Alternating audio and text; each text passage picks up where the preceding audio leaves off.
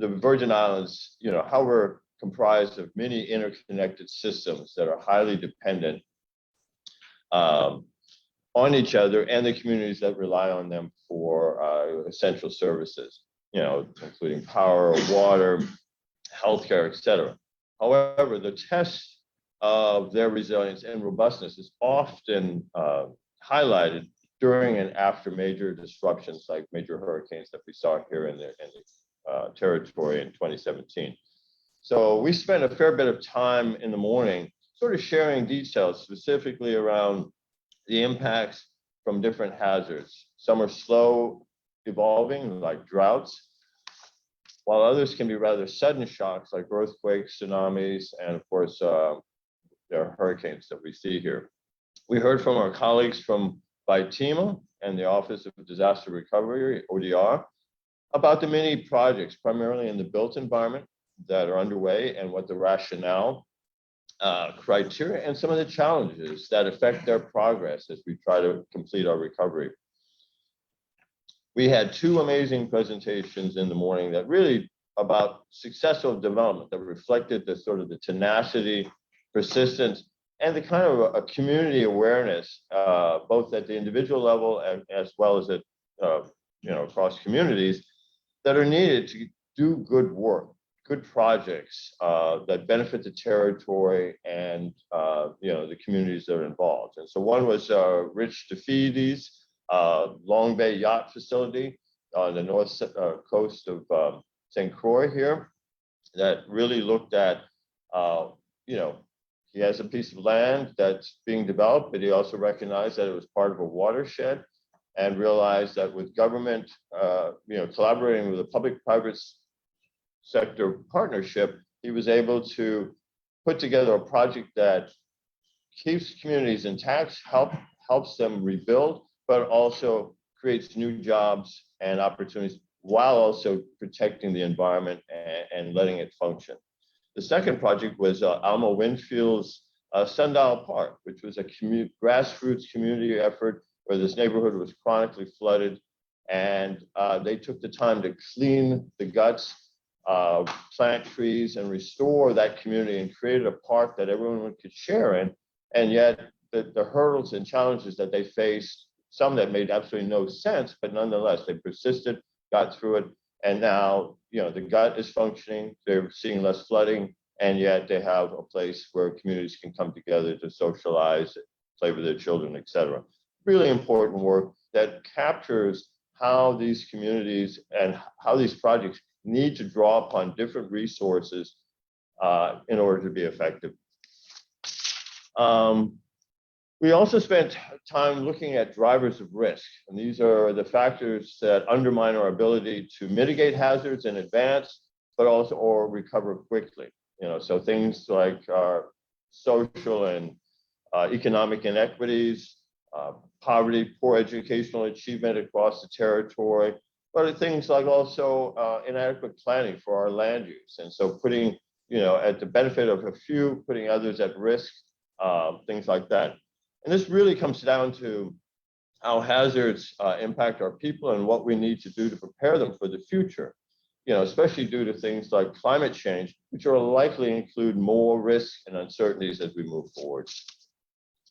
So we also heard from a particularly vulnerable and important part of our community, which were the farmers, and they spoke eloquently about the challenges of drought and water availability just to grow their crops and take care of their animals.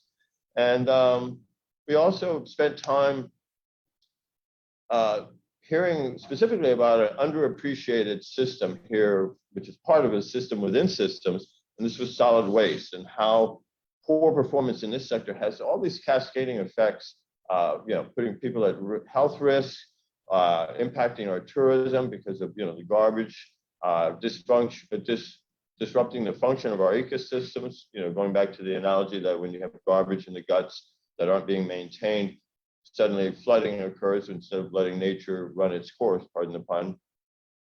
And then finally, we ended the day looking at the challenges and opportunities posed by governance here in the territory, which is a sort of a central theme When we reach out to our agencies, to engage them as part of the hazard mitigation plan, we really want to, be effective and understand what they need to do their jobs. And so we had an analysis of the government sectors and looking at where the weaknesses and opportunities are for us to use this plan as well as all the other plans to move forward, to streamline the process, but also understand, and manage our expectations. Because I think one of the things that we see here in the territory, and this is in every community that's been impacted, it takes years, sometimes decades to recover. And, I think people, whether it's in politics, who have political cycles to work through, the fact is we have to manage our expectations, work together to move forward, because it's not going to happen overnight. It's not going to happen in 5 years.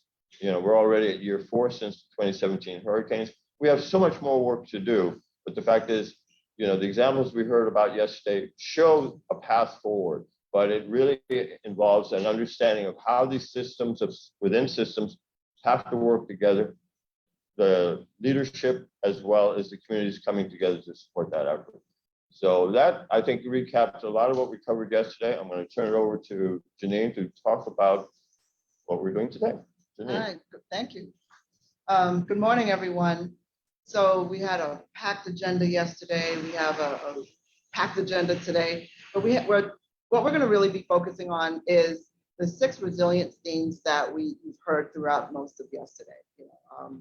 The thinking about systems, focusing on not only just the infrastructure and the rebuilding of the infrastructure, but also on operations and maintenance, expecting surprises, being aware that there are drivers of risk that are preventing us from being resilient as we would like to be. Understanding that there's a link and a relationship between economic planning and disaster risk reduction. And also, last but not least, plan, but yet also align the many plans that we have. So we're gonna start the day off with Greg talking about resilient VI, what's required, what are the requirements, what's the blue sky situation that we need to be at or in order to be a resilient Virgin Islands. Then we're going to talk a little bit about, okay, now that we know what the requirements are for a resilient Virgin Islands, how are we doing against that? How are we going to measure ourselves against that? And we're going to talk more about the communities and the people, the natural resources, the physical infrastructure, and then how are we getting the services that we need? So we're going to be asking questions and then partially answering them as we go along, and then looking for your feedback as well. So we'll also have later on in the day understanding from Hillary from DPNR about pathways to comprehensive disaster risk reduction. We'll be talking a little bit more about the economy and the land use plans, tying that all together for sustainable development, and then we'll wrap it up nicely in a nice bow. And then we will also continue to invite you to join us during our discovery sessions with independent agencies and sectors, so that we can talk to you a little bit more, find out what your pain points are, get your perspective about the reality in your environment, and then you can hear a little bit more about us, so we can start to validate our findings and validate the recommendations so that we can go forward and start with implementation. So that is where we are. That is what we're going to be doing this morning and this afternoon. And with that, I would like to turn it over to Dr. Greg Guanell so he can talk to us about what's required to be a resilient Virgin Islands. Right? Yes, thank you. Thank you. Thank you very much, Kim. Thank you, Janine. Good morning, everyone. So I will just basically pick up from the discussion that we had yesterday about what makes the VI, what makes the society work. So I'm just going to share my screen. Microphone a little closer to me. No, it's okay.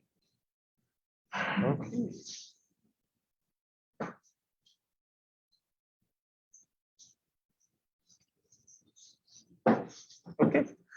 So yesterday, as Kim mentioned, we discussed a lot about the importance of system and the systems approach in our in our analysis. And I sort of discussed that a little bit yesterday with you as well, of how we interpret this think systems mantra when it comes to us in the Vision Island and when it comes to this hazard mitigation plan.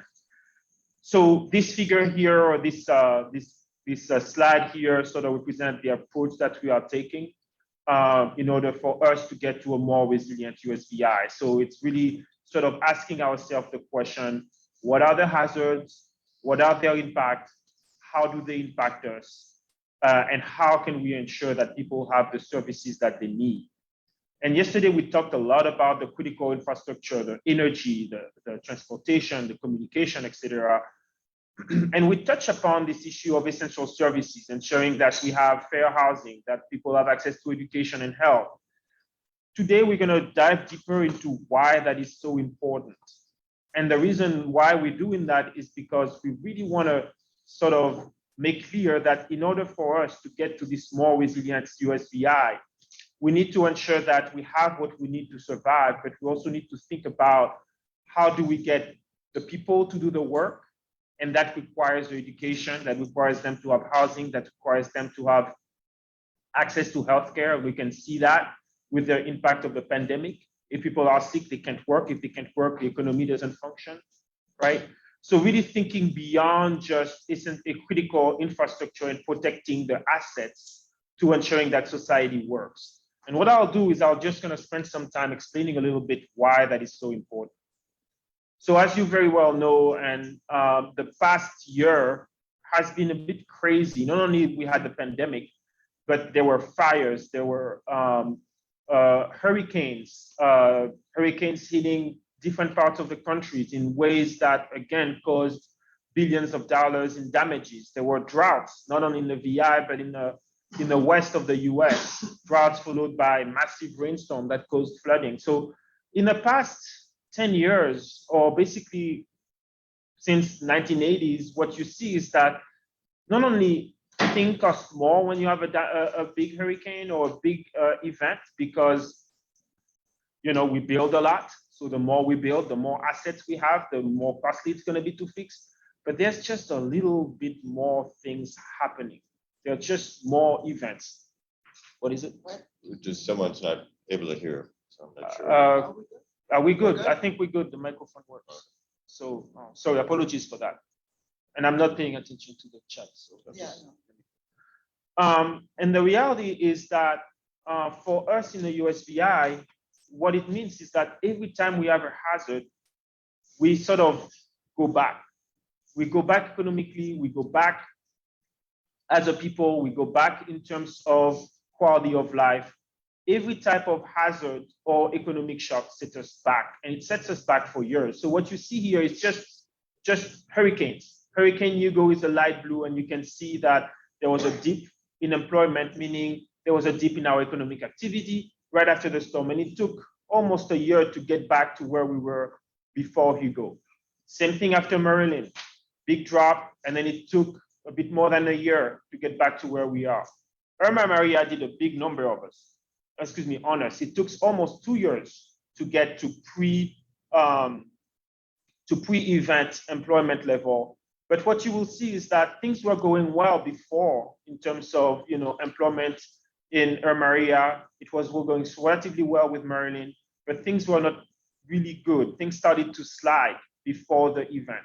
And what the hurricane did was just precipitate that drop. Every time we have a gain economically, every time we sort of get stronger economically, or if we hit a little bit rough patch, what the hurricanes or what big disasters do, such as earthquake or even a tsunami, what they will do is they will set us back.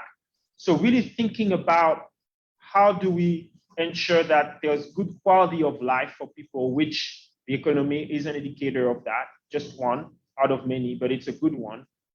In order for us to do that, we need to not only ensure that people have access to good jobs, that they need what they do to perform their jobs, but that hazards do not set us back.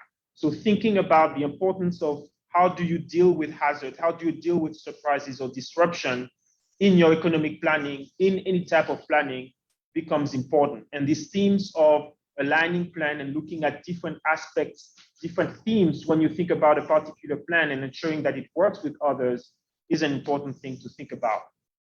And so the question that we touched upon yesterday of what makes this plan different is the one that I'm gonna sort of talk about again now, and that we're gonna dive into for the rest of the day, which is what this R mean. What does the resilience mean in HMRP? And the resilience mean is really the ability to come back.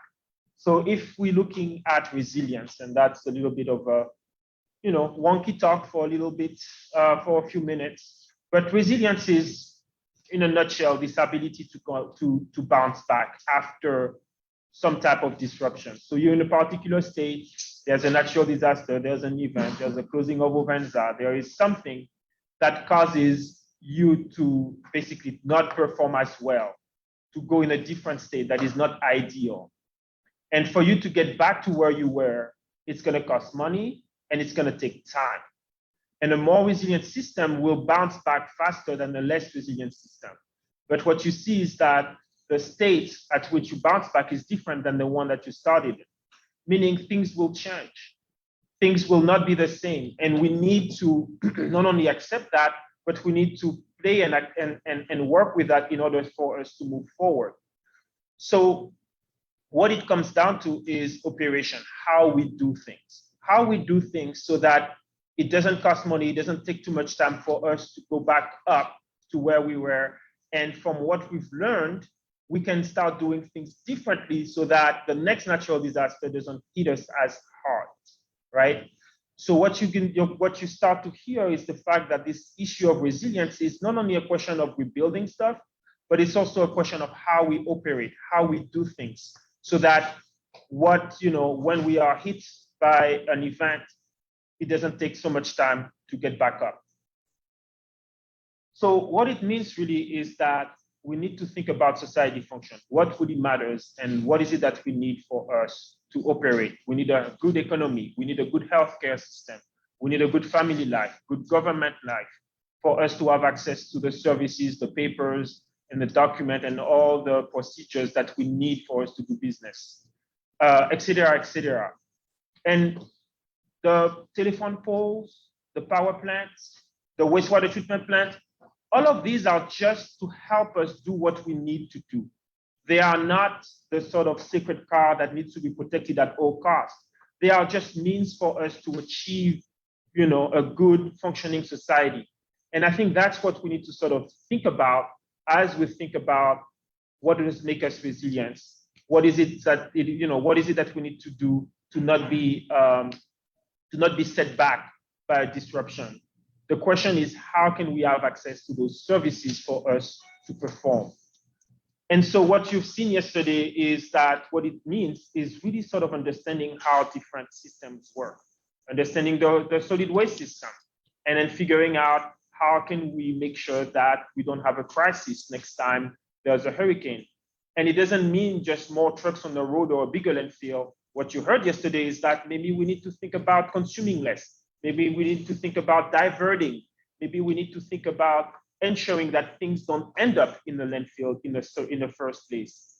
But this needs to happen now. It will not happen when we have a hurricane if we don't start now. And so what that means is that we need to start changing our way of doing business now in order for us to rebound faster when there is a disruption. Same thing for the infrastructure. A month before the hurricane is not the time to start major infrastructure projects, right? We need to start now. And that's the work that Ms. Rivera talked about yesterday and Ms. Larson talked about yesterday, the good work that Vitima and ODR are doing to sort of building now better so that we are in a better position in the future. But that will require a lot of maintenance. Is there an issue? Oh, okay. And so what it means really is that we need to start paying attention to how our systems work and making sure that the way we operate those systems, the way that we deliver those services, the way that we ensure that people live in houses that are solid enough to resist the type of disruption that we're talking about we need to start doing it now.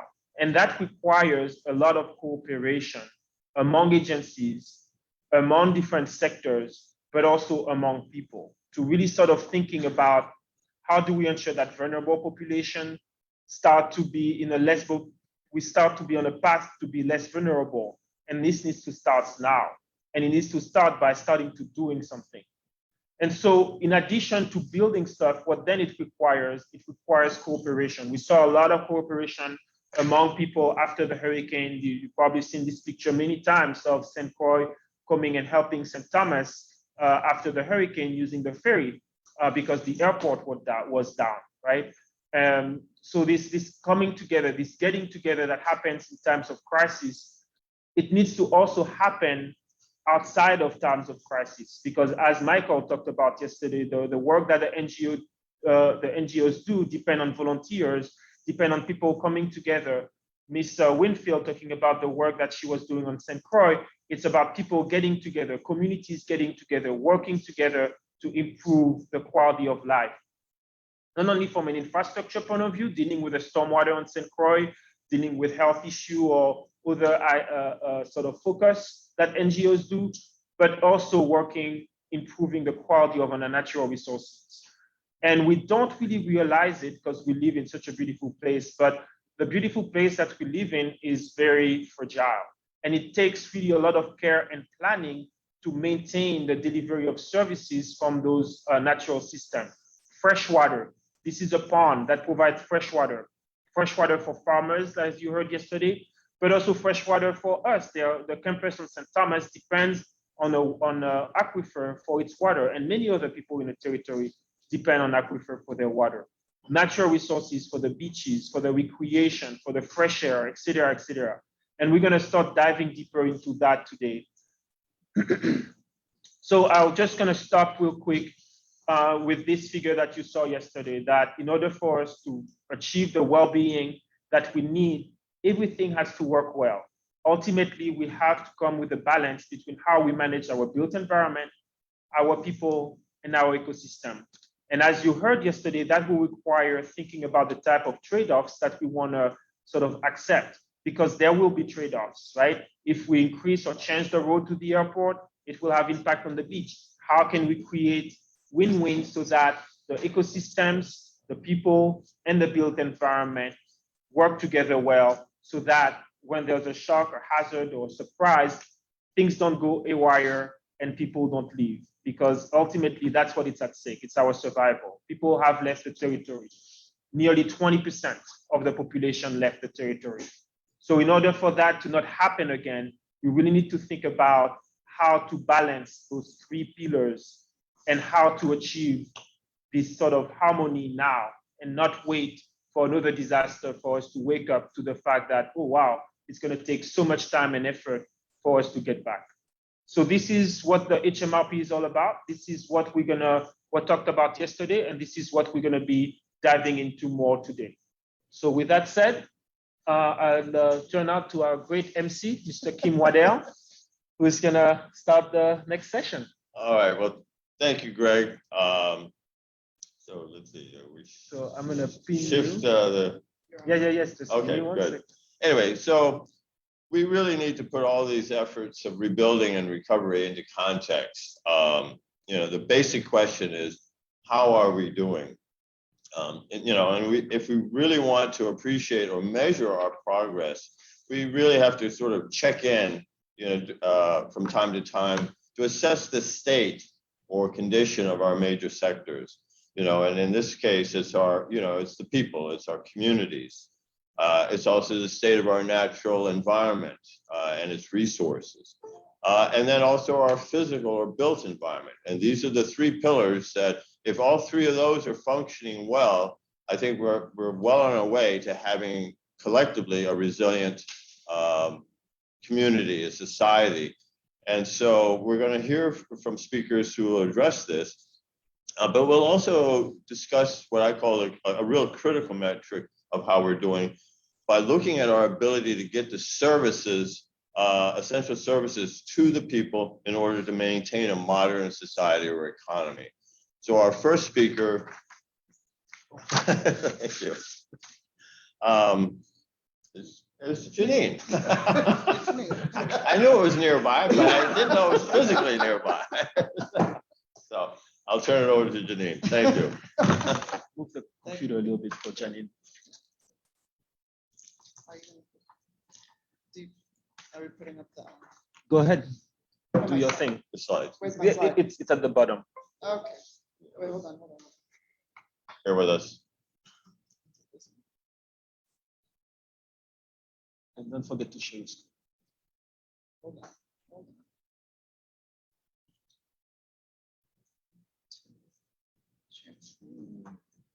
Oh, on. you want to do that? No. Okay. Okay. Thank you. Good morning, everyone.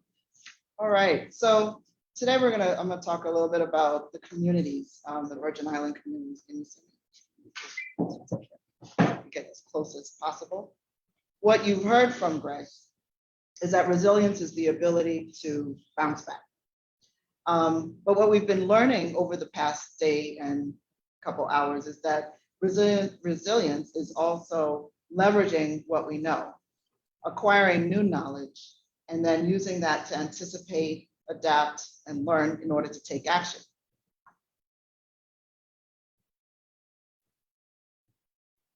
Okay, now I'm applying the resilience definition to the community. What is community resilience? How is that different, or is it different? Some of the characteristics of a resilient community is where socially connected people who are in a shared location, shared norms, challenges, customs, identities, and values have relationships with external stakeholders who can provide wider supportive environment, goods, and services when it's needed. A resilient community has accessibility to a variety of services and systems: healthcare, education, employment, transportation, internet access, as you've already heard. A resilient community also has the capacity to identify problems, establish priorities, and take collective actions toward a better future.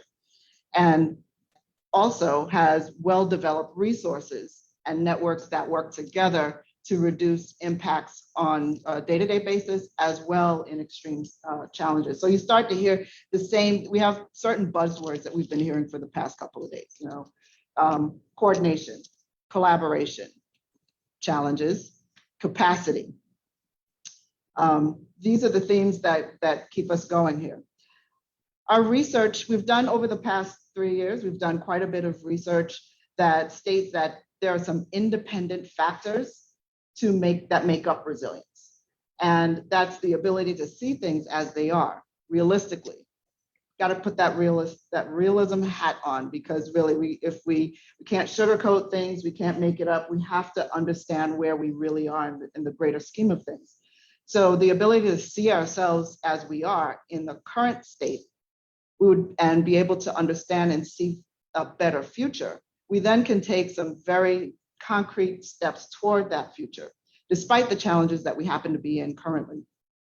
And we'll be able to continually improvise as we go along. So the question is, are we resilient as a community, as a Virgin Islands community?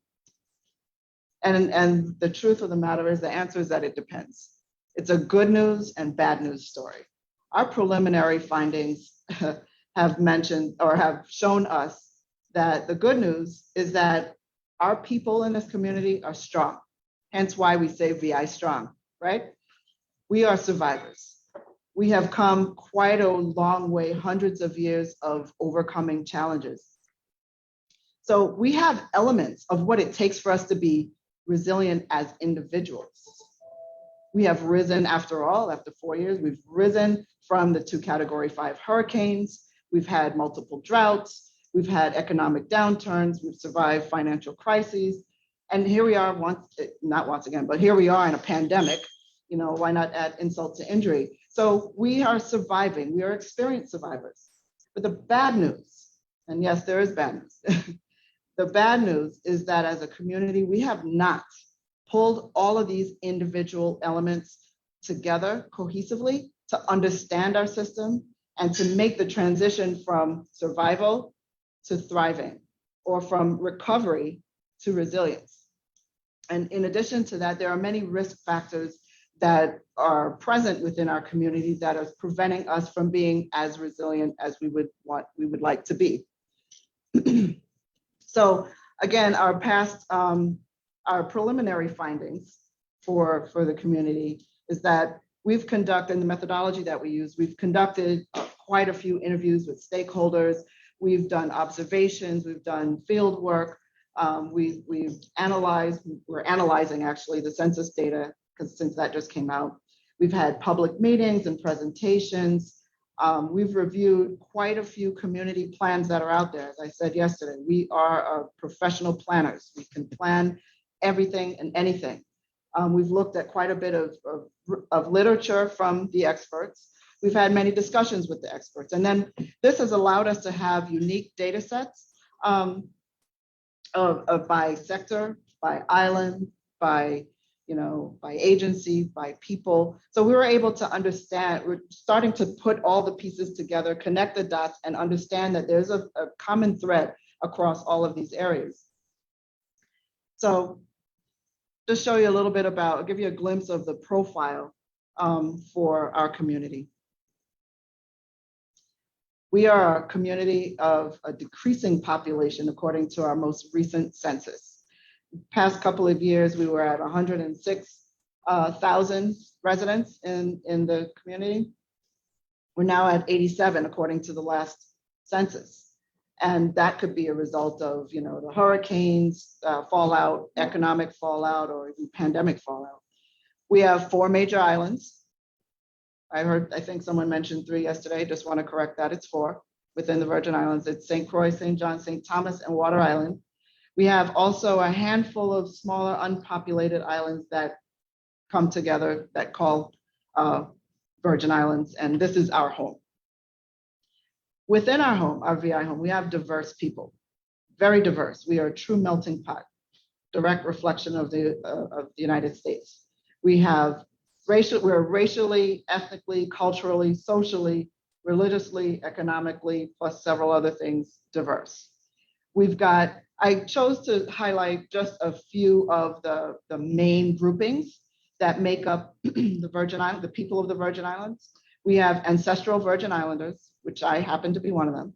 And those are residents who have several generations of ancestors who reside in the Virgin Islands.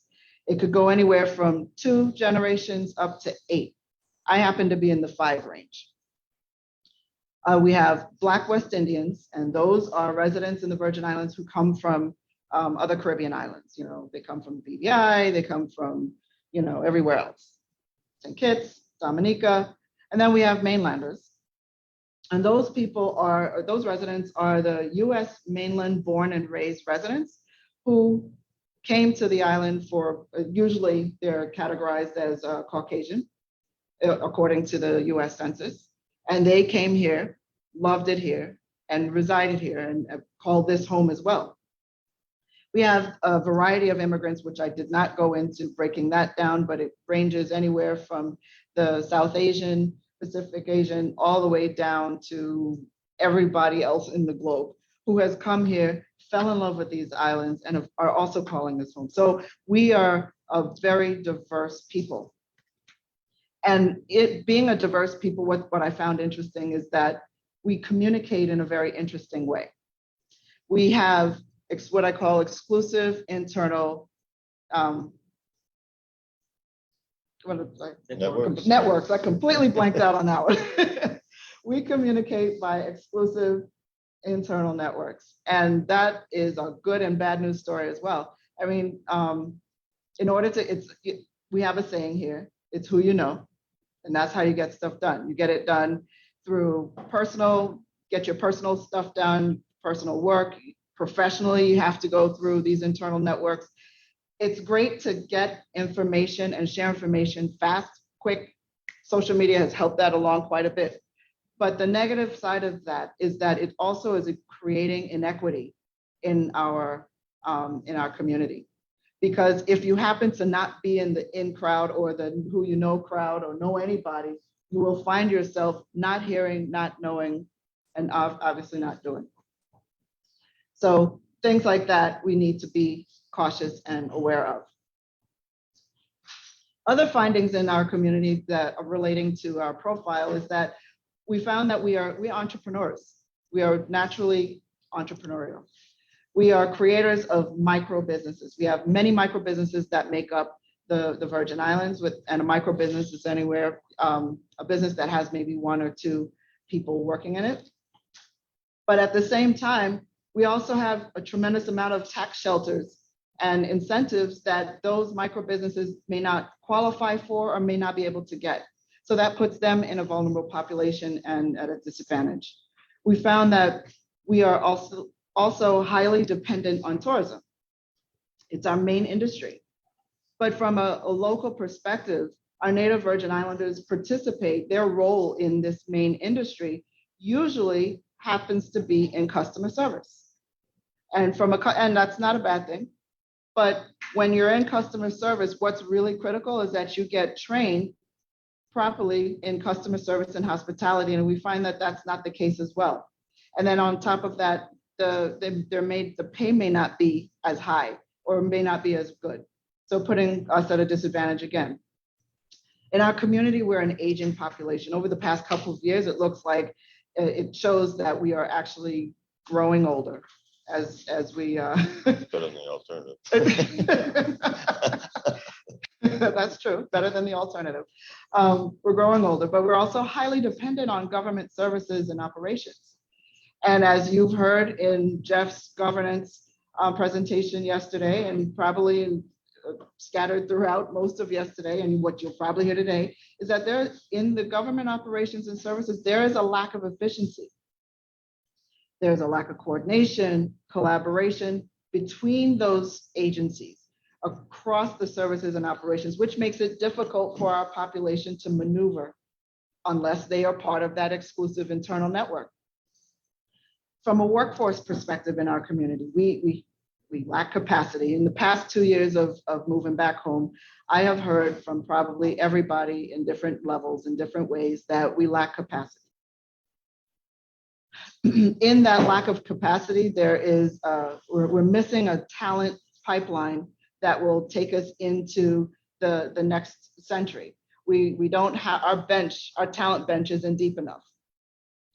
We need to improve our professional training and development. From a student standpoint, our students are not necessarily gaining the skills that they need to be able to work in the current or existing recovery environment that we happen to have here. In the past 4 years, we have a ton of recovery jobs around project management, around grant management, around various trades, such as construction and engineering. And we need to focus and prepare our students so that they can get into this environment and work within this environment properly. We also need to prepare them for the 21st century skills that would put them in competitive mode with the rest of the nation and worldwide. So as a community, we also recognize that we need our expatriates, our expats. And those are Virgin Islanders who are born and raised here, or not necessarily, or born and raised here, but have gone away after they graduated from high school. They have left to go to college somewhere else in the States or around the world and gain some job experience. So we found that we want them to come back to share their experience and skills. But once we come back, we're finding that the expats, that there are limitations as to where we can work because of pay, of lack of pay, or the lack of adequate healthcare or health benefits. So these are things that are adding some risk to our ability to be resilient. From a student perspective, we found that the curriculum, whereas it might be standard in writing, each of the different islands execute that curriculum differently. So it's not necessarily standardized around the territory. We have a teacher retention problem. Our teachers are not paid to the level that as other teachers in the United States. The professional advancement is limited as a result of that. We have low math and English scores for the students. Our teachers are trying their best. They are the ones who are developing our future Virgin Islanders, and students are suffering. So many of the risk factors, we talked a little bit about the understanding what the underlying drivers of risk are in the community. We have to understand where we are in order for us to pave the path for going forward. So from my perspective, there's no silver bullet here. There's no one silver bullet that's going to solve all the problems. And I think someone mentioned yesterday, no, we cannot solve everything. We can't fix everything. We do need to prioritize and then pave that path and create the plan and implement the plan to go forward. So as I was looking at these various takeaways or various findings, I thought of 4 takeaways that I just wanted to share with you as we talk through this. We have the first takeaway is that we are experienced survivors. We do have a very individualistic point of view, and we are very loyal to our own individual community. So we need to have a one Virgin Island mindset. We need to have a single mindset so that we can work together. We need to have holistic approaches. We need to promote consistency across the board in everything that we do. Since we are planners, we need to plan and implement. We need to identify, we need to create actionable solutions that are reasonable and realistic based on the sector and the agency that we work in. We need to assign the owners, and we need to drive accountability. I didn't hear the word accountability too much yesterday, but I have to say that is one of the other buzzwords that you will probably be hearing from us on the hazard mitigation plan as we go forward. Connecting the dots across the community is critical. You heard yesterday the strengths of our nonprofit organizations, our private organizations from Mr. DeFiti. You heard Ms. Rivera talk about her projects and Ms. Lawson talk about her projects, and from Vitima and ODR. We have to connect all of our dots across the community. We need to collaborate, we need to coordinate, and we need to communicate. I cannot stress that enough in order for us to move forward. We need to also, but before I even say that, what I also noticed is that we have a significant amount of strengths in this community. Yes, I've just talked about some bad news. I've pointed out some things that are not necessarily great, but we do have some strengths, and I want to recognize those. We are a very loyal community. We're loyal to our exclusive networks. We're loyal to our island. We're loyal to our community. We step up at every emergency, every single emergency we have over the past many years. That's when we rise to the occasion. You see us come out, connect up, coordinate. You see the collaboration, you see the communication. It all comes to light during emergencies. But I think Kim mentioned we need to translate that into the day-to-day, in the every single day. We need to expand our network, so we're not necessarily creating the inequities of having our own little exclusive networks. We have a significant amount of stakeholders in this territory doing a lot of great things. So what we need to do is understand who's doing what and leverage those relationships so that we can move forward and coordinate together. And on that note, I would like to call on Celia Victor. Is she there? No? I didn't see her. No? Okay. All right. Celia Victor is working with, where's she working with? The Children and Youth Task Force. Oh, the Children and Youth Task Force, and she's doing a lot of significant things in building up our youth programs. And just wanted her to give a little insight on that, but that's okay. I'm sure she'll join later on and she can share. So with that, are there any thoughts or questions? Well, no, I thank you, Janine. I think this was a great overview. I think the key here is we have to communicate. We have to share these successes. I mean, it's so easy to hear complaints or challenges, but I think it's an opportunity for us to, as you mentioned, our bench isn't deep. So we really have to maximize the work of the folks doing it now. And, and we can't do it by ourselves. And I think these networks are, that one UVI, one VI mindset, create an identity that we share these challenges, regardless of who we are, we share these challenges, which also means we share these opportunities. So and we just have to be more inclusive. And that's, again, not unique here. But I'm going to turn it over to Graciela Rivera. Thank you. Hi, good morning, everyone. I have a question, and it's tied to the census and the results, because there was something that we were all in the meeting when we heard the information, and everybody was flabbergasted. One of the challenges that I have, though, is I don't know how comfortable I feel about that 18% rule, because since then, every time I'm in a group of people, I went to dinner, I've been in meetings, I do this. How many of you were not counted? And in every instance, there has been at least a third of the individuals in that group that say nobody came to them or they missed them. So it's a huge factor, because that is something that we depend on for a lot of things. Right. So I just wanted to know if anybody had any thoughts about that. Yeah, no, I think we saw some intentionality by the previous, administration to frighten or intimidate certain elements of our population. And it's unfortunate, but I think it played out between that and then the COVID really impaired the ability of the census takers to get to these communities. In fact, the people that helped us, Antoinette Jackson and Roberta Barrios, were two anthropologists that we recruited to do the community profile. They too were impacted by their inability to interview all of the communities that they wanted to speak with. And I think the census had the same problem. I do believe that the numbers, I think they certainly came down. But is it 18%? Is it 12%? Is it something else? I don't think we'll ever know. But I think there were just these converging factors that probably made those numbers worse, I'd like to think, than they are. So I have. Oh, I'm sorry. I was just going to say, I know it's very. That's all right.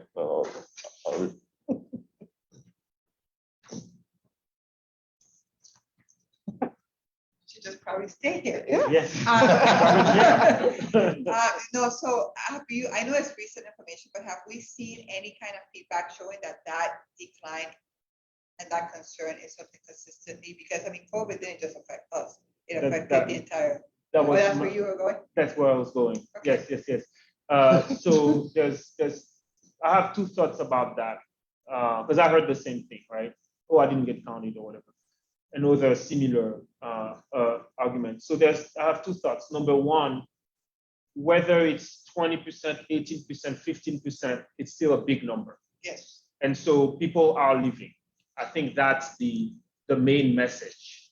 And I think they are living in big numbers. Puerto Rico was 12%.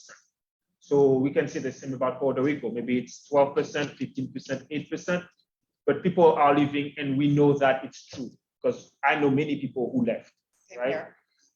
The second thing is it's consistent among all territories. And so if we have a problem because of COVID, because of national politics, because of this or that, well, they also had the same issue in Guam or in Samoa or wherever, in Puerto Rico, wherever, right? Yeah, Marine Islands. But the fact is their number is not as big as ours.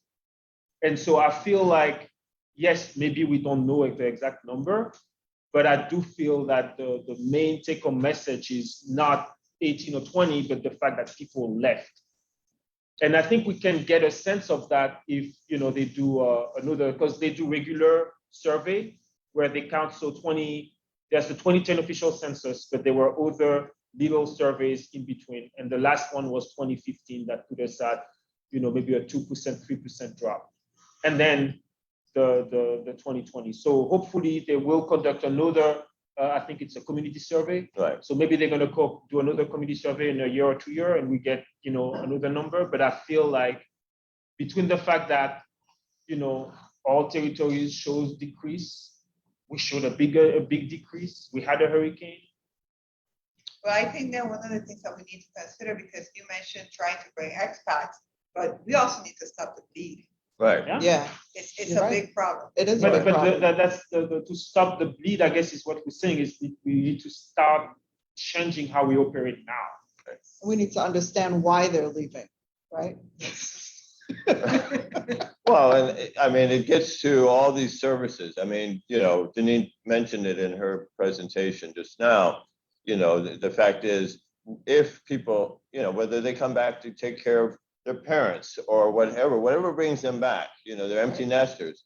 The fact is, what are they facing when they get here? Right. If they look at housing, if they still have children or grandchildren that they're thinking about putting into the public education system, what does that mean? When they're looking at healthcare. So bit by bit, you're looking at what am I leaving versus what am I coming into? And then, most families are going to make, sound strategic decisions if they can. If, sometimes the emergency of aging parents forces you to do this. But the reality is, they've got choices because they have skills. And that's the part that worries me personally is that it's a talent drain. I mean, when I think about who left, it's the people who could afford to leave, who could line up a job in the mainland or have connections, family, and place to stay and get established. And that's the talent that we need here to fix or address many of the challenges that we're talking about now. And that's what's frustrating. So that bleeding part is a big part of it. I mean, Puerto Rico, I mean, we know because Florida saw like 300,000 Puerto Ricans moved to Florida almost explicitly, and their political impact in Florida was noted even by 2018 and in the 2020 elections. So we know that those numbers were real. I mean, maybe it was more, maybe it was a little less, and it went to other places. But I suspect we could say the same thing about, the Virgin Islanders. So. And Joanne just pointed out in the chat, it just popped up there, so I saw that there are a lot of people coming here as well. So that then, what you just mentioned, it starts to create a very interesting scenario, a perfect storm. So we have mainland. Okay, it just went. I didn't see all of it. I'm sorry. Do you want to? Well, okay. So you have. There's also questions in the audience. So you have mainlanders coming in to live because of course, they love it here, and they're just going. They're just going to stay, and they find whether they're working remote, they're coming here. And then we have people who are leaving, and then because they can and can afford to, and then you have people who cannot leave, and so we're now creating this almost like a gap in who are the Virgin Islanders here, who are the people who care. As I pointed out yesterday, we have a lot of passion in the room and a lot of passion on the online. So who are the people who are going to be caring to fix all of the things that we're trying to fix here, to get people to rally the troops together, to create the forums and the discussion groups, the focus groups, to get things moving along here. So there is some concern, but we have a lot of opportunities, and I think we need to use our strengths, be aware of them, so that we can move that needle. Did you want to? I don't know if we need time. Yeah, no, I'm being conscious of time. I think Yeah, we probably do need to move on. Christopher is going to be. Yeah, so I think our next speaker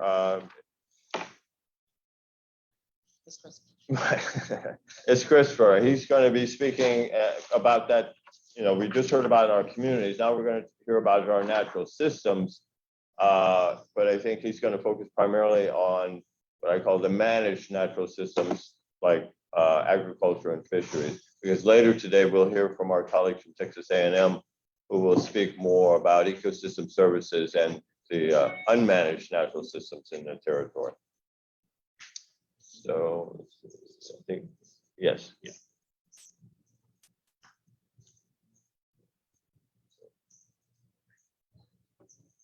Oh, I think I forgot to, hold on a second. Bear with us, you want to sit down and go? Oh, sure.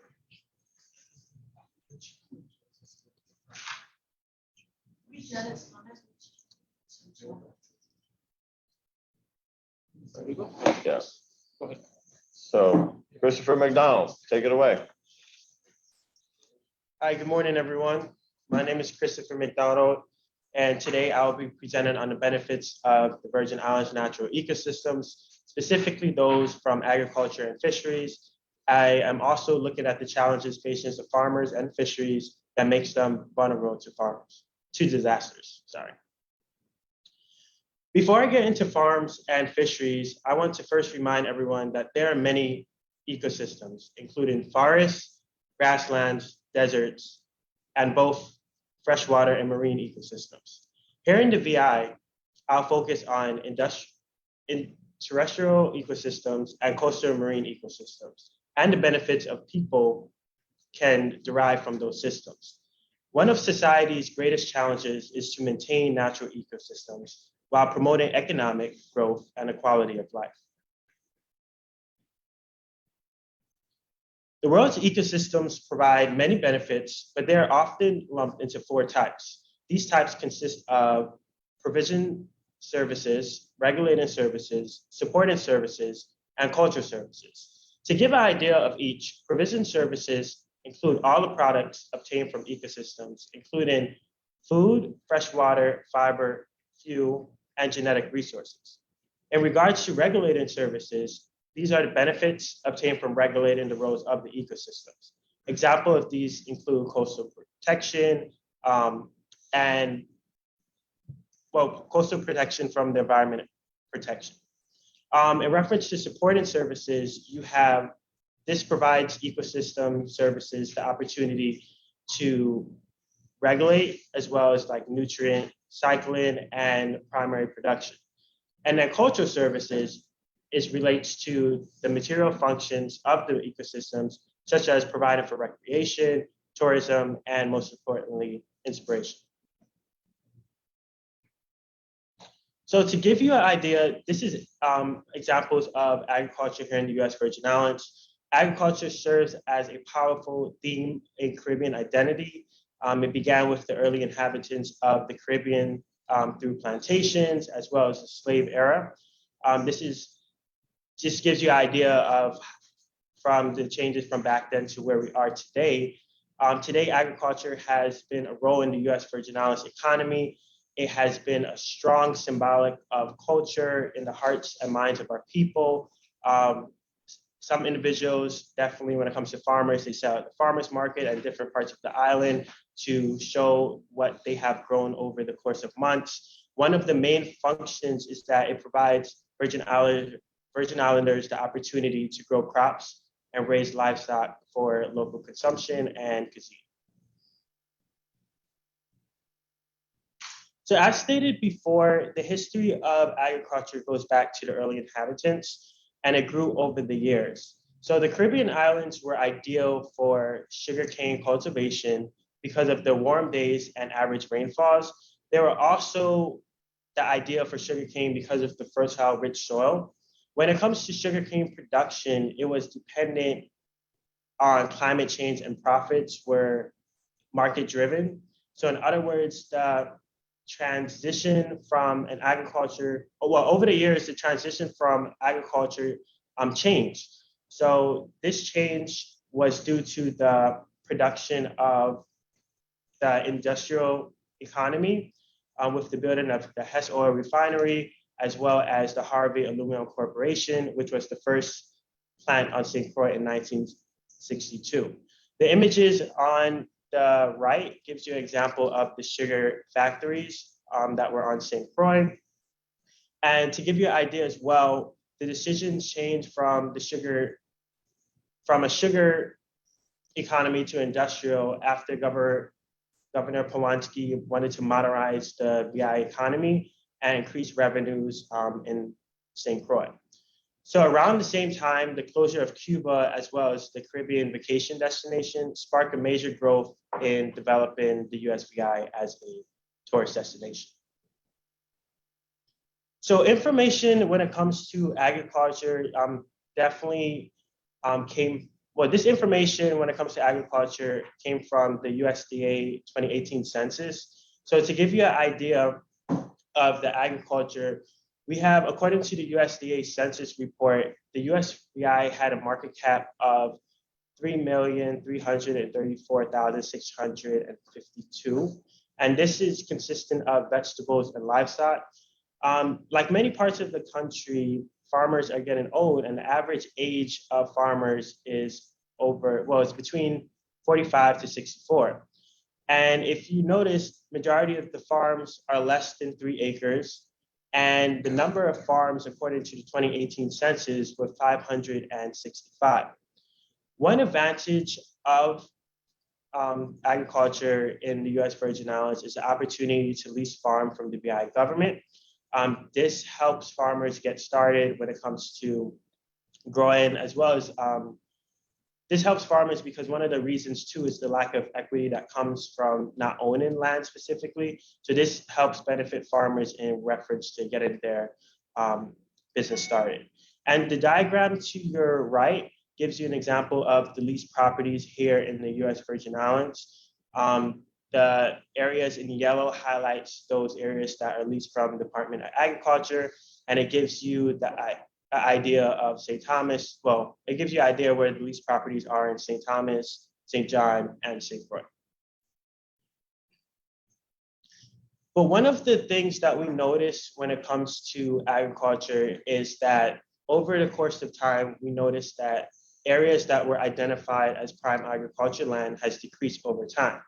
So these areas, which I have highlighted in red, we notice that if you notice closely, the red is development means development of infrastructure, homes, etc. And the areas in yellow is undeveloped. In other words, these are areas that were just known for prime farmland.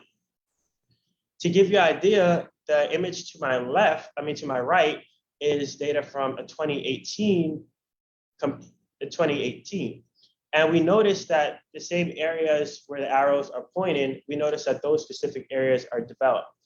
And basically the overall goal that I want to capture to the audience is that development has definitely increased over the years. And to give an example of the development in this bar graph, this is just another way of illustrating what the maps on the previous slide stated. So we see that over the course of the years, on my x-axis, you have non-developed in blue, and we have developed in orange, and then the y-axis, we have acreage. So over the course of time, we see that the decrease in acreage and from 1985 to 2018 occurs, and the increase of development from 1985 to 2018 has increased. And that development occurs on prime ag land. Correct. So we are losing ag land. Correct. Yeah, okay, thank you. So when it comes to farmers, they're faced with many challenges, such as the inconsistent availability of water resources. Another issue is the struggle to get loans that makes investments that could increase productivity and profits. They are impacted with natural disasters, especially Irma and Maria, which we faced in 2017, and also the decrease in farm ag land, which was shown in the previous slide. So one of the things that our mission of the Hazard Mitigation and Resilience Plan for the agriculture sector, so our mission is to assist farmers in the following ways, in which we highlighted 3 goals. The first one is to generate recommendations that foster farmer success. We want to enhance the farmers' resilience to natural disasters and economic challenges. And we also want to identify the educational resources that are available to farmers to improve their enterprise. So when it comes to, not only am I looking at the agriculture, I'm also looking at the marine ecosystem as well. So when it comes to fisheries, they are an important source of income and employment here in the U.S. Virgin Islands. One of the things that the marine ecosystem does is that it provides local, healthy, and affordable protein source to local Virgin Islanders. Some examples of the fish that is provided, you have parrotfish, groupers, triggerfish, grunt, snappers. We have a lot of diverse fish in our marine ecosystem, so those are just a few.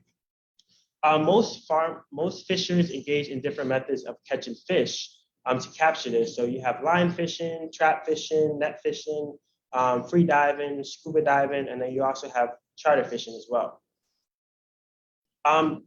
When it comes to several challenges that we would like to highlight for the marine environment, we put them in bullets. So the first challenge is that the vulnerability, what to do with traps and equipment, the availability to protect investment/inventory, as well as local management of fisheries is impaired by adequate commercial landings when it comes to data, as well as fish landings in the USVI are underrepresented, underreported, and there's little data collected from sports and recreational sector. So to give you an idea, this is an example of one of the local fishermen that we have in Frenchtown. We noticed that the fishing industry is market driven. This just gives you an idea of the setup of the fish that we have, as well as how fish is sold. So everything that is caught here in the US Virgin Islands is sold, and the best fish is sold to local restaurants and hotels. So this is where we find your local fish at various restaurants in the US Virgin Islands. So one of the things also that we wanted to highlight in this presentation is challenges facing fishermen. So there are a few benefits being realized today that the fishing industry in the USVI. When it comes to reasons include damages from storms and land use practices to our shallow water reefs. We also see a decrease in diversity of larger fish species, a decrease in catches, a decrease in the size of fish, as well as a decrease in the catch per unit. Today, the price of fish is limited by the local economic conditions, and fishermen cannot sell over a specific price. That price that is $7 per pound. And when it comes to disasters, fishermen are more vulnerable because of the loss of traps and equipment. There's no storage for their gears or boats, and they need reliable power when it comes to their inventory, especially with the effects of WAPA when it turns off. So when it comes to the marine ecosystem/fisheries, our goals for this project is similar to the goals of the ones for the farmers. We want fishermen to be more successful when it comes to planning and moving forward. We also want fishermen to be resilient to natural disasters. And we also want to discuss resources that are available to fishermen, as well as enforce the importance of reporting landings for sports and recreational fishing. These reports can provide benefits of moving forward of what is being catch or what is being done in the US Virgin Islands. So in summary of the presentation, the USVI is dependent on the use of ecosystem for goods and services. Development in the USVI is currently increasing. This is causing environmental effects for marine ecosystems. And the role of the Hazard Mitigation and Resilience Plan is to address the needs of farmers and fisheries, as well as create strategies to build resilience to natural disasters and challenges. So this is our prime goal of the hazard mitigation, and we're currently working behind the scenes to put all of our recommendations together and create a plan that could benefit the US Virgin Islands. So thanks again for listening to my presentation, and this concludes.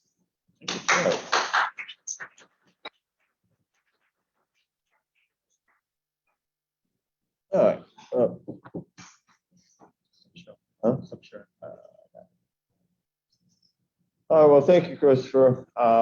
This is one of my near and dear to my heart topics. As a trained biologist, I've been working with Christopher on this, and it's been a learning experience for both of us. I mean, there's a lot of assumptions that we make. The fact is that these are relatively small sectors economically, but they're incredibly important culturally, socially, and and I think with seafood and with the local crops and vegetables and animal production, it ties people to the land. It's really part of our identity.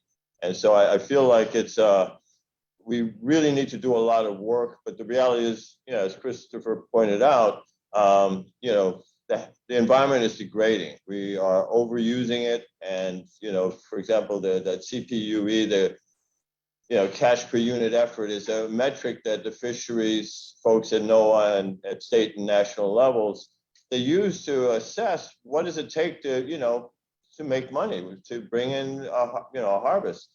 And the fact is our, you know, our shallow water reefs are diminished in a way that forces the fishermen to spend more gas, maintain larger boats to go out to deeper waters. And all three islands have really different profiles because of the underwater seascape, so to speak, the offshore reefs, how deep they are, the shelves, et cetera.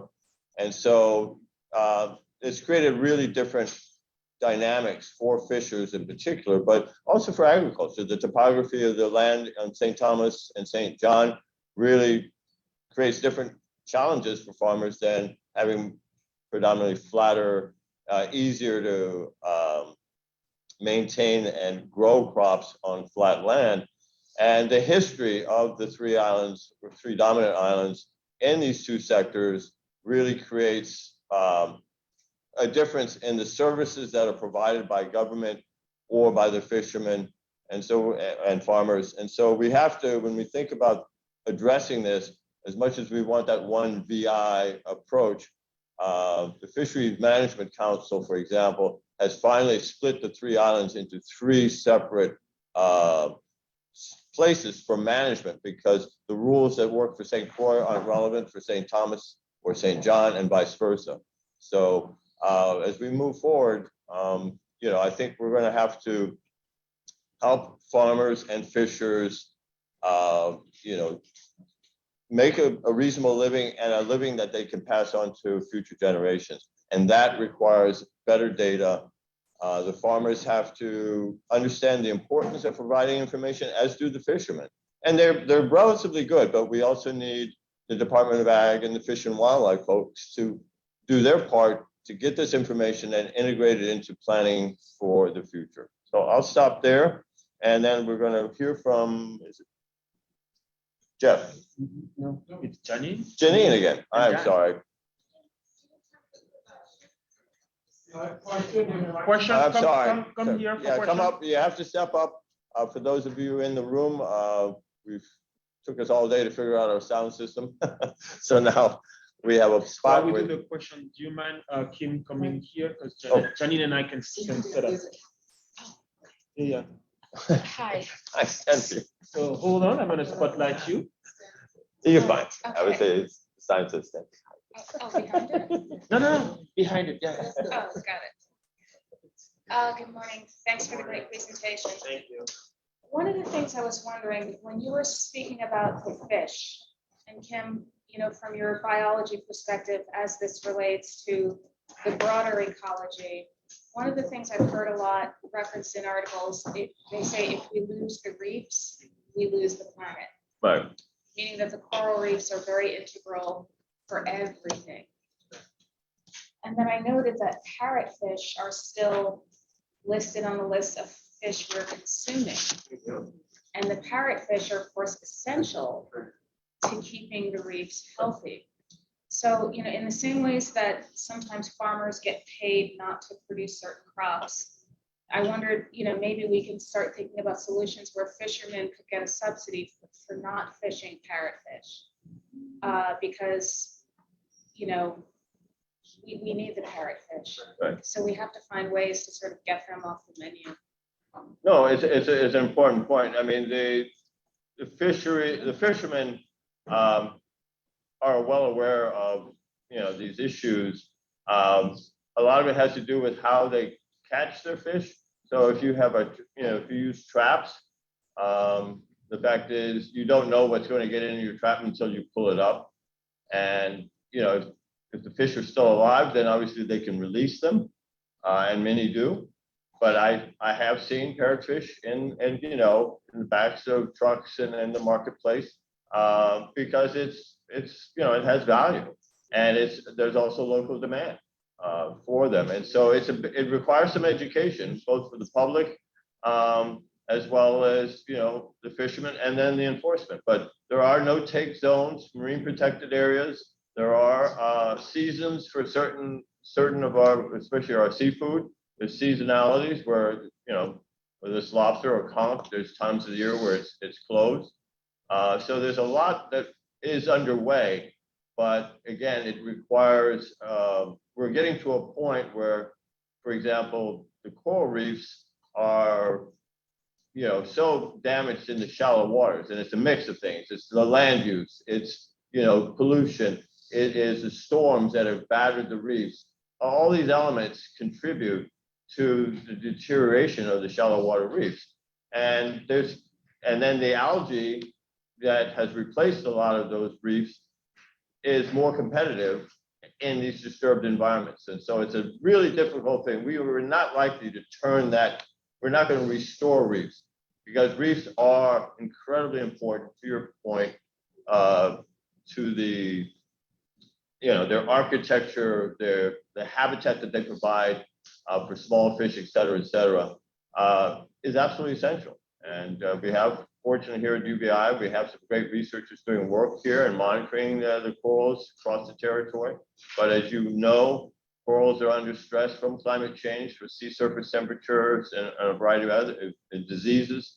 So it's an uphill battle, but every little bit that we can do, whether it's not take parrotfish or other grazers,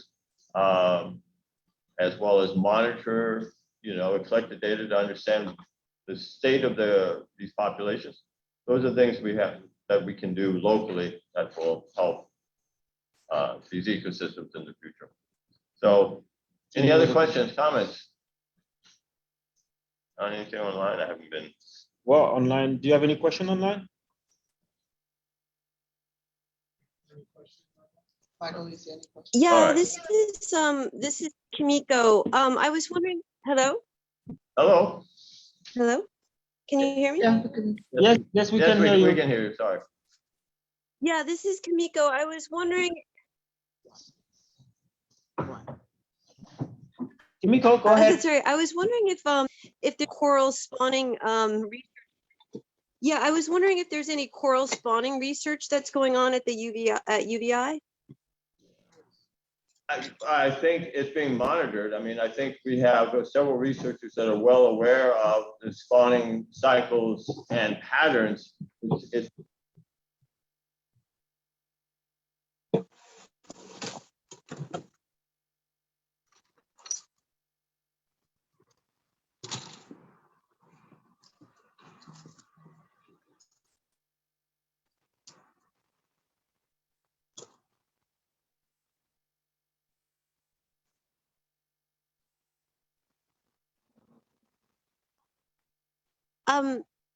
The other question or point I just wanted to make is really, I'm sorry if I sound like a broken record with this, but with the importance of compost for roadbeds and compost socks and guts, and to prevent runoff, and also to bind various contaminants that get into the coastal water bodies and ecosystem.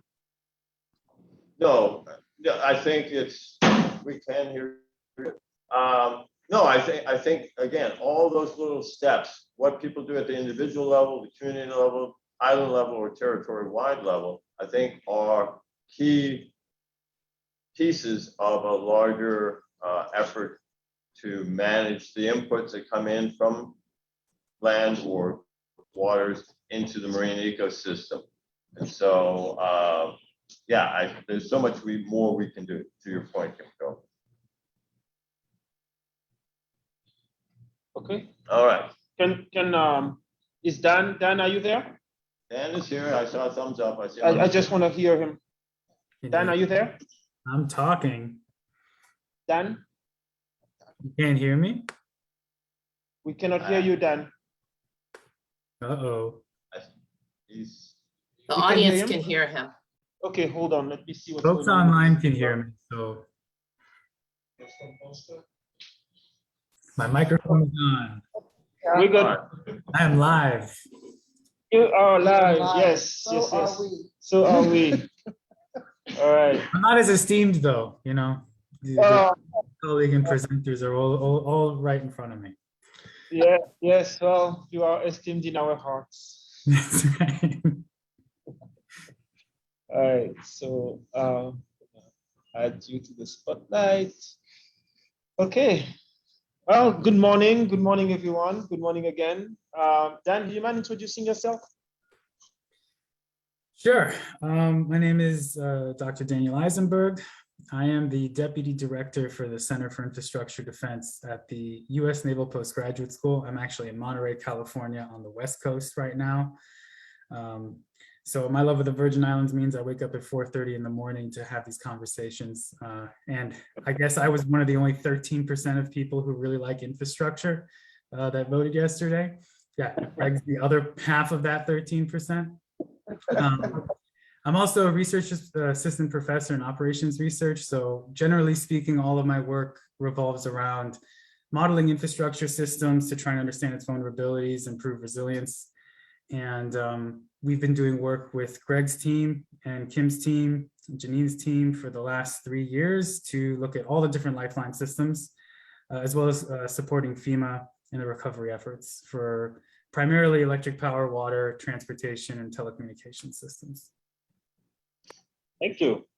So today we're going to talk about infrastructure in general and sort of have a discussion with you to sort of share some of our, impressions, reaction to infrastructure systems and what it means here in the VI to have access to the services that we need. So this is a unstructured sort of discussion and talk. So just give me 1 second. I'm just adjusting. This is fine. Okay, so this picture here, Janine sent us that picture via WhatsApp a few days ago. What are we looking at here, Janine? Why did you send us this picture? So a few weeks ago, we had a water main break in St. Thomas down in the sub-base area. And it just completely cut quite a few people in the community off from access to water. It's just as simple as that. Of course, our exclusive internal network helped me to understand what was going on in my world by sending pictures. And this is how I found out, oh, we have a water main break. I happen to be on assistance, so I didn't know. But other people in the community, apparently across the entire island, were affected by this. And I was reading through the chat and the reactions were like, oh my God, how can this happen? We should have known about this. All these different, we should have anticipated this. All the buzzwords started coming out. And I was wondering to myself, is it possible that we could actually anticipate any of this? I can't imagine, us being able to know that there's going to be a water main break anywhere.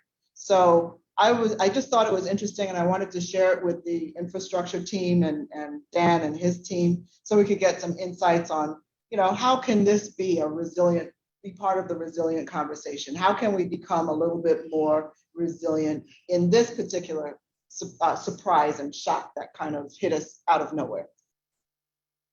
Yeah, no, I mean, this is interesting because I think that there's a lot of thoughts that come to mind when when I received that text from you. The first one was, here we go again, something breaking, right? Because we have a lot of things breaking in a territory. At the same time, I gotta say, I think it's very difficult to know when a piece of metal buried, I guess, more than 6 feet in the ground is gonna break. I think that's just very difficult. So I had a lot of thoughts coming to my mind of, well, maybe they can do regular inspection, but how do you do inspection? You cannot stop water and do a camera inspection, right? Or even know that this little piece of, so this is a difficult task to do and to anticipate.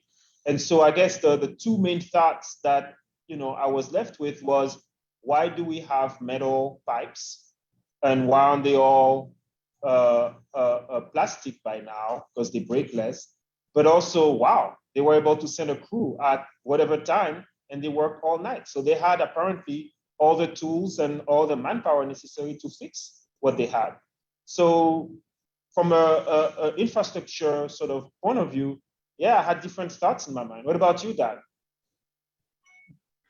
Okay, so I've been really impressed, first off, with everything that's been going on yesterday and this morning. I feel like the last two presentations, Janine and Christopher, were touching in various forms, right, on kind of three main things, like where we are, how these systems work, what do we actually know, kind of resilience characteristics. I think Kamiko's first question is like, what are the characteristics of resilience you're defining these things with? So hopefully we'll talk about that in this presentation, as well as improvements. So I think this image and what happens kind of emphasizes two things that we see, not just in the Virgin Islands, but everywhere.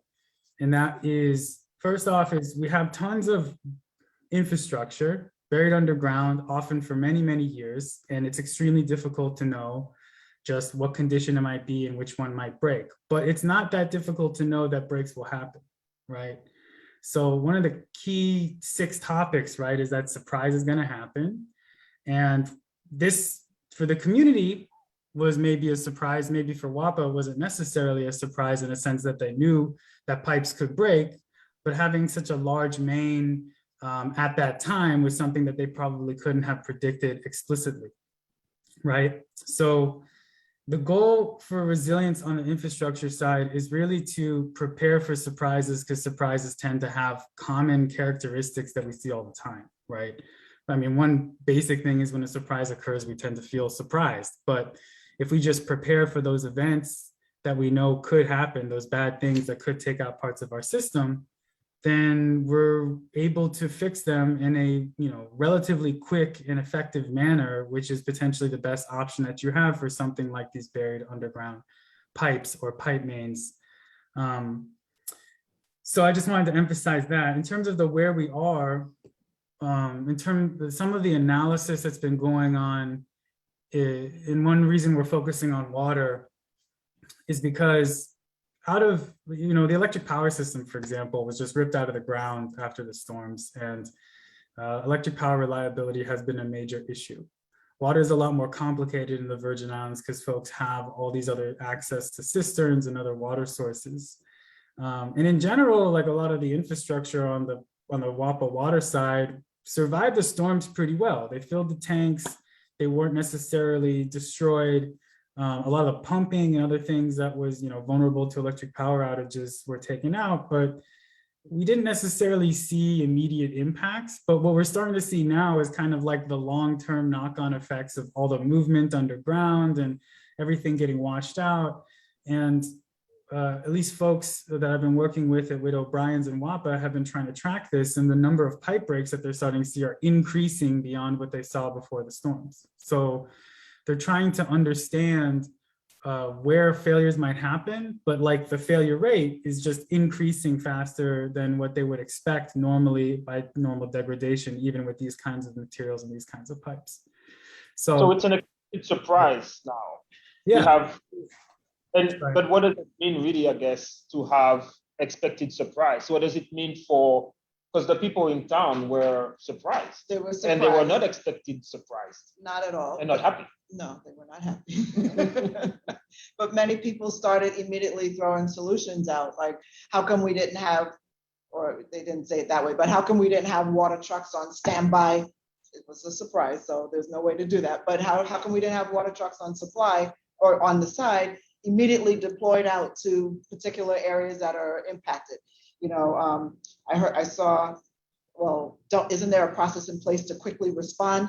And then I heard, well, are we tracking these failures and we should know what pipes are going to break in the next 50 to 20 years? Are those like realistic solutions and ways to think? Because from the community, that's what we're thinking and that's what we're saying. So, I mean, if I follow what Dan was saying, if you see a trend, if you through your monitoring, you see that things are changing and there's more water main breaks. So I guess to some extent, I sort of agree that there could be a strategy to ensure that those people have water, or at least something you can deploy.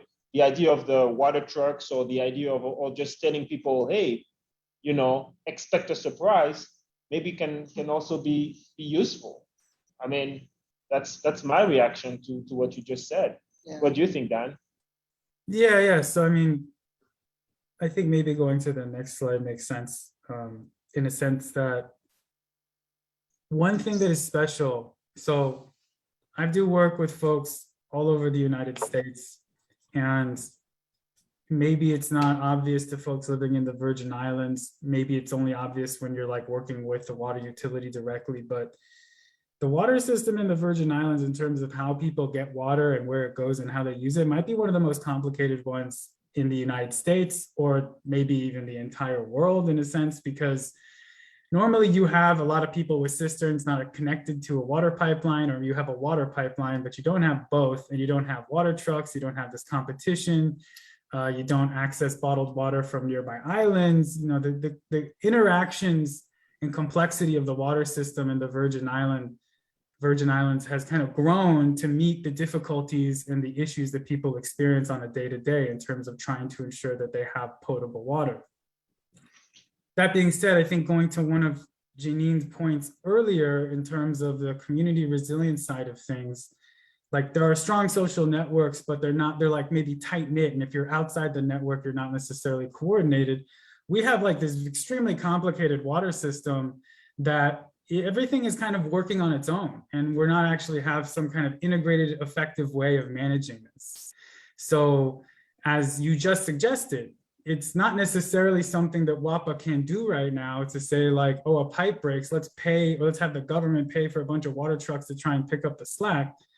But that option isn't necessarily even available in other parts of the United States. Like that's something that we could actually think about in the US Virgin Islands, because we have water truck haulers, because we have places they could buy it that aren't WAPA, like other wells from other producers or supermarkets who might be using groundwater, other kinds of things. We have like these diversity and kind of redundancy of sources and access. However, right now, it's kind of like we're chasing problems and dealing with them on a case-by-case basis, or state-by-state, or even household-by-household level.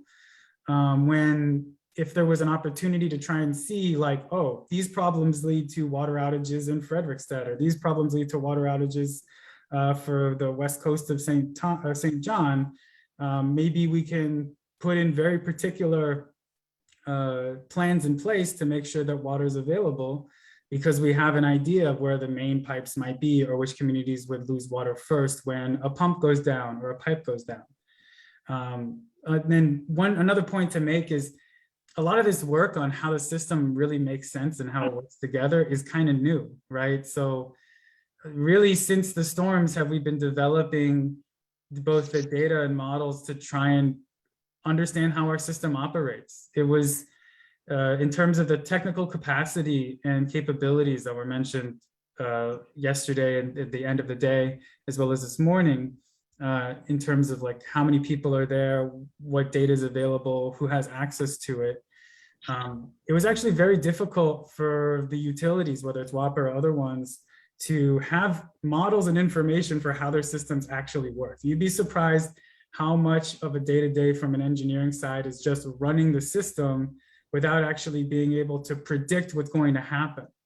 And without a bunch of technical models and you know, real-time information or ways to update outdated models and information to what's currently there every single year, without the manpower, the folks, or the additional staff to do those things, you just have enough money for running the pumps and running the system to make sure that people have water every single day and fixing the breaks and those kinds of things. So, I mean, one thing, you want to say something? I was just thinking as you were talking, you know, there's some other key terms that have, or themes that have come up, you know, being proactive, you know, performance management, tracking these types of things, at least having an understanding of how often the failures are happening so that you can start to predict. So those are some really key strategies and just trying to overcome our surprises as they come to us. I mean, I think that there's a fancy word for that called sensing, I think. which I think is a odd word, the fancy word, but I think it's sort of this sort of like, what's going on, how you doing, you know, what's happening, you know, tell me, you know, tell me what's up, you know. I mean, you know, you don't want to ask that to your pipes every day, but I think that you can sort of maybe, through the tracking of the tracking, taking notes and somebody noticing of there is a trend happening. Maybe there's a trend happening territory-wide or in a particular region or a particular type of pipes, so you can say, oh, well, you can put those supplies. I mean, again, I'm very glad to hear and see that the WAPA folks were able to deploy and fix in a matter of hours. 24 hours. 24 hours, they were able to fix the issue.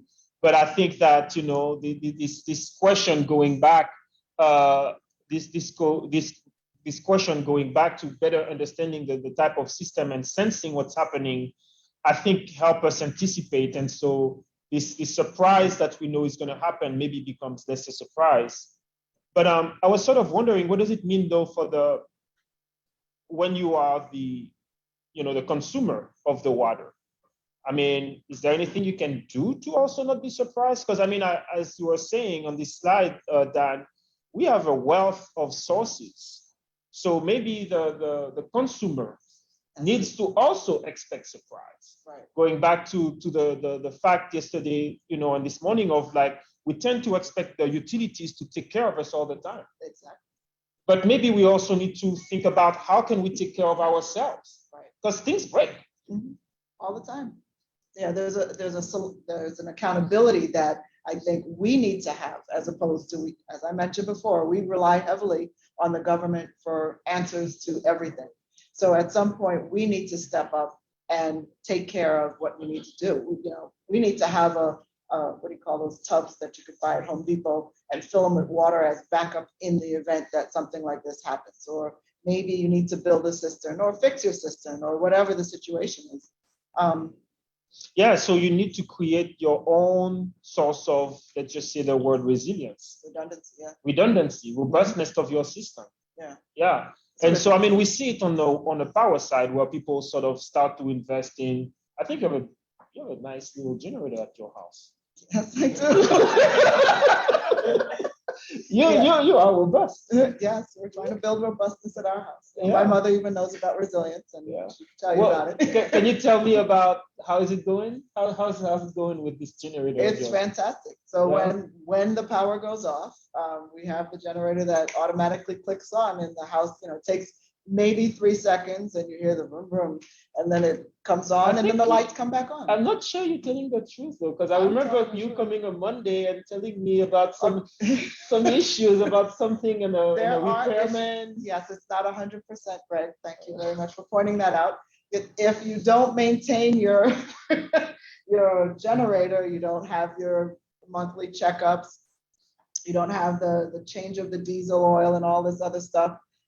Yes, there will be some problems. And so we did call the generator company, and they came out, and they've been coming out quite often.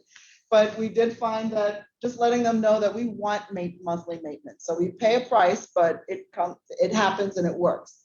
So every month they come out, they start it up, they make sure that the oil is good, the diesel is good, the connection is still to the house. To the generator itself, and it's a working process. So it has helped. It costs some money. Not everybody could afford it, so there's some disparity there. But it works, and it was worth every penny. So I mean, that's interesting because we started by saying, well, you're in a good shape. You have I don't have a. I'm a simple man, but we started by saying that you have a generator, you're good. But it turns out that if you don't do anything with it, it's kind of useless. Right. And what is resilience really, I guess? It sounds like it's not what you have, it's what you do. We talk about that quite often, and I think you'll find that you have to take action. You need to have it, you need to take action to do something, and you also need to maintain it. So it's all about some of those the operational pieces that we need to kind of focus on, because it's not just the physical thing itself. Yeah, no, just not the physical. I see you are banging your head there, Mr. California. Do you want to say something? No? Oh, okay. Just unmute yourself. Mr. California. Okay, yeah. Monterey is not like, hot, beachy summer of California, but sure. Okay. Mr. Northern Pacific Northwest. I am banging my head. I'm also reading the chat while people are talking, and I think everyone is joining in the conversation and sharing the same kind of ideas, right? So first off, having cisterns and access to just this kind of diversity of potential water sources, rain versus needing to buy water from a store or get it from a pipe, is unique and really helpful for kind of buffering these situations. As Janine mentioned at the beginning, she said, I have a cistern, so I didn't really even notice that there was a main outage until I started talking to my community. That's a big deal, I think, but also indicative of kind of what we hope we can, both at a local level, individual household level, but also at a territorial level, help promote and somehow manage, this distributed, complicated system that's not so centralized as you would see elsewhere in the United States. But also, there was a mention, I think Michael Emanuel said, right, when WAPA goes down, you need an electric pump to pump your cistern water. So you also have weirdness in the Virgin Islands where normally people would assume everywhere else that the power demand would go down if there's some kind of outage. But in the Virgin Islands, actually, the electric power demand goes up when the pumps are down on WAPA's system. So actually, there's just like greater demand on the water system when there's outages or issues for folks, which is the opposite of what you would anticipate for other kinds of disruptions. And so, like fundamentally, a lot of the models that we would need to use for guiding just normal water management need to be flipped or developed new just for the Virgin Islands to help manage the complexity of the system.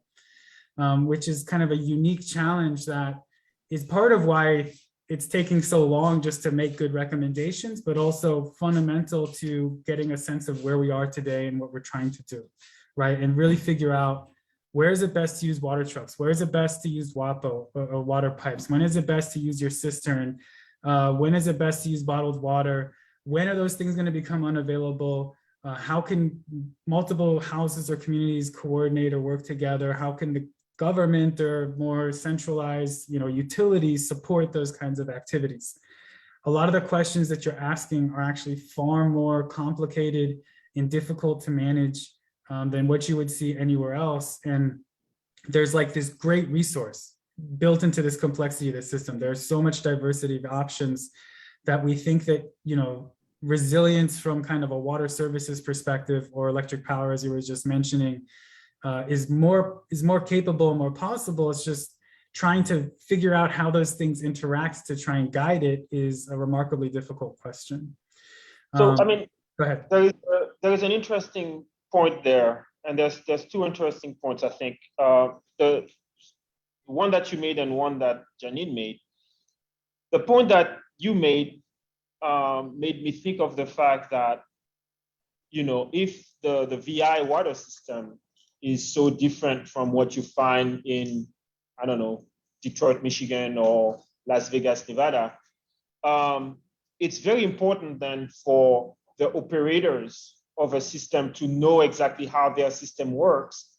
And it's very important to communicate that difference to consultants coming and trying to work on, improving our system. Because more and more the technology is, everybody uses this technology everywhere. The pipes are manufactured, I don't know where, they're brought in the territory, all the parts, all the pieces and stuff like that. But if we don't communicate how the system works to those consultants who come 99% of the time from outside of the territory, we can end up with solution or fixes that makes us weaker. Right. So this idea of any system, whether it's the power, whether it's the water, whether it's telecommunication, the idea it's very important for people to understand how things work, to then be able to say, okay, well, this is how the things work here in the VI. And so now when you come with a solution, your solution can help increase my robustness, but not create more problems. Right. And I think that, we've seen some example of people not fully understand this whole system thing, and coming up with solution that at the end of the day make us weaker. So I think that sort of emphasizes the importance for any operators to communicate clearly how things work in the discussion for a particular solution to an issue such as a water pipe main or a break. The other thing I wanted to add to say though, going back to the discussion about the generator, you mentioned that it costs money to maintain, and that's a reality, right? That is real. You have to have economic resources. So again, the importance of having strong economy goes with the ability to rebound. You cannot just say, "Oh, I'm strong and I'm going to rebound." You need to have resources, right? You need to know what's going on, but you need to have resources. But I also want to point out that sometimes you don't need to have the best option for everything.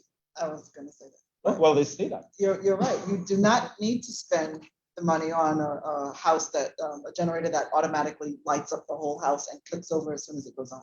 There's many different types of generators. So that's taken the initiative to do the research on all the different types of generators that are available. There's small ones that could go directly to, let's say, a refrigerator or TV. There's the one that you introduced me to the other day, the cool battery. It's a solar battery. Really, really cool. I can lift it. It's the size of a car battery. You charge it on the electrical socket, or you put the solar panels outside and the sun charges it up, and you can put it directly onto anything, whether it's your stove, your TV, your refrigerator, your computer, and it will keep it going for you for a period of time, depending on how much electrical draw is pulling from it. But there are many options out there. So you just have to do the due diligence, the research, talk to people. I think talking to you has helped me understand a lot about all the different options out there, where to go. And that's, use your internal networks. That's a really good resource to use, because people know and have very detailed information to share.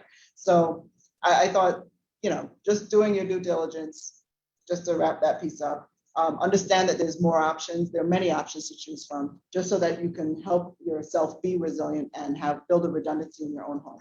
Yeah, and I guess to follow up on that, and I just got the message, we just have a few more minutes before we wrap up. But just to follow up on that, I think for me, the question is, what are your needs? What is it that you need? And based on that, and what is it that you have? And based on that, you sort of figure out what is it that you need to do. So yes, for some people, having the whole house turn on as soon as WAPA goes out, that's important. For some people, it's just running the water pump. For others, it's running, the modem and having access to internet. So this question of what is it that we need as a society, really gonna help us figure out what type of disruption we can handle, but what are the sort of investment and practices that we need them to put in place in order to have this minimum amount necessary, this minimum requirement for us to keep going. Right. And so it's, as much as the economic resources are important, I think we need to just be very strategic when we have limited resources to figure out what is it that must work and how to ensure that those critical vulnerable points can work. And you can then be able to get what you need. And so it goes back to understanding the systems, understanding your household, understanding your need, understanding how your house works. And I think after that, it comes back to what are those vulnerabilities, what are the threats to those vulnerabilities, and what is it that I can do? And the do is buying, but as you were saying with your generator, it's also a lot of practicing, a lot of maintaining, anticipation, monitoring, and just going back to the slide that Ms. Collingwood showed yesterday, we can sort of better sense. I think Dan was using that word of, sensing what's going on. And when you sense what's going on, you can then, and when you manage, all your pieces and understand the production, the distribution, and the consumption of that particular service, since you sense and you keep doing, you have a better sort of sense for when things can go wrong. You can anticipate. You can also learn, because I don't think mistakes will occur, right. Failures will occur. We cannot expect everything to go well all the time, but we can learn. Right. And from learning, we keep improving, and ultimately, I think we can get to that minimum level that allows us to function. Right. I think it takes us from just mere survival to thriving. And I think that's really the goal here. And I think that's resilience to some extent. Dan, you unmuted yourself. Go ahead. Oh yeah, I'm jumping in now. So this is So again, I've been following the chat while you're talking, and of course we have our representative Zeno Bain from EPA telling people, cistern water is not that healthy to drink and unregulated. Simultaneously, where people saying cisterns provide an additional source of potential water. These are the kinds of things that we really both want to promote, but understand and make sure are done right. We don't actually know how many people are drinking their cistern water, and from I'm in the federal government too, so I can't necessarily say that's the smartest thing to do, but it's not like people are going to stop. It's something that, and it might be an effective way of dealing with problems if that's something that they find helpful. I wanted to come back to one I just want to go ahead.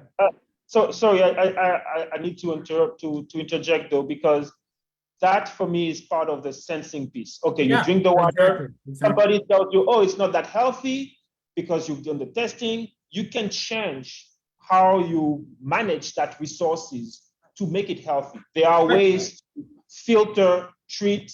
You can even boil it if it comes to it.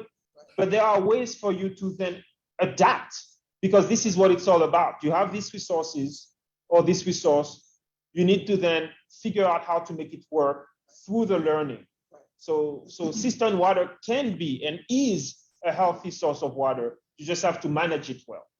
So this is the this slide and the next one, we can just keep on this one though, that as we keep reiterating these terms, right? I write sensing, you guys write monitoring, which pick your term, but sensing, anticipating, adapting, and learning. Like knowing how we do these things and improving these things will make us more resilient to all potential future disasters. As Janine said, as was written in the chat earlier, resilience is not something that you have, it's something that you do. We use verbs to describe it because it is more like a verb than something like a noun, or something that we have. It's something that we have to perform. It's a performative action. When a disaster or some kind of problem strikes or some issue arrives, we act, and that action, and it demonstrates our resilience. And although you started this session with these, one way we can characterize the impacts after these major disasters is how long it takes for us to get back to a certain unemployment rate, or how long it takes us to get back to having the same level of water services or number of customers. I don't like to think about resilience personally in that way, in terms of how we want to measure how well we're doing. That's more of a way of seeing how well we did. Knowing how well we're doing is having a way to try and say, like, these are the ways that we want to sense these problems. These are the things that we know, and these are the things that we don't know.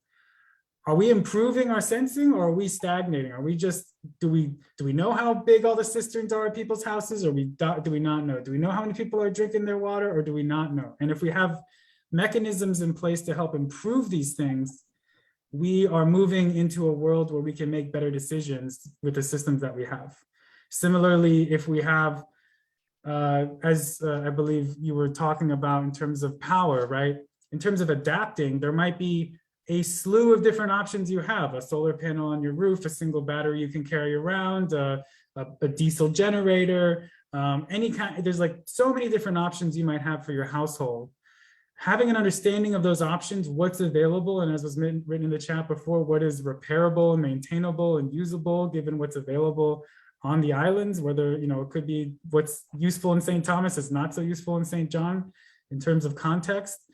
Recognizing what those options really are and which ones you actually have available to you when the next big disaster hits or just the next blackout occurs is going to really help us understand how resilient we might be. And I just wanted to end kind of with one final point, which I think is related to your point about part of the issue in terms of where we are today with our infrastructure is being driven by kind of this historical practice of bringing in like maybe outside contractors or major contracting companies that will install a water system or install a power system or some portion of it to some standard that might be expected or some requirement that's expected elsewhere, and trying to do it in the Virgin Islands without fully communicating what people need, want, or what's even possible in terms of maintaining in the long term. And I think one of the fundamental issues that we brought up today is that in all of those models, in all of those plans, in the way that engineers are trained at most universities, they're expecting growth. They're expecting systems to grow, and they're expecting your population to grow, and they're expecting that's your form of revenue that's going to pay off that expensive power line that you just installed. But we have been talking about, at minimum, there's some large percentage of folks who have left over the last decade in the Virgin Islands. And historical belief about growth is going to really push us down a path where we're installing or improving infrastructure or putting in new pipes or putting in new power lines that we just can't maintain in the long term, because there is no tax base for it. There is no way to necessarily like maintain and operate that, no matter how hard our utilities try, just because the money's not there, the technical capacity isn't there, we can't hire the people, we can't buy the equipment, we can't get it to the islands, it's just more expensive. And so there's this kind of concept or thought about, we shouldn't be designing our communities for growth necessarily. And in the Virgin Islands, this is a stark situation. We should be designing them to just survivability.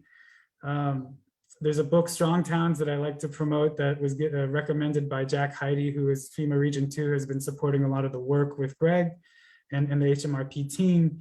And in there, they talk about an infinite game. You know, infrastructure management is an infinite game. It's not a short-term game where we're just trying to put in new things for ourselves right now and try and defer it into the future, which is how a lot of these systems get built out and planned in from these, external perspectives.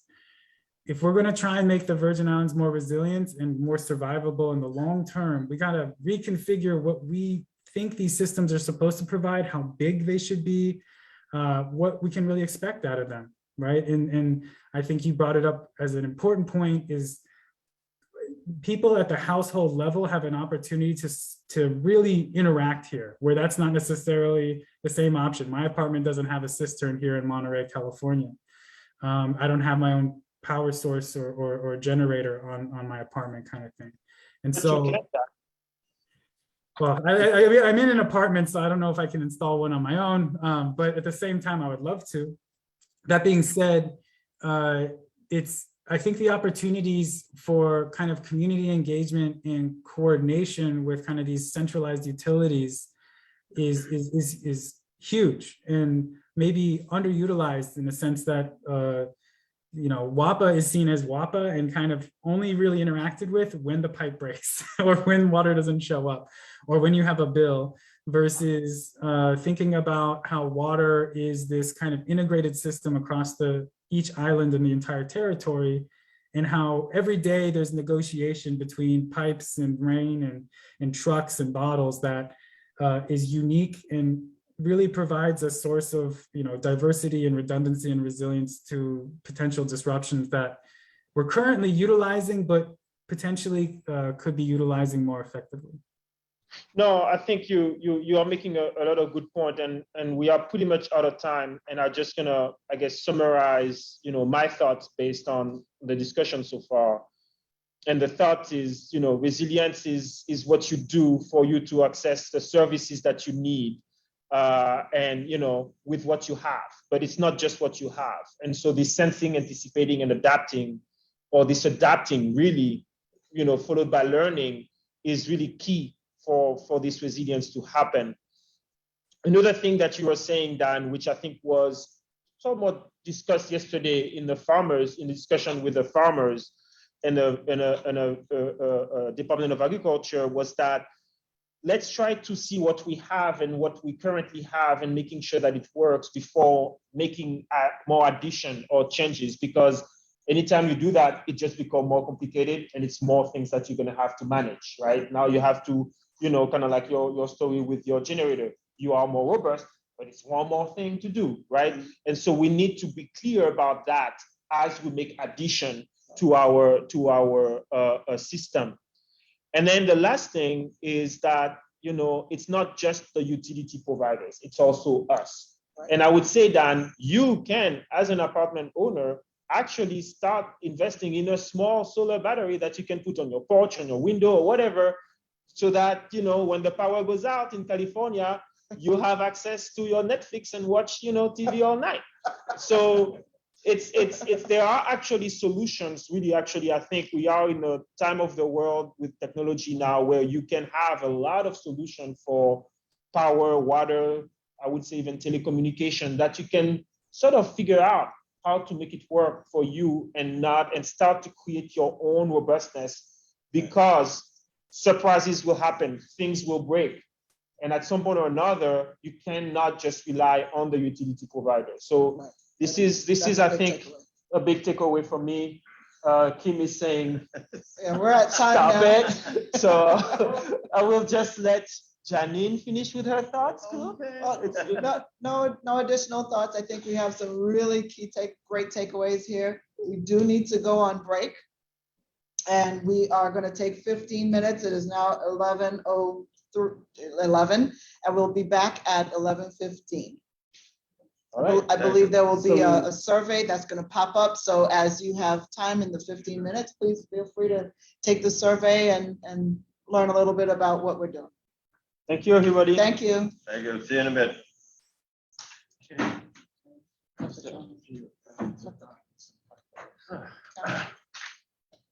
That's a good segue. Oh, great, fantastic. I'll introduce you. Oh, yeah, I'm just gonna make a few letters. No. Yeah. No, the camera is.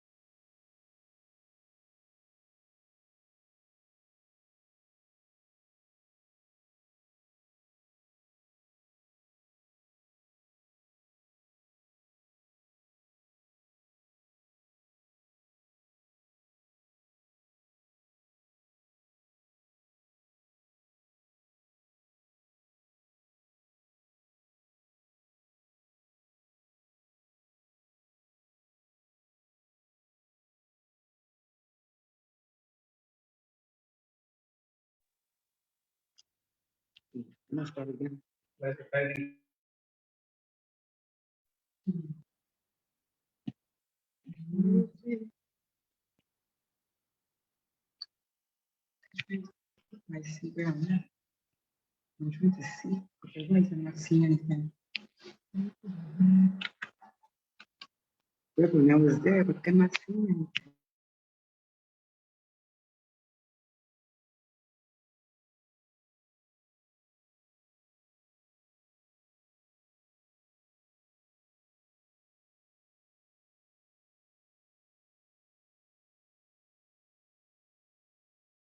But Zoom should be even easier. No, I never, I do Zoom it. These are other people. I'll do WebEx. Okay, I'm going to come off. This is just sad today. Let's try.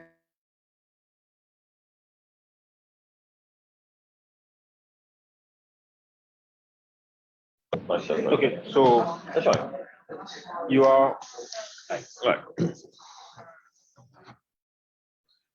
Are we on screen? yes, go ahead. All right. Where's the video? Oh,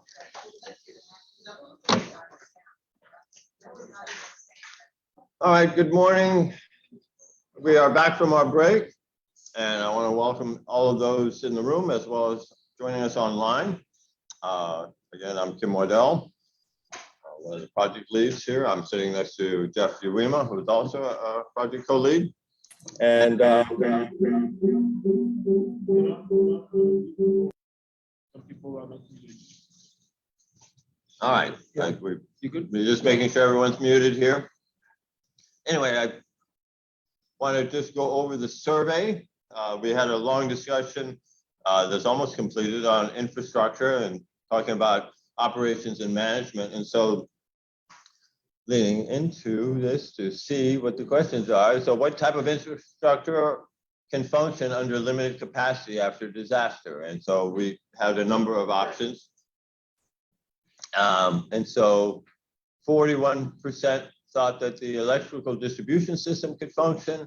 Telecommunications was up at around 59%. Healthcare facilities is 66%. Roads was at 73%. And then ports was at 59%.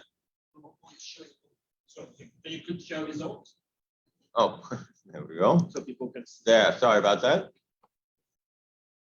Now, okay, now you can see the results that I was just babbling about.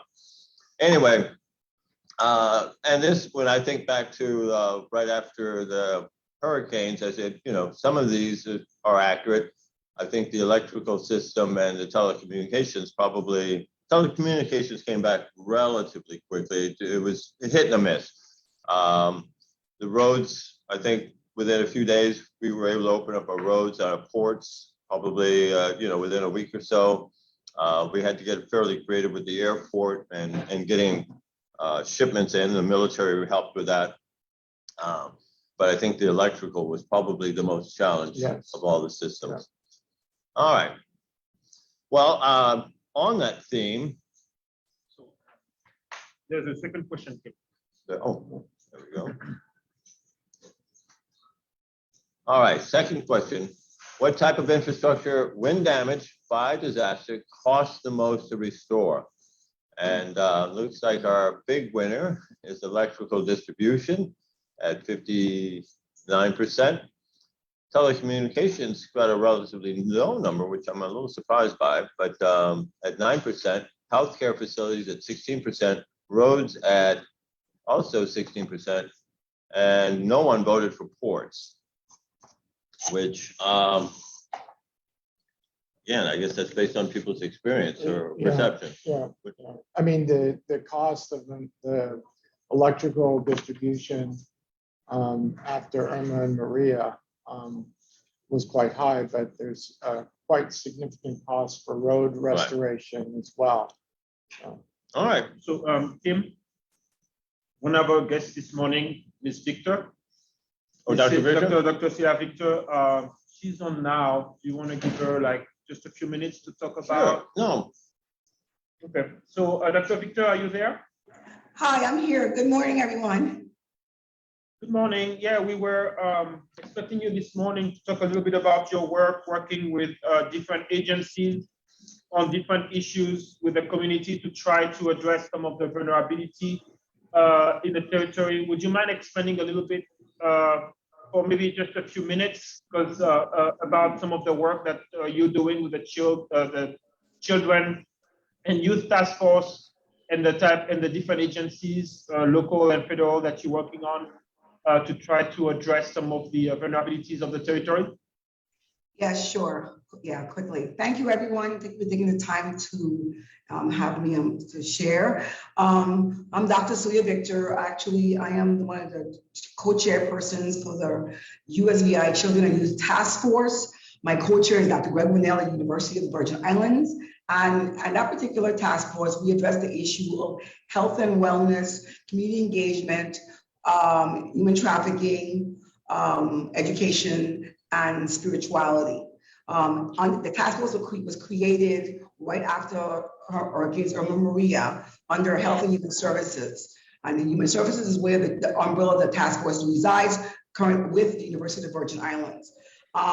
We have been doing this for the last 4 years with HHS as one of our key partners and SAMHSA, as well as VITEMA. We address vulnerabilities in our community. After the hurricane, of course, we focused a lot on children getting care and looking at the mental health wellness needs in the territory. There was a lot of support federally regarding having therapeutic support on the ground with the DEEP and DMAT teams. Since that time, the task force has focused a lot on the vulnerabilities of COVID-19 and looking at issues of wearing masks, mitigation issues, and educating the community about vaccination hesitancy. We have the task force is a cross section of profit, nonprofit, governmental entities across St. Thomas, St. Croix, and St. John. And one of the things the task force has done a lot of work on too is the area of human trafficking awareness, because based on the issues surrounding Jeffrey Epstein, the task force members felt it was important that we apprise individuals about protecting children, which is something that Health and Human Services, as well as education and other team members do. We also focused as well on disaster preparedness. The University of the Virgin Islands task force has done a lot of workshops on the ground after the hurricane, and also virtually going to churches, in educating partners about preparedness, utilizing checklists for children, so children are engaged in that process. Also, we just recently did a workshop with school safety with Mr. Mason, former assistant administrator at VITEMA. He's now at education, making sure that children, we address the issue of bullying as well as school safety. So the task force continues to meet every 2 weeks. And we start in the beginning of the year, usually around February, we end in December. And all the commissioners have been very active, especially Kimberly Causey Gomez, Commissioner of Human Services, as well as Commissioner White of Sparks and Rec. So we have made sure that we rally team members to ensure we all know what resources and services children need territory-wide. That is my end of my report. Thank you. Thank you. Thank you so much. And I think some of the themes that you talked about, that you touched upon, Celia, I think Jeff is going to talk about it in some of his talk about the importance of, looking at the wellness of children if they want to perform well in school, making sure people are healthy if they want to perform in the job. So the work that you're doing with the task force is critically important, I think, for this long-term effort to increase the resilience of the territory. So thank you so much, Celia, for your presentation. Yeah, no, Thanks for having me. so I'd like to turn it over to Jeff Urema.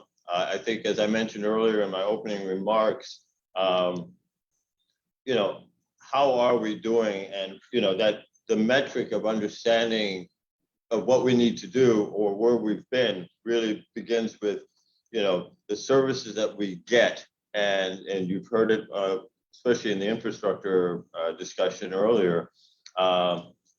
That's one of the simplest measures of how are we doing. And I think it's absolutely essential for us to understand that in order to move forward as we look at the different sectors or agencies responsible or engaged in those sectors moving forward. So I'll turn it over to Jeff and take it away.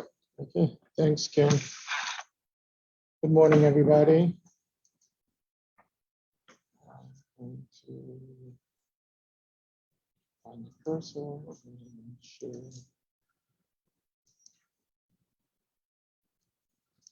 Picture.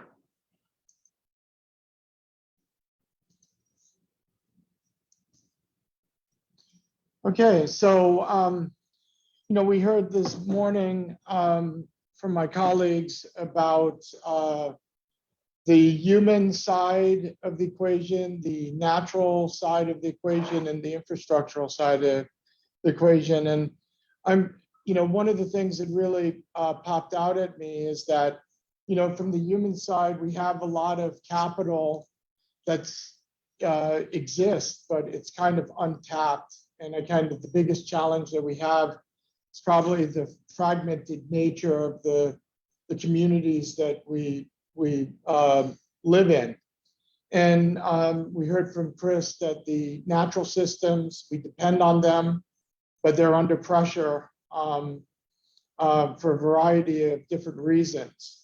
And on the infrastructure systems, we also heard that they're under pressure and that there's a need for sensing and anticipating and adapting.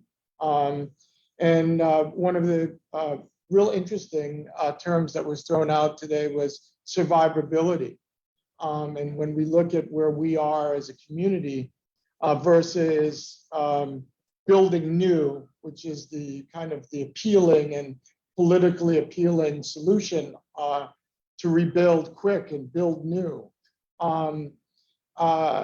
may not be the best thing, given that we have shrinkages within a population. Our economy is very fragile and revenues are declining. We have inability to lend on capital markets, et cetera. So I thought that survivability was a very interesting term.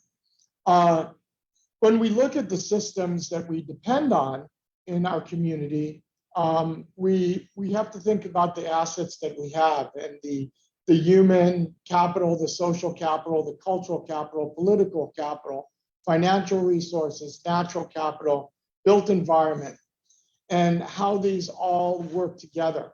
Because we know that disasters will continue to occur, and with climate change, they're going to occur more frequently. And so we're going to have challenges there.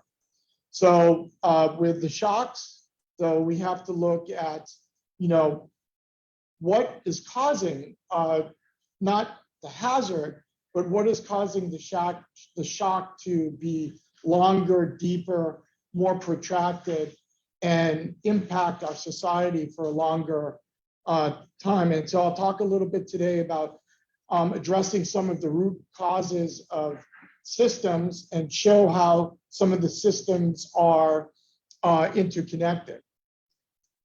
So to look at disaster resilience, really, I've highlighted this area, which touches on some of the themes that were discussed earlier, right? We look at exposure, understanding the magnitude of the shock to the system, thinking in system terms. We look at sensitivity to understand how long that disturbance will be and shock will be to our system, and the adaptive capacity of the system and the people that operate the system to adapt, to transform, so that we can bounce back. And there's several options that are here on the table for us. We can bounce back better by putting in place, addressing some of the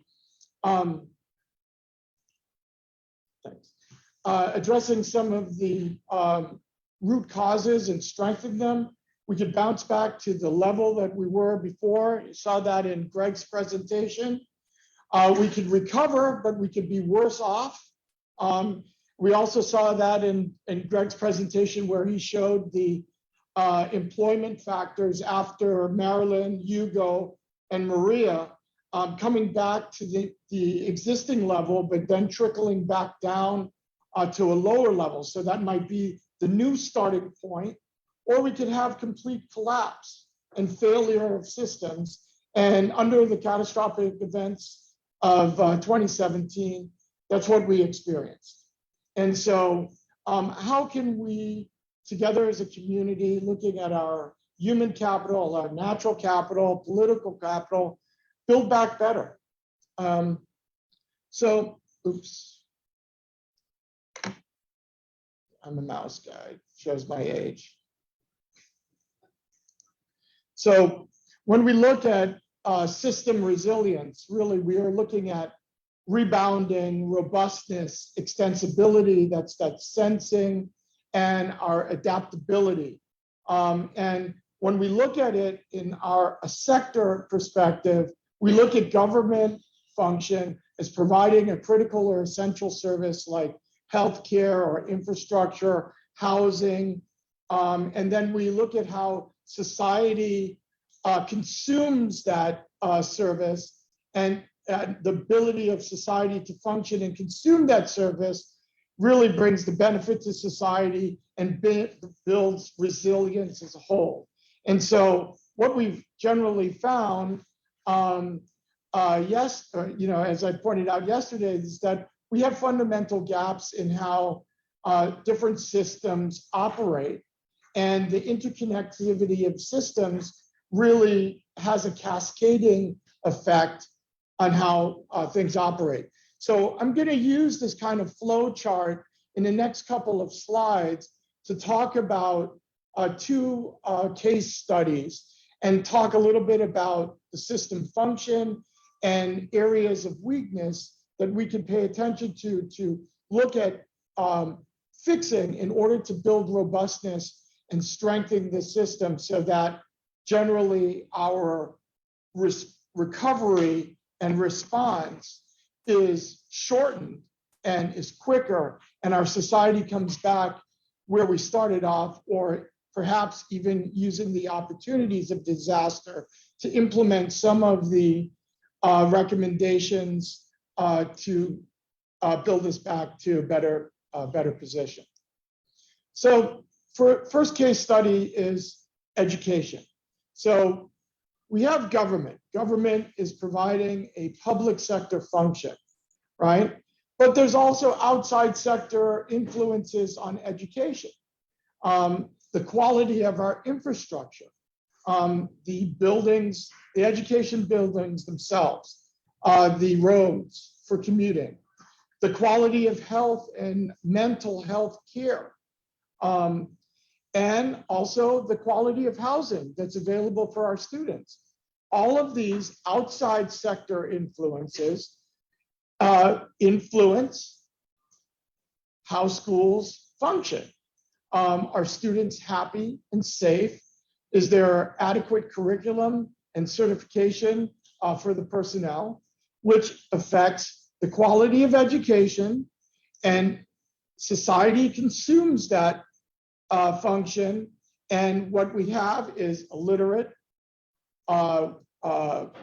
population that can contribute positively to our workforce and the well-being of our society. More employment, more dollars, better tax base, more revenues, more money to spend on disaster recovery or implementation of pre-disaster initiatives that build the robustness of the system as a whole. So, and I really love the term that Dan mentioned, survivability, because I go back to that, is really we should think about our survival and trying to avoid collapse, because where we are right now is quite critical. And so when we look at the causal factors that can strengthen our shield against a downfall, a breakdown in this system, education, we look at the current situation, and the ratings of our causal factors that influence education are quite low. So we only have a little diamond protecting us against a stressor or a disturbance. So we have school attendance rates are low in the Virgin Islands, particularly among high school students. Education infrastructure. There's a master plan, but not a lot has been implemented. Our children, due to the pandemic, are mostly in remote learning. Personnel levels. We have constraints on our teachers and the certification. Janine touched on the fact that there's different curriculum between islands and no standardization, and no kind of training and certification for our teachers. And then we also look at student safety and well-being. You know, we have gang activity, we have drug activity, the homes are not safe, and these factors influence the quality of education and that the kids are receiving. So if we strengthen certain factors, such as ensuring school attendance, we think about addressing personnel levels, improving, pushing out that diamond to improve our education infrastructure, and ensuring that there's counseling and mental health facilities available for students that come to school with problems at home. We build our shield and we build that robustness within the system. So here's an issue, a case study of education, but the quality of education influence the well-being of our society. So we've talked a lot about local businesses and entrepreneurial activity, and also saying that some of these investment incentives are not available for our local businesses. But the reality is that we need to ask ourselves, do we have the workforce that can contribute positively to businesses? So again, showing a linkage to education to the wider economy, and also a linkage from housing influencing education. And why do we need an educated population for disaster in the context of HMRP, or disaster risk reduction? Well, that's a great question. The question is, I'm sure everybody heard because you're right here.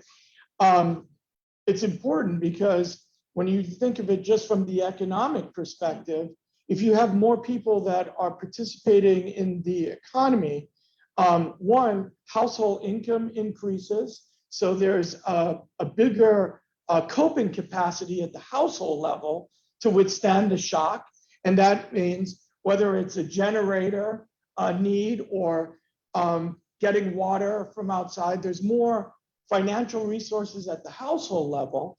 But then on the general aggregate economy, your tax base increases, money is spent throughout the economy, whether it's at the grocery store and an insurance service or what have you. So you also have a bigger tax base to draw from that are people that are in the territory. And that is also beneficial from the disaster perspective of implementing projects. In addition to the literacy. Oh, literacy is contributing to your workforce directly. An ability to understand the FEMA. Right. That's also critical as well.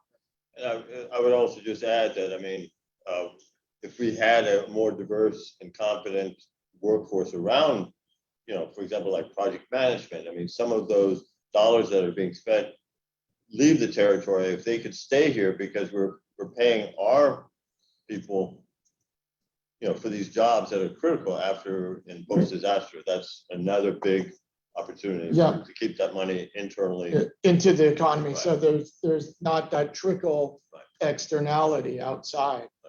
So when we look at housing, it's a similar loop, but it gets a little bit more complex because housing is also affected by the private market. And what really drives the cost of housing here is opportunities for financing, which are quite limited in the territory. We don't have a lot of international banks functioning here. Really, we have Puerto Rican banks that are here. So the financing for new home construction is very limited and it's at a high percentage rate. Insurance is extremely high. And that's a factor we may not be able to influence because insurance markets are global and the insurance that is being sold here is based on risk at a global scale. And so that's also high. And particularly labor, we've seen after the hurricanes, the cost of labor increase. So we're looking at square footage construction costs that are extremely high in the territory. And it's really incredible, the cost, when we look at St. John, St. Thomas, and St. Croix, there is a disparity of construction costs per square foot. And I was surprised when I went to Haiti on a recent project that the cost of construction to an international standard was probably double the amount that you pay on St. John. So getting back to the case study, there's outside sector influences that influence the market, and the high cost of construction influence the ability of the public institutions to provide public housing. We also know that there's key constraints around public housing provision and movement towards a more private sector approach with vouchers, et cetera. So you have high cost, you have limited public housing, and a high rate of insecurity in housing, as was mentioned yesterday by Marlon from DPNR. And so what that does, it constrains the affordability and quality of housing that is available for the territory, for citizens to live here. And thus you have people moving off island to seek economic opportunities because housing costs are lower in Florida, for instance, than they are in the territory. So the society's functioning, but there's a gap growing within the society. And so we see, well, how can you afford housing? By being employed at a decent rate that will allow you to buy high cost housing. And so there's an interconnectivity between these sectors. And so you look at the shield, the current situation, we have a limited shield holding us up, but can we increase the supply of subsidized housing to increase affordability? Can we ensure building code compliance and enforcement to ensure that houses are not impacted? And can we try to influence the market by providing more housing? So by addressing certain causal factors, what you're doing is you're building more robustness in the territorial housing sector. And so really, it comes down to looking at a combination between soft projects and hard projects that will build resilience in the territory. And what do you mean by soft and hard in this context? Well, addressing, for instance, the certification program in the education system, that would be considered a soft project that is impactful to build robustness within the educational system. And just in the education sector itself, ensuring that the facilities are to a certain code and standard also strengthens the resilience of that sector. They don't get damaged. So those are the differences. So really, when we look at building resilience in the territory, we have to understand that exposure, the degree of which the system will be affected by the shock. We have to look at how systems are interconnected. So if we do something in one sector, it can influence the other sector.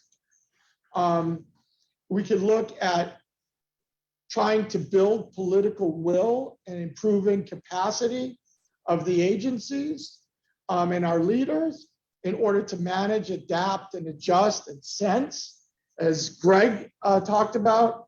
And we could also look at identifying opportunities for strengthening the weaknesses or root causes that underlie the systems. So I know that that's a lot really quick, but that's the end of my presentation. I'll turn it over for questions generally to the wider group. Oh, thank you, Jeff. And these are just two of the sectors that we've been looking at. I think we've got something like 12 or 14 that we've looked at, but we're using some of the same approaches, looking at these causal factors, these externalities that might influence our ability here in the territory to, whether it's make the fixes or strengthen the system and the process that will then lead to the outcomes that we're looking for a more resilient Virgin Islands. And so I think it's a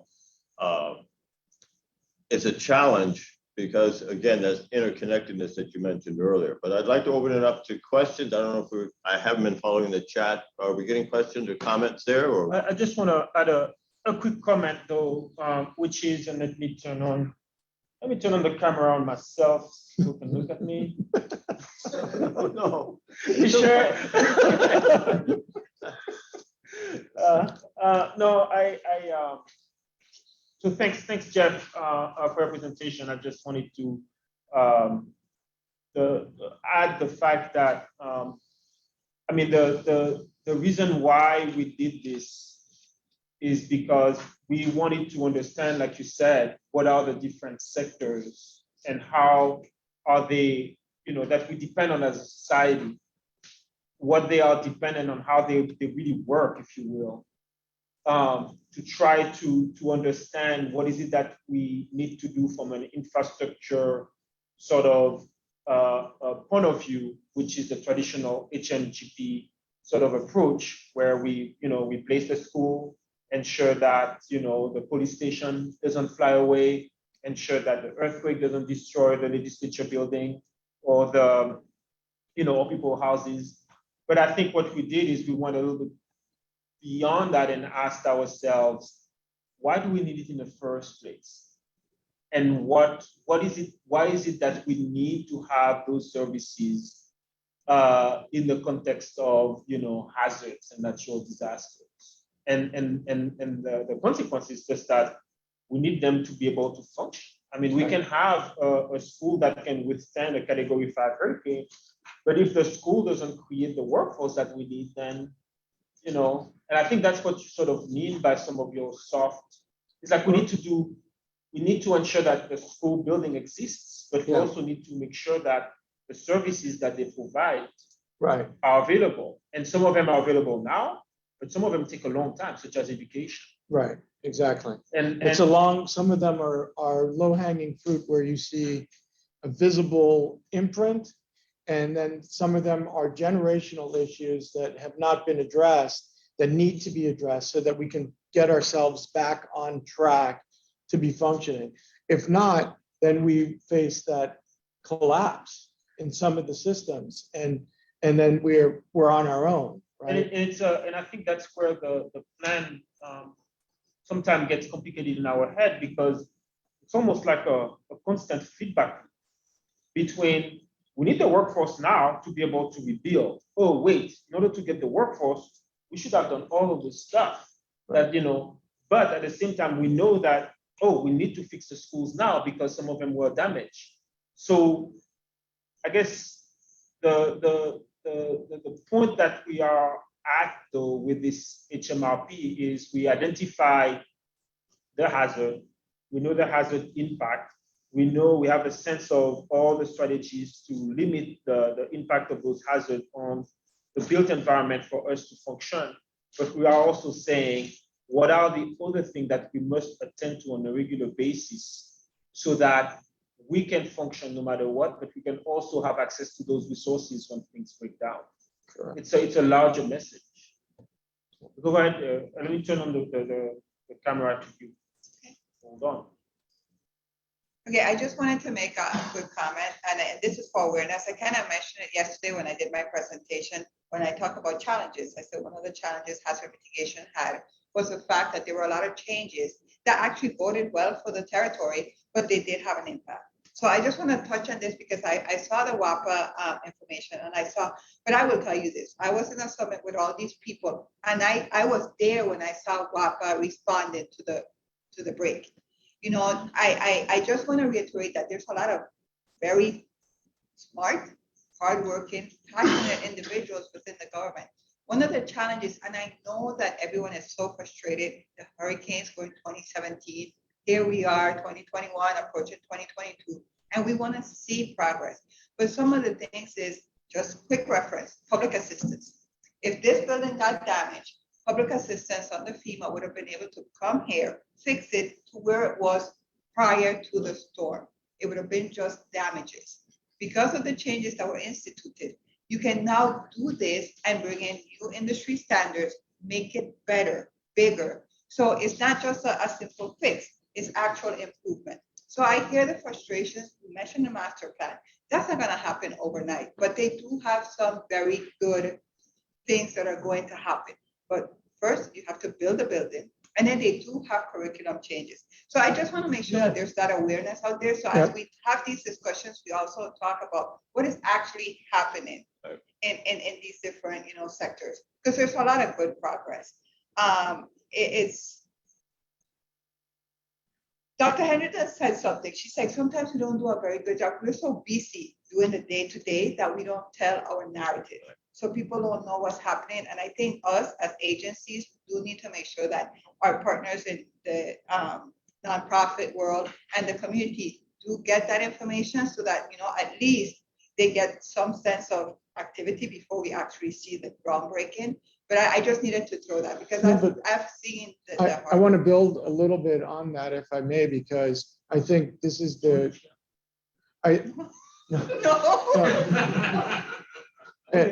So I think that this is a really key thing for us to do together, is start having the conversation. This will be a plug for Janine's discovery sessions, to start having the conversations with each of the sector leads or agency leads, so we can find out, you have your ear right next to them, because you're involved at that level.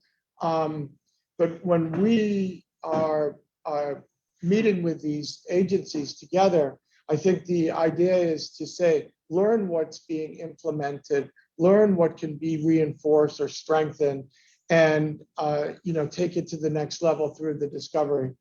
Yeah, and then we can use the same information you have gathered, and then we can make improvements on whatever they already have in mind and in place. Right. So it goes back to that message that Janine, I believe it was Janine who mentioned earlier, is finding that blend where we all work together to really make this work. Right. I just want to add a few things to what you're saying. So regarding the WAPA water main example, I guess what we were trying to say is that it happens it's going to happen, and it's Because going to the continue to happen. infrastructure is old. No, but that's the point, is that it's the infrastructure is old, and we can plan to replace it. It's going to take time.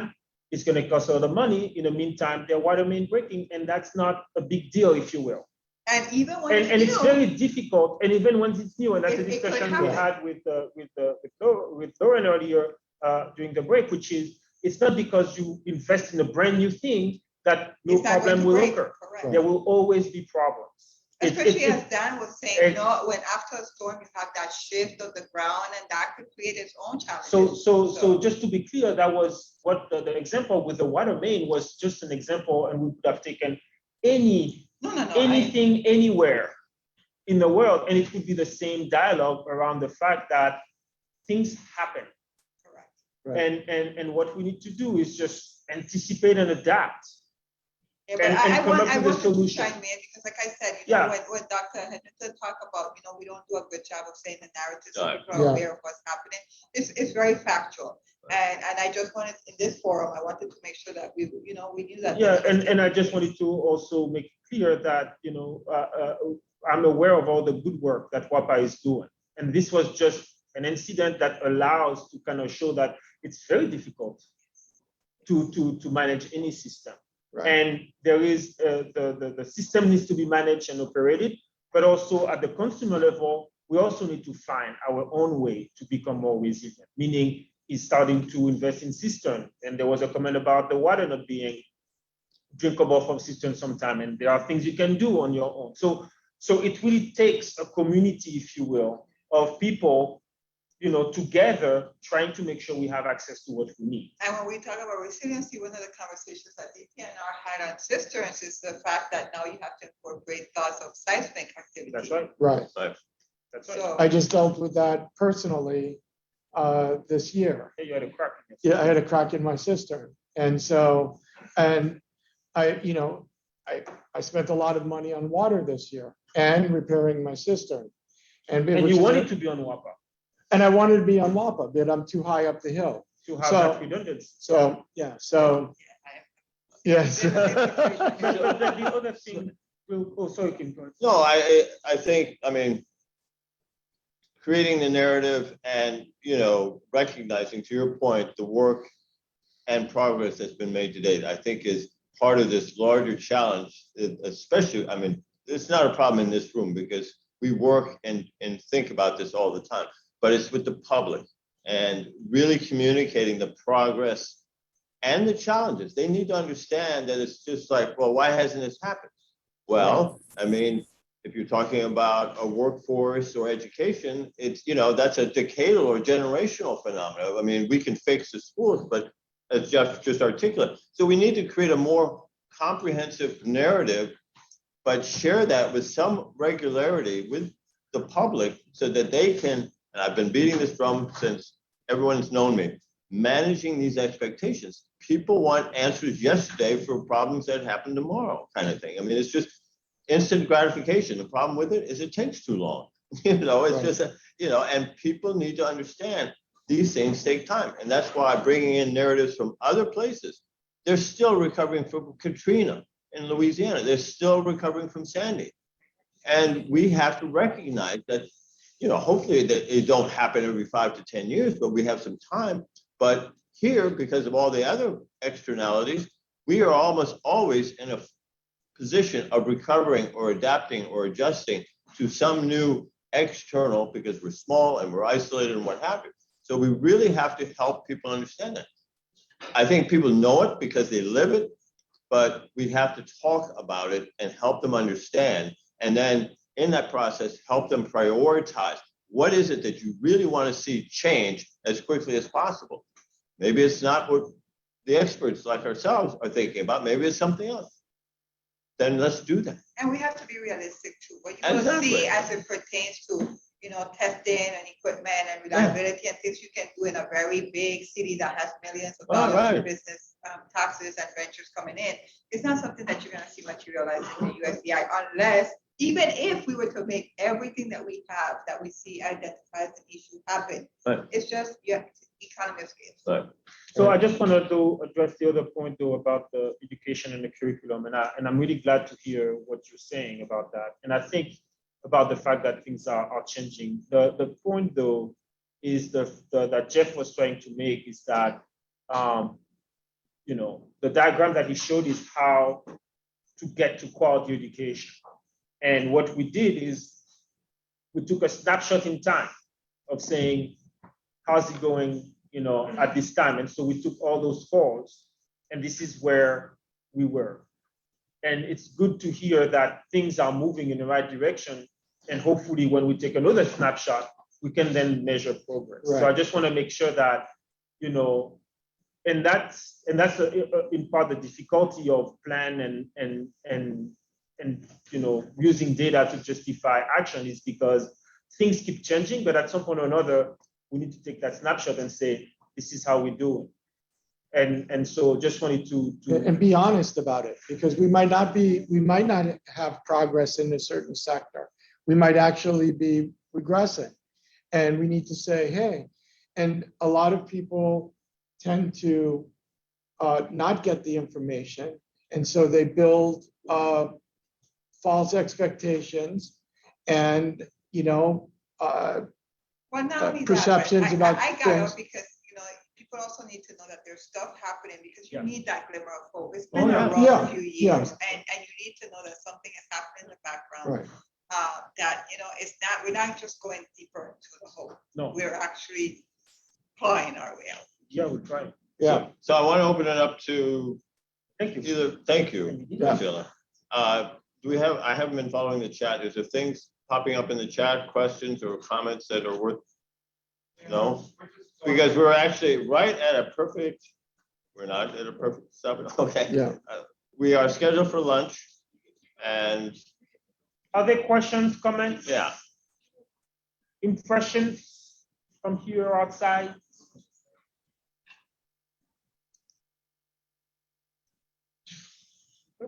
All right. That's fine.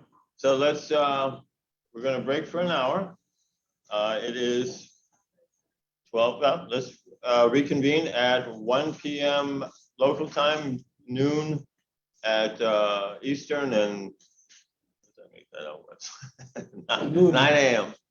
Yeah, noon Eastern and 9 a.m. Pacific. Oh, Pacific. So, Okay, yeah, we'll take it from there. Thank you Okay. again. bye-bye.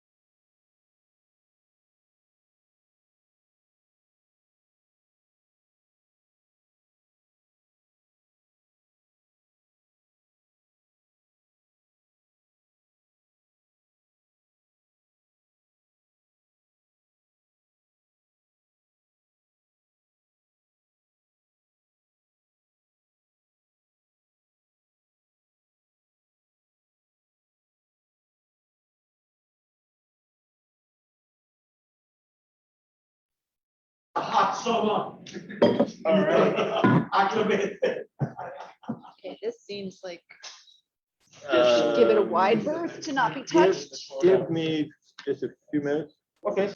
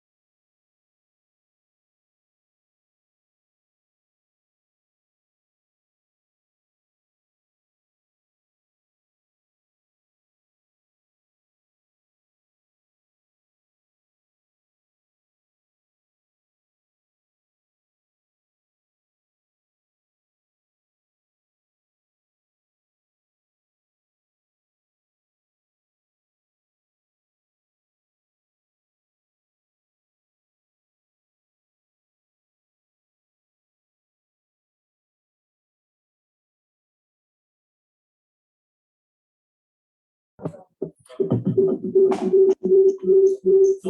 mute yourself there.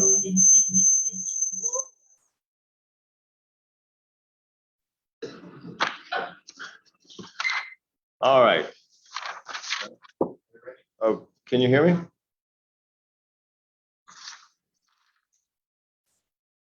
Good afternoon, and welcome back for those of you that are joining. This is the 4th annual Hazard Mitigation Resilience Workshop, and this is day 2, and we're now entering our afternoon session. Thank you for joining us. I am Kim Waddell. I'm one of the project co-leads on behalf of the University of Virgin Islands team, along with our colleagues from VITEMA, the Virgin Islands Emergency Management Agency. Welcome. So I've been tasked with my colleagues with the Naval Postgraduate School to sort of recap this morning and morning discussions and issues. And I'd say 2 or 3 things jump out at me. One is the absolute need for communication. I think the reality is that a lot of this work does not make it to the public. In fact, a lot of this work and the analyses and what we're trying to do doesn't necessarily even get to the critical decision makers and stakeholders. And so the responsibility falls on us, but it also falls on a lot of other folks to help communicate both the importance, the rationale, and the relevance of the work we're doing in order to build a more resilient Virgin Islands, but also, to our task at hand, mitigate the hazards and natural disasters of the future, and the ability to bounce back, that resilience component. So I think that's one major piece. I think the other issue is the interconnectedness. We see it, whether it's in discussions of the sectors or infrastructure, as we discussed earlier today, how these systems within other systems are connected and dependent, which is, I think, the key term here, is the level of dependency we have. So any commissioner or director that's responsible, or community leader or business leader, has to recognize that his or her role and responsibilities and their team have to come together and coordinate, collaborate, and get informed to the best of their abilities with the other agencies, the other sectors, or the other members of the community that they rely on to meet their mission or to accomplish their tasks, whether it's around hazard mitigation or strategic planning or what have you. And that is not easy. I mean, especially in a territory where our capacity is stretched thin, especially in the leadership and technical fields, the importance of communication and finding the time and making the time to communicate and work together to understand what other people are doing that might be in support of your mission or in support of your objectives is absolutely essential. I think also that we have to understand that this is going to take time. We heard some examples, for example, around education and workforce development. Well, they go hand in hand, but the fact is education is preparing the workforce that's 10, 15, or even 20 years down the road. Meanwhile, you have immediate needs in the area of workforce that needs to address the challenges that have come out of a disaster or just to maintain the function of your organization or agency. And so managing the expectations and recognizing that some of these take time, and we have to communicate that effectively to the public and key stakeholders in a way that they don't feel the frustration. I mean, I get it if you don't have a roof on your house after 2 or 3 or 4 years, you know, that's immediate. But there are invariably reasons or issues that are at hand that prevent the prompt response of government agencies or NGOs or others to deal with some of these challenges. But those are just a few of my thoughts. I want to give Dr. Dave Alderson from the Naval Postgraduate School an opportunity to provide some insights as well. Okay, thank you so much, Kim, and good afternoon, everyone. It's been a real pleasure to be listening in and participating in some of these conversations over the last day and a half. It's remarkable how much progress has been made. And so just a couple quick thoughts as it pertains to infrastructure. I'm also one of the few who lean into and like and are interested in the built infrastructure systems. So, you know, I think one of the things that becomes clear is that when it comes to infrastructure, like many things, the VI has challenges that do not exist elsewhere, but there are also opportunities that do not exist elsewhere. And so, you know, when it comes to investing in infrastructure, it's important to consider the so-called life cycle of not just the installation, but the ongoing maintenance and repair of these infrastructures. So new things like a generator are assets, right? They help us, but they're also liabilities in the sense that if we don't commit to maintaining them and operating them over the long term, right? They are sort of a false resilience, right? They don't actually help us when we need to. And so we need to be making sure that when we're making these decisions, when we're investing, we're doing it with this long-term perspective in mind. The other thing that when it comes to investing in new infrastructure, simpler is sometimes better than complicated and sophisticated. A good example of this that we've talked about in past conversations is that of the traffic intersection. Right, so we know that signalized traffic signals, right, can optimize traffic flows, right, and that requires technologies, but it also requires electric power. And in the aftermath of the storm, if there isn't electric power to intersections for a long period of time, right, that investment sort of becomes unused. And in contrast, there may be other simpler solutions, like roundabouts, right, that don't require that same kind of technology investment that continue to work simply and effectively in the long term. So sort of when it comes to building back better, right, the goal should not be to try to make the VI like the mainland, right, but to take advantage of the specific needs and resources and strengths that you have there in the territory to kind of right size that. And then the one other thing that I'll mention that I think jumps out to me is that, while many of the grant programs make it easy to buy things, we recognize that it's equally important to be investing in the processes and the people who are actually doing things, right? They're doing the sensing and the anticipating and adapting and the learning. And so a challenge is, particularly, as you continue to move forward with these projects, how do we make sure that we're investing in that capacity appropriately to match the sizable investment that's going on in the things that are going to hopefully make these systems continue to work better. So those are just a couple of quick takeaways that I had from the morning. I've been really enjoying the chat, and Kim, welcome additional comments or thoughts as we transition into the next session. No, thanks, Dave. I think you touched upon a point that, especially that, newer or, or more complex or more sophisticated isn't necessarily better. I think one of the, and this is not something that I've been thinking about, I haven't really articulated, but I think about what is, the standard that we should hold ourselves to, when we look at whether it's progress or completion of some of the recovery or, and rebuilding of the territory.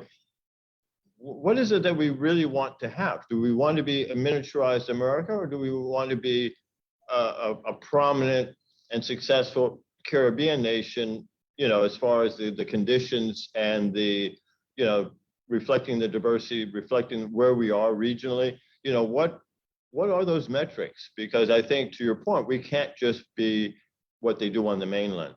And I think the other point that I really appreciate, and we've touched upon it a few times, is that investment because we have a real need to build the capacity to manage the resources, whether it's the funding that's coming in or the infrastructure or the things that we want to try and do. And so are there opportunities for investments in training? Is there opportunities investment in, I think Jeff referred to them as, soft targets that allow us to utilize that infrastructure, provide that maintenance, et cetera. So anyway, it's an ongoing discussion. I think we really, we have a unique opportunity. This is this forum of these hazard mitigation and resilience planning workshops gives us a chance to hear from a diversity of perspectives and issues. And in that light, I'm going to turn it over to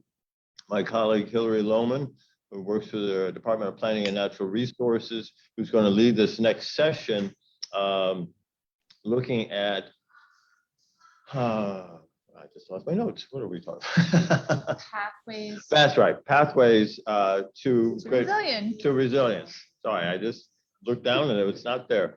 Anyway, Hillary, take it away. Hey, everybody. Good afternoon. Thanks, Kim, for that. And I'm going to have a few slides to work with. So yeah, that would make sense.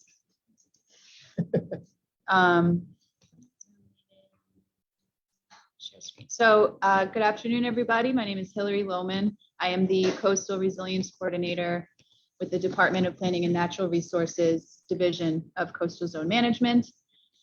Like I said, I'm just going to share a few slides here, and then I'll introduce some other speakers and also wrap this session up with a few final thoughts about planning from some of the projects that DPNR is doing right now. So, are we in slideshow? No. So now that I can't see the button, slideshow. So this panel, thanks for joining us, is on pathways to comprehensive disaster risk reduction and resilience. I can't help myself. I just want to bring everyone to one single page about resilience at first. Kim, I know will appreciate this, the natural scientists in the room. Here we go. Resilience is actually a term that was coined when discussing forest ecology at first by scientist C.S. Halling in 1973. I've just put up here a few things for people to keep in mind. I think the largest takeaway for me, resilience, it's qualitative and quantitative. People, I think, agree at the concept, but there's some important parts to highlight that I want to stay focused on for at least this session. Resilience is about the ability, the persistence to cope with change. The change itself does not have to be, it's not about getting back to a certain state based on knowing so much about what that state was, or knowing necessarily that that's where you want to get back to. It's about the ability to persistently handle change, specifically when that change can take a different shape or take more than one shape or be more or less intense over time. And so this really struck me with all the conversations we've been having. A bit from the piece, it's the persistence of the relationships within a system. So in a forest, that could be different species of trees, different parts of trees, from the canopy to the trunks to the roots. But I think here in the territory, it's the different agencies, I know that DPNR, we've been working a lot with Vitima, ODR. It's a small place with a small group of people who work on these things, so that can be challenging, but I think that's one of the benefits is that we can do well by doing better by our relationships amongst ourselves. And so I will leave that thought up for now and stop sharing and introduce, we have a few people to talk on this theme with us. Again, the theme actually being pathways to comprehensive, collectively making an impact on the things we want to improve, I would say.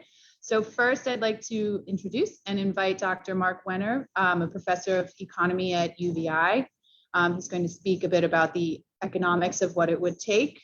After that, I'll introduce Adriana Vega, who's been working with the HMRP team here at UVI a lot on pathways for sustainable development. And we also have Christine Hale, also been working with the HMRP team from the University or from Texas A&M, who will be joining in with thoughts and comments along with Kim and myself. And like I said, I'll close with a bit about planning and some plans the DPNR's been working on to try and comprehensively reduce risk. So Dr. Wenner, good afternoon. May I invite you to either share your screen or I can bring your slides up and run them for you. Yes, good afternoon, everyone. I'll bring up the slides. Let me try to share my screen. Sure. Stop share. Okay.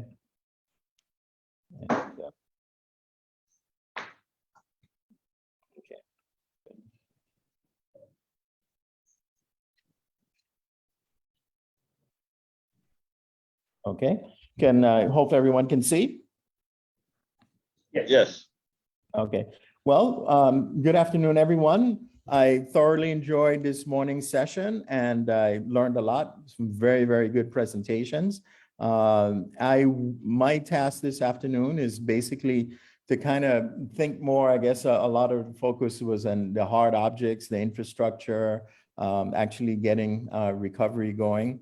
What I would like to step back is kind of look more at a macroeconomic level as to how do you build, how do you improve economic resilience? So briefly, I would like to take maybe about 10 minutes to go over it. And so this is basically my outline to define it, to show how economists measure it, then do a quick assessment of the degree of economic resilience that we observe in the US Virgin Islands. And then lastly, and most importantly, and spend most of the time there talking about the different pathways, the different things that we have to kind of really commit ourselves to and double down on in order to improve.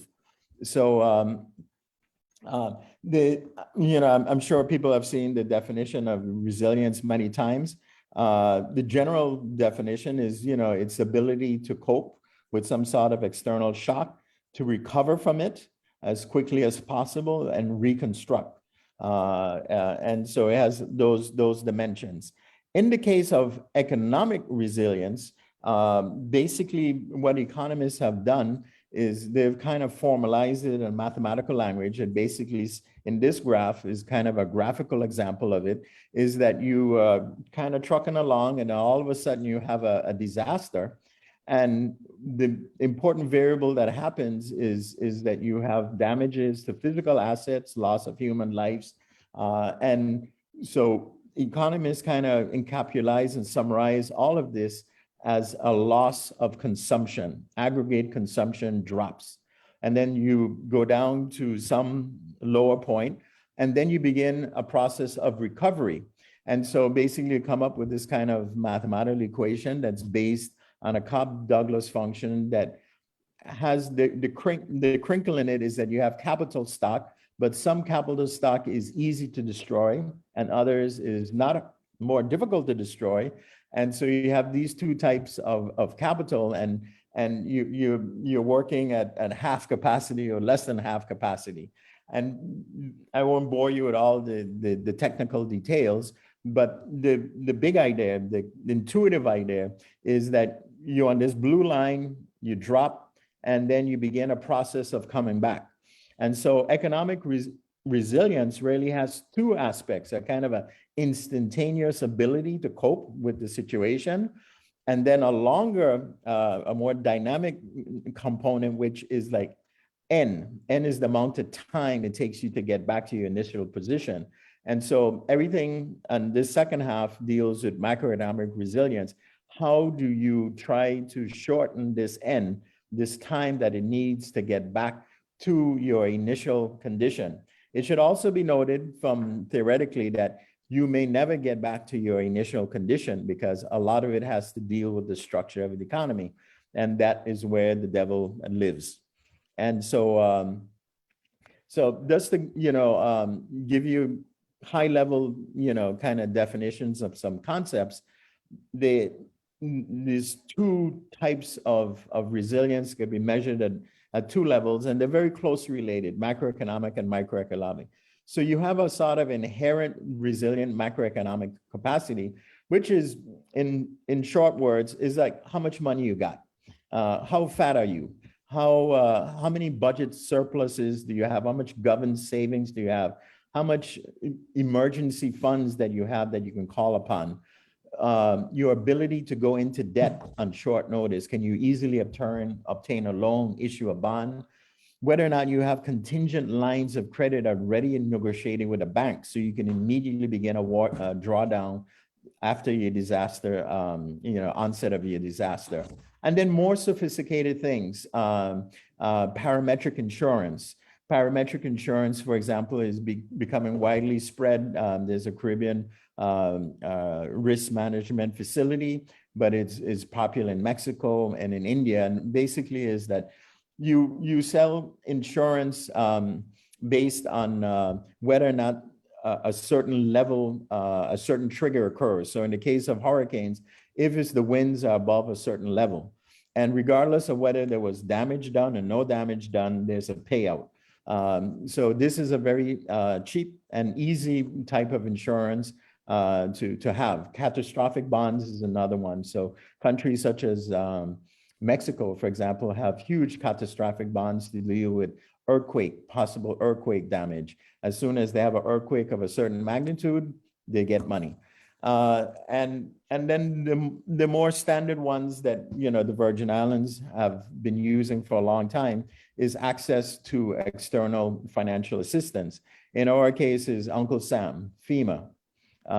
Something bad happens, money starts flowing from FEMA. And the other one is reciprocity agreements. So basically you depend on pre-signed arrangements with other entities to come to your rescue. So in practice, this exists with our public utility, which has signed reciprocity agreements with various other utilities in the mainland to send men and equipment to help out with recovery. Then at the microeconomic level is basically how well are your households and your businesses, what capacity they have to deal with this disaster. So for businesses, is how much inventory do you have? Obviously, if you have more inventory and your ports are cut off, you can, stay in business longer, serve the community. How much excess capacity you have to produce, substitutability between different types of goods and services that exist in the community, and the ability, how your transport link, how robust is it? How well or how easy is it to get supplies from other places into the affected region? Whether or not businesses have what they call business interruption insurance, which can help them get back on their feet quickly. Whether or not businesses have kind of like pre-existing plans of how to deal with a crisis, whether they have data backup, whether they have ways of securing very vital assets from damage, how they plan to even assist their most vulnerable workers, take care of their workers. For households, what evacuation plans you may have in the case of, flooding or earthquake. Household ability to pre-stock water, food, medicines. Again, how much money does the household have? How much savings do they have? Can they pre-stock gasoline, purchase a generator, etc. And then the dynamic one, which is something that's not really thought of a lot, but I like to kind of raise and address here, is basically your ability to improvise on your feet, your capacity to go beyond what you think is possible in terms of conservation measures, like how long can you go without electricity, water, a functioning critical system, kind of like an X factor. And this to me is probably the more important one, is how do you change the way you do business? How do you come up with new contractual arrangements in order to be more agile, but still have integrity in, say, procurement systems in the midst of a recovery process, because you need to get moving quickly. So how quickly can you change systems or adapt? And for the business sector is basically how can you reorient your whole business delivery model or your production model on short notice to produce in a kind of a post-disaster situation. So basically, just to kind of put it back all together, my economists have come up with this kind of resilience measure, and it's basically how can you minimize the change in K? Delta K is the loss of capital, assets, and the change in C is your loss in consumption. So how can you minimize that? And there's two big determinants. One is, you assume that interest rate is fixed and you have decreasing returns to capital, is 1 over alpha, which is your instantaneous ability to be resilient. And that is how well you can reduce exposure of your people and your assets, reduce exposure and vulnerability of your people and your assets. And then the other one is basically the rho, which is the one that we are most interested as economists from the macroeconomic ability, is your ability to recover and reconstruct quickly. And so if you go back to that first chart where, I told you N is very important. N is the amount of time that it needs for you to go from the disaster throughout back to initial condition. So that N is your kind of inherent capacity in your society, your economy, to shorten that N, make that N as short as possible. So now if we dig down on the N, this is the dynamic resilience that economists like to focus on, is basically to translate it into common words, street talk. What influences and controlled ends depends on the capacity of your construction sector. The flexibility of your economy to mobilize resources of reconstruction, basically to get workers from outside and get them into the construction center to begin the rebuilding process as quick as possible. Your third is your ability to access the resources that you need. And in the first phases, you always think about skilled workers and materials reconstruction. And then the fourth one, which is the one I think we haven't focused a lot on, is basically the financial strength of your private sector, your households, your business firms, and their ability to access financial resources of reconstructions through own savings, through insurance claims, through credit. I think in the case of the Virgin Islands, this is probably our weakest area. And then lastly is the financial strength of the public sector and its ability to mobilize and access resources in order to reconstruct. Now, turning to the third point in my agenda is basically how does the VI kind of match up? Well, first, how is the VI dealing of stands when it to try to minimize N, the time to return to initial conditions? Well, our construction sector is very small and it has very peculiar characteristics that puts us in a disadvantage. Firstly, we have about 2,200, 2,500 people in our construction sector. The expertise in our construction sector is mostly in masonry construction, not necessarily in large scale metal structure buildings or very complicated infrastructure. We have very few civil engineers, very few architects. if I stand corrected, I think that the Department of Public Works is less than 15 civil engineers when we probably need more like 30 or 40. We have very few licensed and bonded construction firms. And our workers are mostly migrants from the Eastern Caribbean or Dominican Republic, Haiti. And they may not have the highest or the most comprehensive set of skills. And so unfortunately, many people in our society look down on construction work. They see it as hard, physically demanding, dangerous, low paying, and they don't go into it. Where we really do need highly skilled people in the construction center. We need a lot of civil engineers, for example. We also, the mobilization from bringing in construction workers from the state is fraught with difficulties. It takes a lot of time to get here, for them to get the equipment to mobilize. Our insularity increases transportation costs to a high extent. Fourth, we have a lot of underinsurance here. And, you know, frankly, insurance is rather unaffordable. I personally speaking, I was quoted for a full comprehensive insurance package that includes wind and earthquake. It would be $17,000 per year for the home that I live in. So it's astronomical.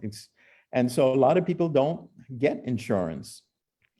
And the other big issue has to do with our economic structure. We have medium incomes that are 30K range, and we have a high level of income inequality. And disasters affect the poor more than the well-off.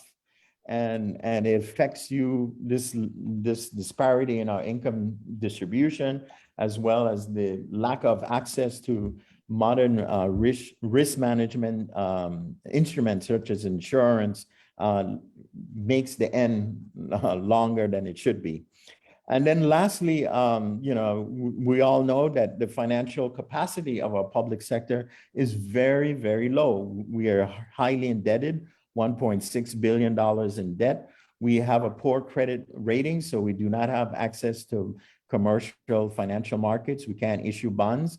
We have no parametric insurance, no cat bonds. We have a minuscule rainy day fund that was just basically started being funded over the last 2 years. And end result, we are wholly dependent on Uncle Sam. We are wholly dependent on federal resources to help us confront whatever natural disasters that may come up. We don't even have the ability many times to upfront money and then wait for reimbursement from the federal government.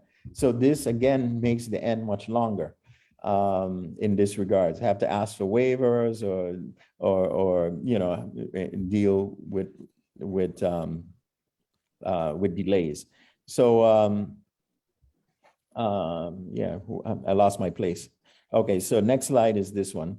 Yeah, so a common sense or common person's measure of economic resilience, and this is the one, we don't have a lot of data. We live in a very data poor world to say, you know, come up with the data to specify those equations I saw before, the type of capital we have and all that kind of stuff. We don't have it. But kind of layman's rule of thumb, you can look at the time needed to return to pre-employment, pre-disaster employment levels, the time needed to get back to pre-disaster GDP levels, and absorptive capacity, which is the time needed to disperse external financial assistance. So the shorter the time, the better. And it's very important to compare yourself to other jurisdictions that, you know, suffer similar disaster events. So basically, how does the VI stack up? Our economic resilience is very low. And thus, you know, 3 quick measures. After Hurricane Marilyn, it took 6 years. Hurricane Marilyn occurred in 1995. It took 6 years for employment levels to get back to the 1995 levels. Irma and Maria, When we started recovery in 2018, 2019, the recovery was very strong in the Virgin Islands. But when you compare it to Puerto Rico, we do not look good at all. Puerto Rico jumped back in all types of employment, and especially in our head-to-head category, which was hospitality and leisure. And so the reason why our employment level did not bounce back into that is that, quite frankly, is that Puerto Rico was able to rebuild and reopen its large hotel properties. We were not. We still have, about 4 or 5 properties that are closed. And the largest property, Frenchman Reef, 450-bed facility, has a large employment. It has a big chunk of employment it represented in that regard. So that's just to give you an example. The corona pandemic is ongoing. Our employment's certainly not back to the March 2020 levels, where we were moving there. The question is, how long will it take to get back to that pre-pandemic level? It's too early to hazard a guess. And now, this is my last slide, is what do we do? What should we do? What we should really be focusing on. So I think a lot of our focus to date has just been on the physical infrastructure of rebuilding things that obviously we need, the schools, getting the electrical distribution system back up, trying to harden the electrical utility from future events. But I think there's a lot of challenges that we need to think way beyond that, and really need to galvanize policymakers that you got to pay attention to this. And so many of these things were kind of raised in Jeff Isama's presentation about systems thinking. So this is basically systems thinking in a linear list on one spreadsheet, but it's the same idea. Everything is interconnected. And if you start making progress on these things that look very soft and very high level, it helps, it helps reduces the end to recovery. So quickly, planning, land use, economic data gathering, surveillance, monitoring, evaluation, capacity, forecasting. You got to know where you are, in order to see if you're gaining muscle mass, strength. And we don't even have that. We don't even know the size of our structural deficit. So we know that hurricanes worsen things like that, but we need to know it. Hardening of infrastructure, that's ongoing. Conservation, we cannot underestimate the environmental services. And so we need healthy mangrove, reef barriers, reforestation to prevent erosion, etc., landslides or prunes to landslides. The public sector reform, that is something essential to improve the efficiency and effectiveness of the system. This will go a long way in reducing the speed, improve the speed of procurement, awarding, project quality supervision to reduce that end. And a biggest one, in my opinion, is that you got to grow the economy, generate more money, more revenue, put more money in households, get more better paying jobs. And so you really need to diversify the economic base of the economy. Our bread and butter is the tourism industry. Hospitality and leisure, unfortunately, is a low paying sector. There are not many middle-class salaries you can find, especially in the lower ranks of the industry, maybe the managers and the chefs, but the wait staff, the chambermaids, those are not middle-class salaries. That doesn't give you enough money to have a buffer to deal with household crises as they come up. And other big point is the fiscal house has to be put in order. You have to increase buffers all across the board. You got to get back a credit rating. You have to kind of reduce these structural deficits. you have to try to work towards getting some sort of surpluses, even though they may be very, very far off in the future. You have to right size, government expenditures versus tax revenue activities. You cannot focus on just raising indirect taxes that are very repressive. And so the EDC incentive programs need to be looked at to see how you can, get more money from more actors in the sector in this regard. And the last item, which I would really say, is that we got to kind of like get to the best practices and know what's going on in the rest of the world. We are living in a world of climate change. We're going to have more and more severe and frequent weather events. And so we really do need to kind of look at some of the new alternatives, risk management techniques, such as parametric insurance, contingent lines of credit, and hedging. So hedging, for example, will help a great deal for the public utility if you can hedge your heavy oil that you're dependent on, or even your natural gas. So, and this would help, with the financial solvency and strength of the utility. So all these things have to be made. So you need to get to a point where your basic economy is strong, your public institutions are strong. And so when, you get bad weather, when you get hit by a hurricane or a tsunami, you can deal with it. But if you have a rickety house and then you get hit with an external shock, things just get a lot worse. So this, if you're in a bad situation in blue weather, it just gets worse when it's stormy times. So I end there, and look forward to comments and questions, clarifications. But we do have a lot to do. And I hope that this helps, focus the conversation on some of the high order things that we may lose when we just focus on the short term, which is getting food out, water out, getting electricity back turned on, fixing the roads, fixing the ports. We got to think about these activities that takes years, but in the long run will improve our economic resiliency. Thank you very much for your attention. Thank you very much, Dr. Wenner, for those points. Greg? Yeah, no. Go ahead. No Yeah. questions? No, I was a question from Greg. Oh, yes. No, I have a question. Thank you, Dr. Wenner, for your presentation. I have a question for you. When you were talking about economic dynamicism, it's sort of dynamism. It sort of reminded me a little bit of some of the discussion we had about infrastructure this morning, which was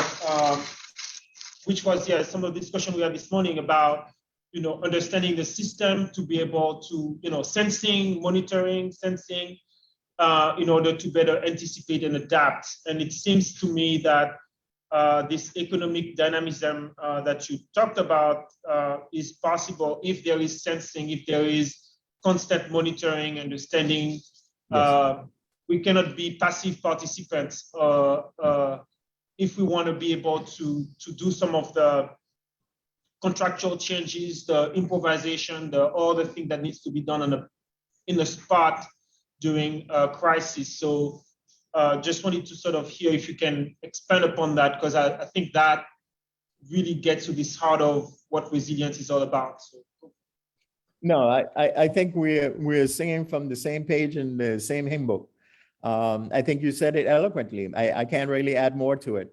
I would just give you some example from my international experience of how I've worked in about 33 different countries, and some of the simple things is the economic monitoring data and surveillance is so critical, and it could translate into helping out. Say, for example, when you do get hit, and then you have to do emergency procurements. And so basically, if you have a database that monitors how your contractors are performing their jobs, and regular mill things.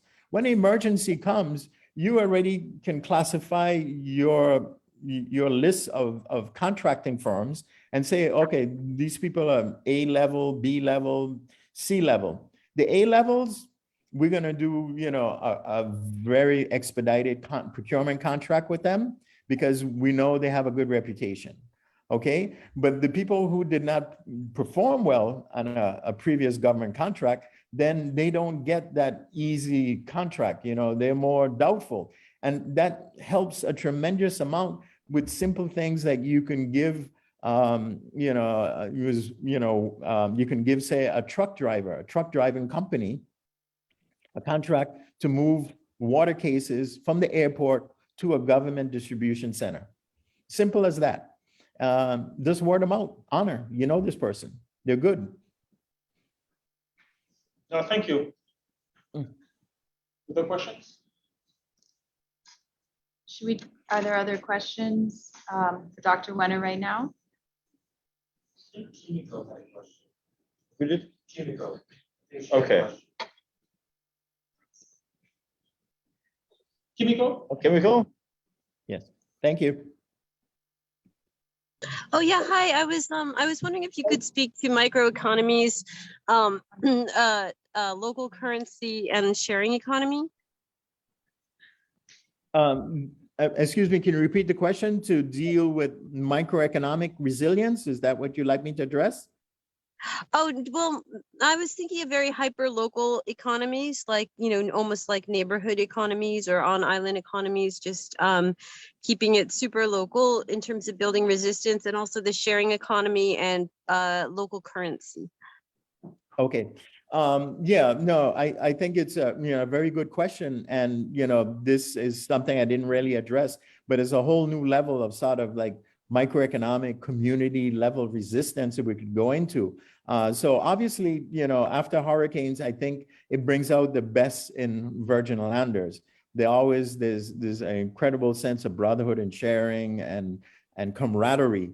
And even like, in my neighborhood here in Friedenhoi, after the Irma Maria hurricane, there was a particular family here, the Phillips family, and they ran a soup kitchen for everyone in the neighborhood. And so about 40 or 50 people would gather in their yard every night and cook and eat.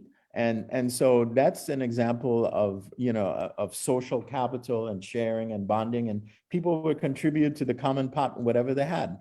But I think, at a higher level, what we can do in order to build, a kind of like a more modular or community-based resilience would be, for example, if we really were to promote microgrids, if we had houses interconnected and they all were producing from solar panels. And so when the whole system goes down, you would still be able to have little pockets as long as the solar panel wasn't damaged, and you could, and the line between your house and your neighbor's house was still intact. At least you can have a little bit more of these microgrids that are working. So that would be an example of a project that we could try to promote that would, improve resilience in this electricity sector by promoting more microgrids and allowing people to share energy after the big distribution system may be damaged in an event.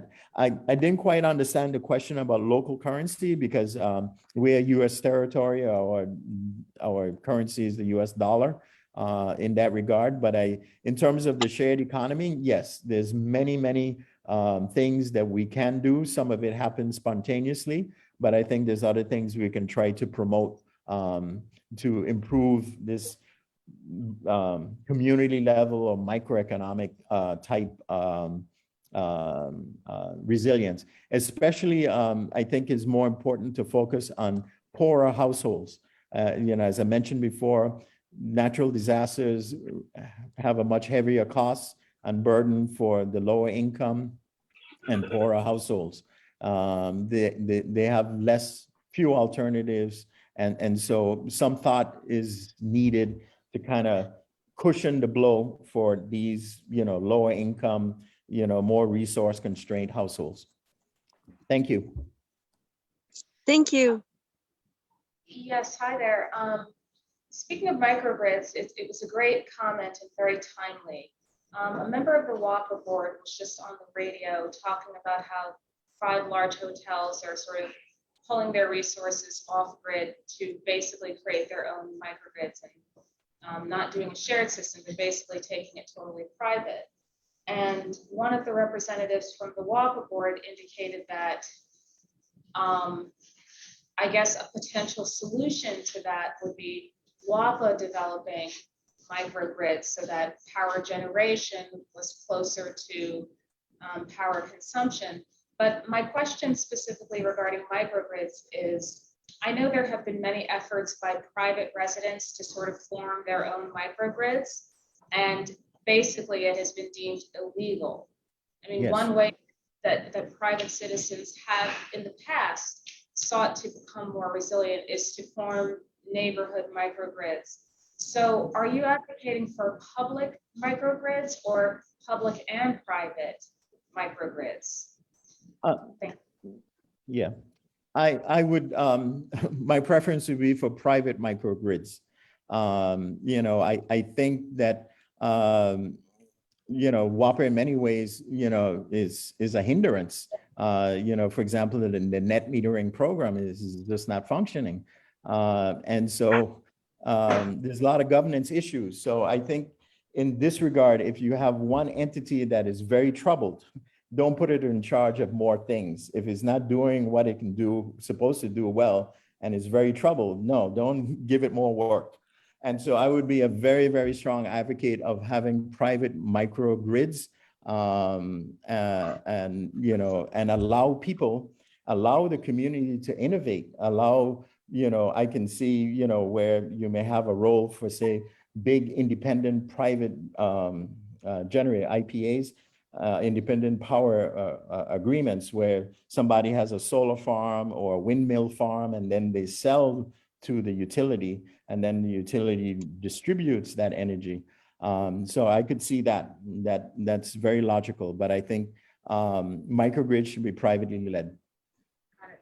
And just quickly, last I checked, it wasn't legal. So do you know what the legality is now, and then what the process? That's what I'm saying. You know, it's there needs to be reform in this area, you know, regulatory legal reform to permit these types of local initiatives and innovation in the system. Where I live, for example, here in Friedenhöhe, one of my neighbors has created a windmill from found parts.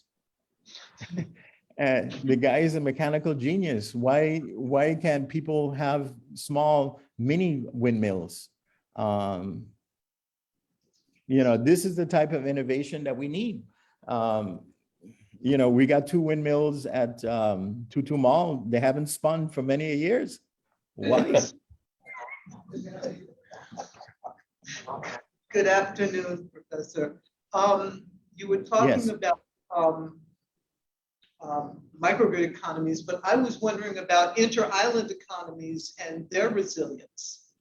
Because it seems when you have a disaster and you have a disruption, that means that there are a lot of people who are here in the Virgin Islands who are immigrants who are not making transfer payments to their families back home.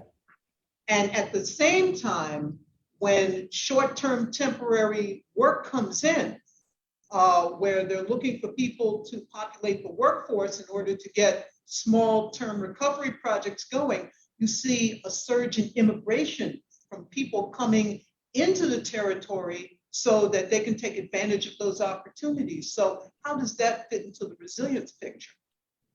Yeah, well, that's a really tough question. In terms of the one that with the interruption of remittances, you know, I really don't have an answer for that one. That is something that commonly happens. And so I don't really have, you know, a pat answer for that one. I would have to think more about it. But in terms of, you know, as I mentioned in my remarks, the construction sector, for example, here, we basically, our construction sector is too small for all the tasks that need to be done in the aftermath of a natural disaster, the rebuilding task, is more than the capacity that we have locally. So I think that we can't reject people from coming from abroad, we need them, in that regard. So hopefully the people, augment and not displace the local contracting force in that regard. I do see some problems though, in the senses that, we must be honest, we have an informal economy, and so a lot of requirements, maybe you must be a licensed contractor in order to do that, and people may not have the proper certification and licensure, but they are skills traits people, but they just haven't gotten around to getting their paper. So that might be an issue of we may have to kind of focus on of workforce development. Basically, if you had a guy who is a journeyman electrician and he's got 5 years, work experience, but he still doesn't have, his paperwork, is to try to come up and, he's long-term resident, try to come up with some program outreach to get these people there to sit for their tests and, certify them. So you don't have that problem of them maybe being excluded from some federally or government funded program that requires that you must be, quote, meet some requirements, and then they get excluded for that reason. Thank you very much. So we're running short on time, and this has been a great discussion, Dr. Wenner, and I appreciate Thank you. the oversight. It's a short question, but it's probably a tough one. I mean, given your expertise in economics and economies, and we know that without economic resilience, all the other types of resilience that we've made reference to is really undermined by our inability to actually fund those initiatives. If you had to prioritize 1, 2, or 3 things, given what you presented today, if we were to tackle 1, 2, or 3 different items to really start strengthening our economic base and our economic capacity, what would they be? That's hard. I would say the top 2, I would say, is that we just need better governance, period. 2 is that we need to get our fiscal affairs in order. I think money runs things. If you don't have a credit rating, if you don't have money in the bank, if you're not seen as creditworthy, all of these very fancy risk management techniques, I laid out, people are not going to touch you. For example, you can't hedge if you don't have a good credit rating. You can't get a contingent line of credit from a bank pre-approved, say, for X million of dollars if you are not creditworthy. If you don't have some kind of emergency money hanging around that you could prepay a lot of the stuff before FEMA comes in, and then FEMA reimburses you, that increases your N tremendously. Right. So I would say those are the top 2 things, is that we have to be more efficient, more effective in public and financial management, more efficiency at all levels of the public sector. And 2 is that we just need more money. And in order to get more money, we have to manage our affairs better and get fiscal balances. All right. Well, thank you. Thank you. Yeah.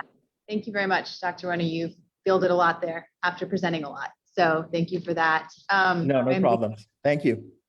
Thanks.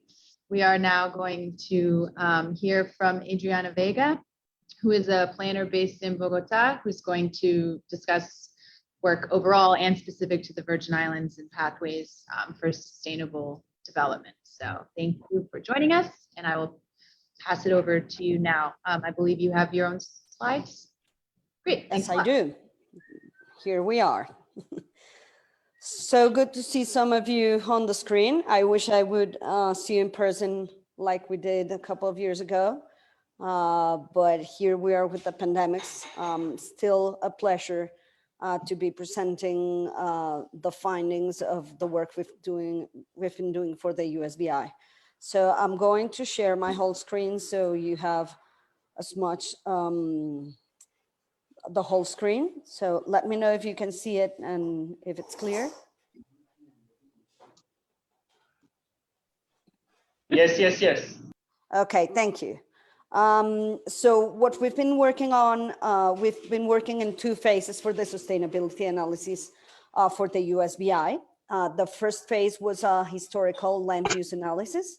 And the second one is we have prepared future land use and development scenarios. So we are going to see a little bit of the historical land use, but we're going to focus on the scenarios results for today.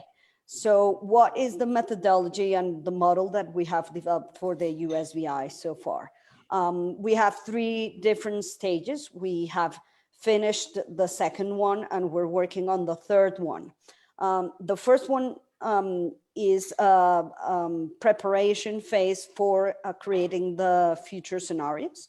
So we selected variables that were relevant for what the future development of the US Virgin Islands could be.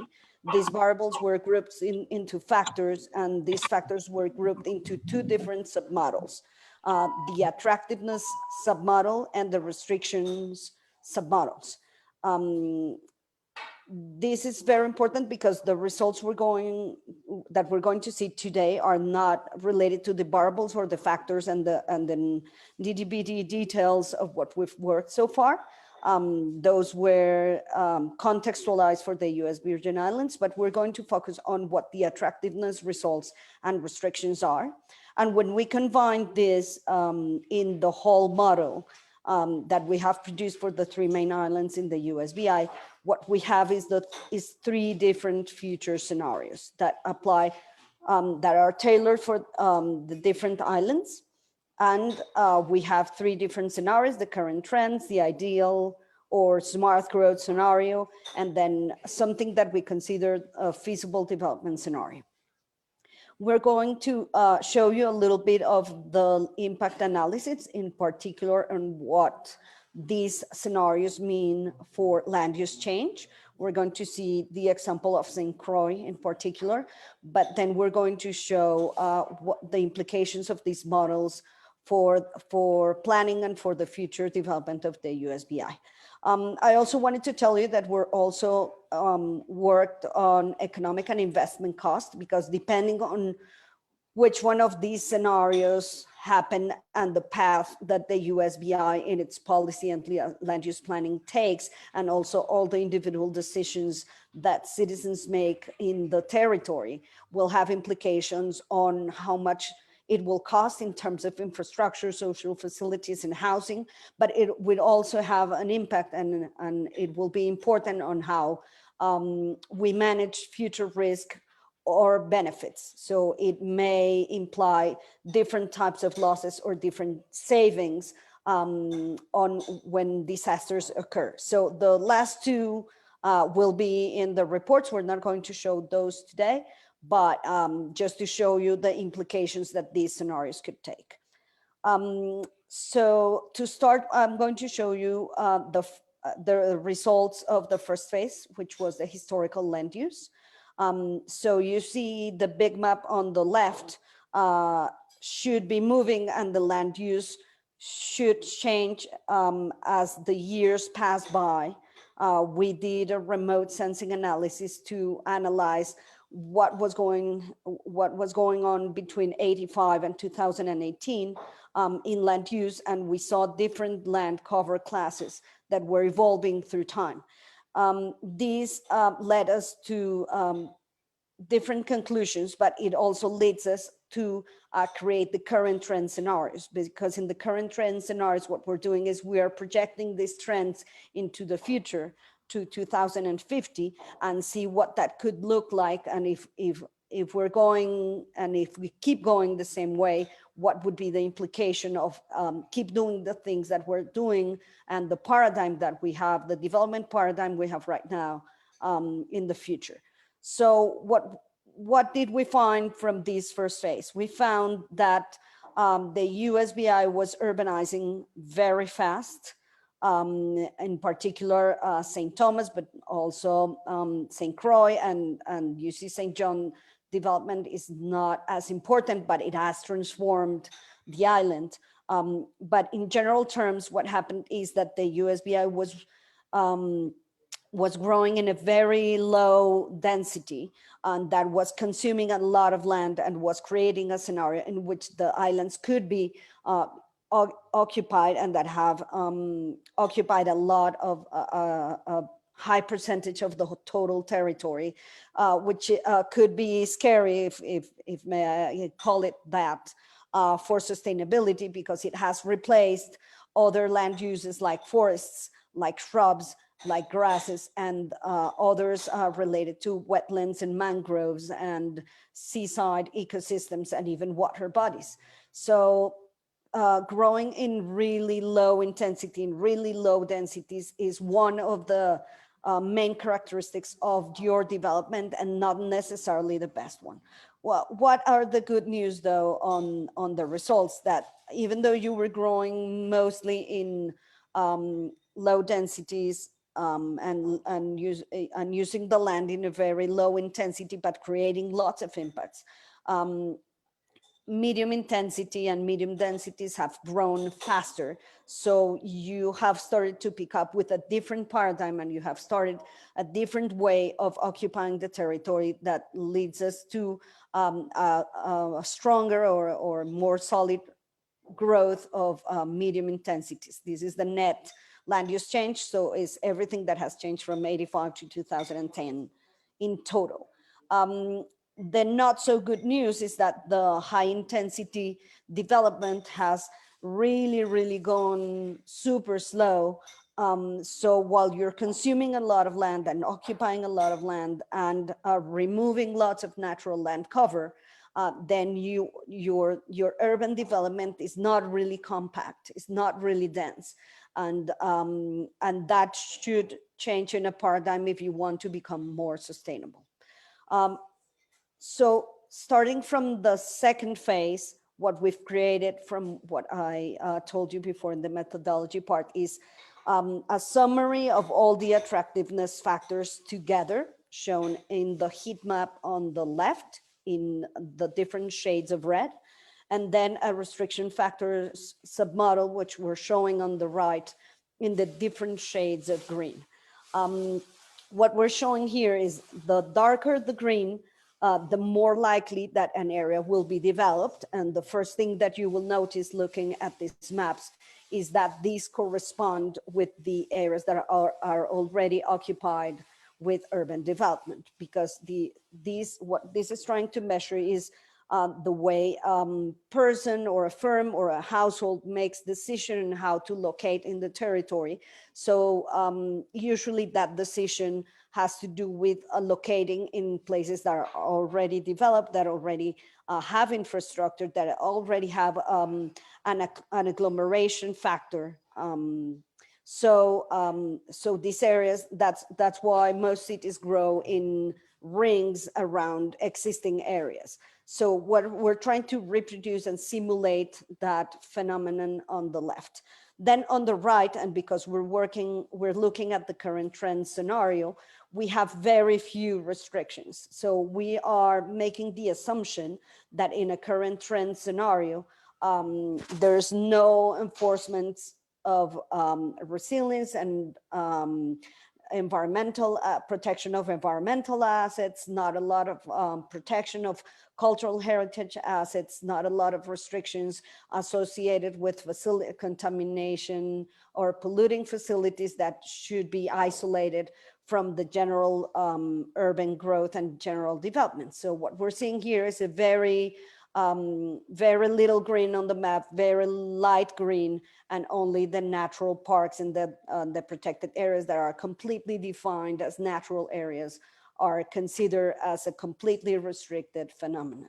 So when we combine these two, what happens is we get a future scenario that if we keep going the trends that we saw in the historical analysis, what we're going to have is the potential expansion of development in all of the orange areas through time and up to 2050, and therefore we'll have very little room for environmental assets, for restrictions associated to hazard and risk, to cultural heritage, to natural-based ecosystem solutions, climate change adaptation, because what could happen is that the islands will be mostly occupied. And of course, this is a scenario that in which we are showing the current trends in the most difficult way possible. And this is probably not what is going to happen, but it's just showing you a possibility, a potential that the current trend scenario may have. With this, we jump to the ideal scenario, which is the total opposite. What if we could preserve, protect all of the environmental assets, all of the areas associated to hazards and risk? What if we could preserve all of the environmental and cultural heritage value? And what if we were super strict and could enforce, and everyone would actually abide to regulations that protect all areas in the territory that may contribute to resilience and sustainability? And what if we combine this with the current trends that we already have on the attractiveness model? We would have a model, a result ideal scenario like this. And then of course, this is ideal and probably unreachable, but we're showing the other side of the spectrum in which natural parks actually remove areas that have been developed on it, ridges and forested areas actually are preserved and even go back to levels that we have in the 80s or the 90s. And we actually restore all environmental access and all environmental assets, and restore all areas that should be not developed for hazards. What we know is that, and this is why we call this the ideal, is that some of those areas are already occupied, and it would create problems and would be definitely not implementable, not reachable. So we jump into creating a feasible scenario that combines the two previous scenarios and tries to find a way of creating a more sustainable scenario, but a feasible scenario that allows the forces of economic agglomeration, the forces of optimizing existing infrastructure in the territory. So it could be developed in a better way, but some of the things that are already developed are maintained and are not changed, even though they were not the best decision in the past. But leaving the past unless is too dangerous for people and too critical for assets and exposure. So when we combine these two, and you see the differences between these restriction factors submodel, which is not so strict and is not super, everything is completely restricted as it was in the previous scenario. So what we get when we combine these two scenarios is more shades between the dark red and more shades between the dark green. And in this case, the dark green will be areas that should not be developed, that should be preserved, or even some of them would need to be intervened to restore the adaptation capacity, to implement hazard mitigation measures, to create areas for natural-based solutions or climate change adaptation-based, ecosystem-based measures that could happen in the territory. But you see that along the very dark green comes lighter and lighter and lighter greens. These lighter and lighter greens show us different possibilities for regulation that do not restrict development completely, but allow for certain development, but under regulations and conditions. Those regulations and conditions are planning recommendations that allow to preserve key areas of the territory, but also allow for development. So in this case, for example, if you look at St. Thomas, you see where development and densification should be promoted, where most investment in infrastructure to promote and make real estate bloom and create are restricted or delimited, defined in certain areas and not in the whole territory.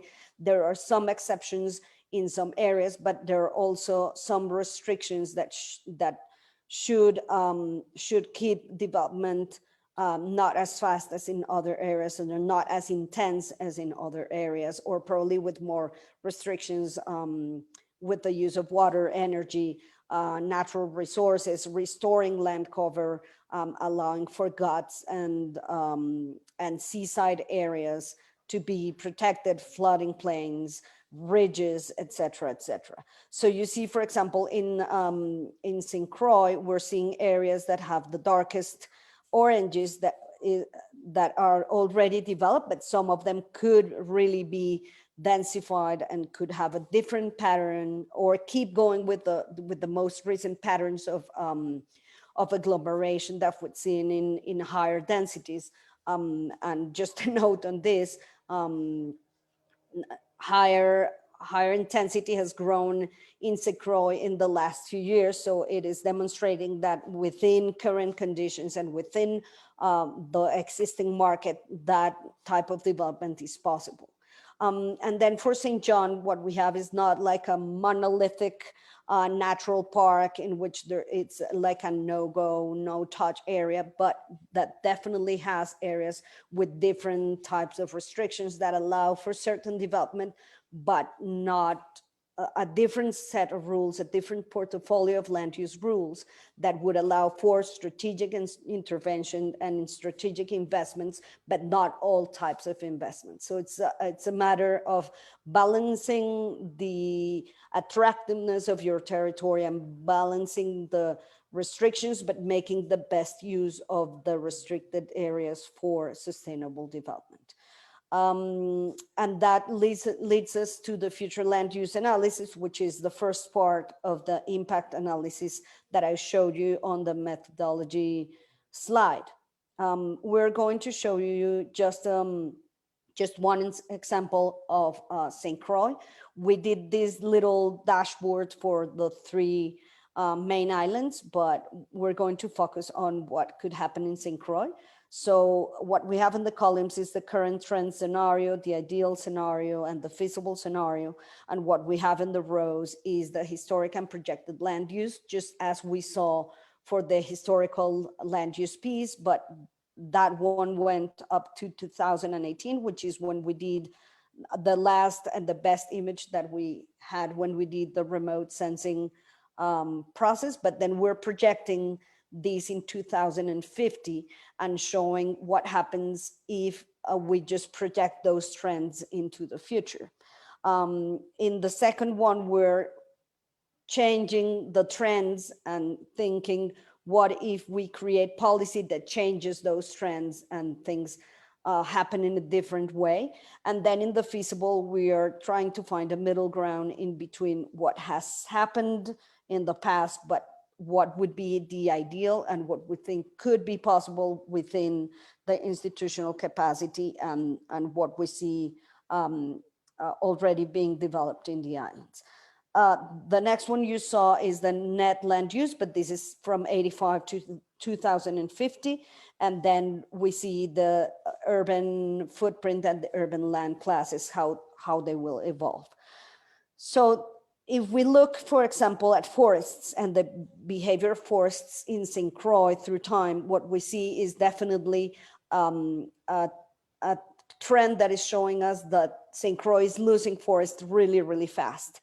And if we keep going that way, by 2050, probably St. Croix will be losing more than 12,000 acres of forest, but also losing other ecosystems such as shrubs and grasslands and wetlands and mangroves and and seaside features.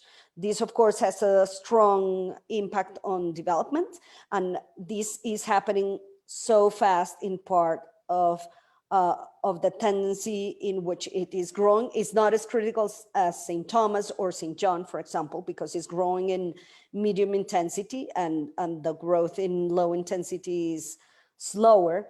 However, this means that the urban footprint could grow up to 36,000 acres, meaning almost two-thirds of the islands would be occupied with urbanization by 2050. And of course, this pattern is not sustainable, but it is the way St. Croix is going. This scenario is way more critical for St. Thomas, which is already occupying a lot of its land.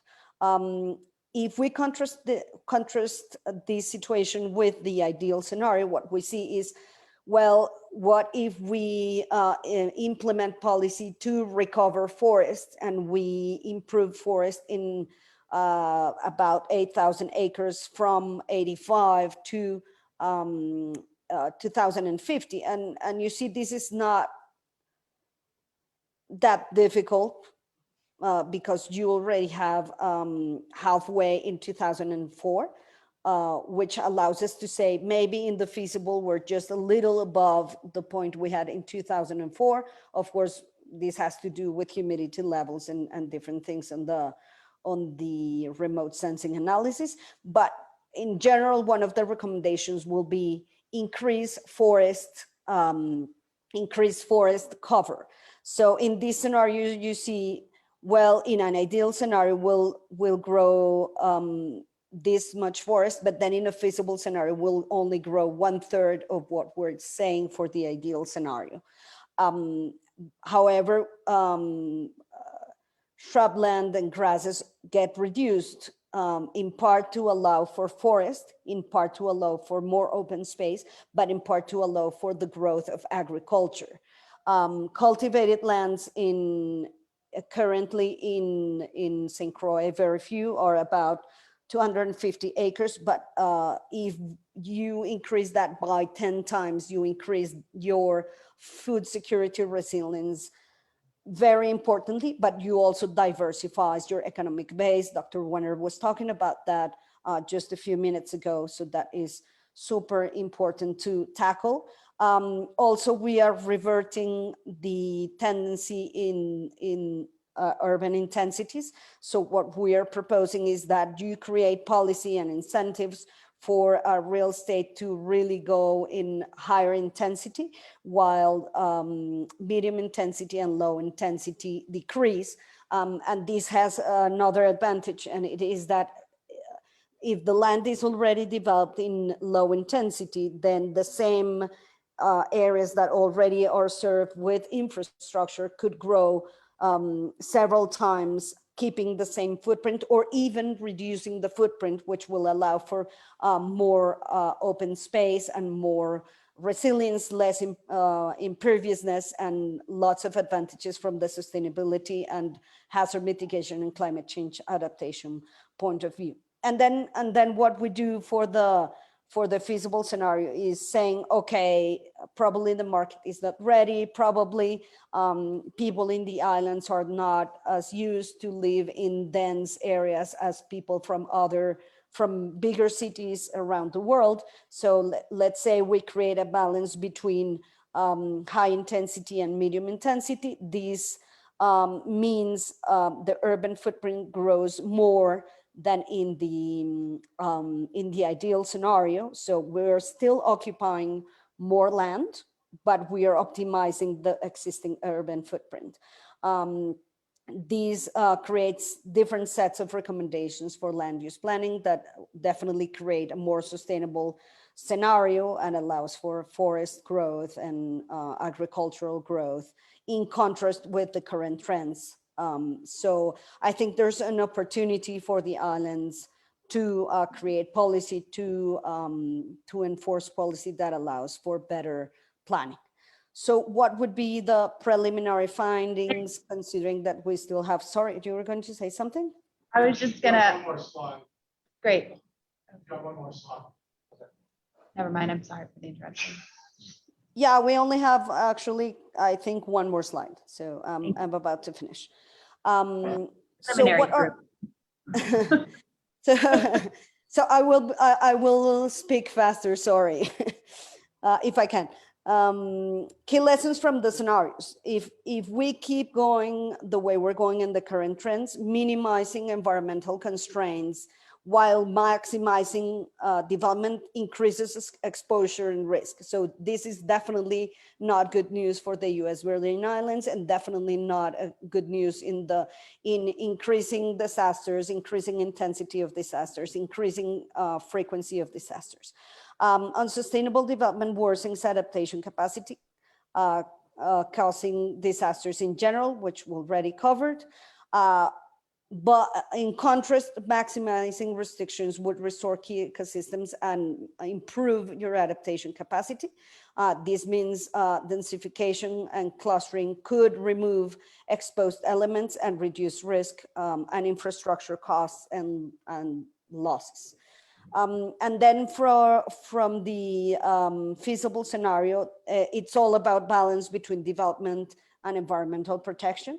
But creating this balance, which does not exist today, the current trends has shown us the USVI has not been doing this, means development rules needs to be strengthened and enforced, and institutions should improve their capacity for developing all these tools and enforcing all these rules.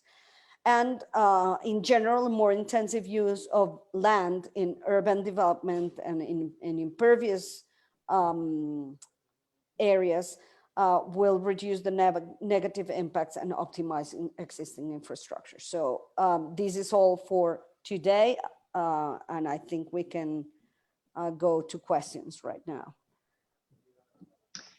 We're Thank about you. to finish. Yeah, thank you very much for that. I think there's definitely stuff in the chat to talk about, and we'll open it up for questions. I just wanted to summarize what I think were really important takeaways from that, which are that just the concept of, I mean, we have names that these are 3 separate small islands with limited space. So I just really appreciated your the consistent through line of like managing space better where it's already been developed. I think we do have a problem maybe incentivizing redevelopment or reusing spaces that have been used before, and strategizing the maintenance of like virgin land and forest land like that. So I think that was a really good point and pretty poignant for the way that the territory is moving to study land at land unit scale, like watersheds, and then the islands more comprehensively soon. So thanks very much. Dave Alderson, if we could hear from you, please. I know you've got some thoughts and feedback. Thanks, Adriana. Hey, thank you so much. So really interesting presentation, Dr. Vega. I have a quick question about your analysis, and I'm sorry if I missed this. Can you talk about the extent to which your analysis is tied to population projections? So we've seen, the trends are not necessarily growing. There's actually been a decline recently in population. How do the different scenarios incorporate population? And of course, what I'm thinking about is the way that critical infrastructures are provisioned to support that distributed population as things sort of grow and evolve over time. Thank you for the question. Thank you so much, David. That's key, and sorry I didn't explain it. I was trying to go as fast as I could. So what we are making a combination of current trends and land use projections with population projections. So we have 2 very different trends. If you look at land use and development, what you see is an important increase of developable land, either high, medium, or low intensity, right? And that has nothing to do with population. It has to do with economic development, and it has to do with second homes, and it has to do with touristic development, and it has to do with lots of things that are not related to demographic projections. On the other hand, we have demographic projections, and we just got the information from the 2020 census, right? That is going down. Actually, the whole territory is going down by 18%.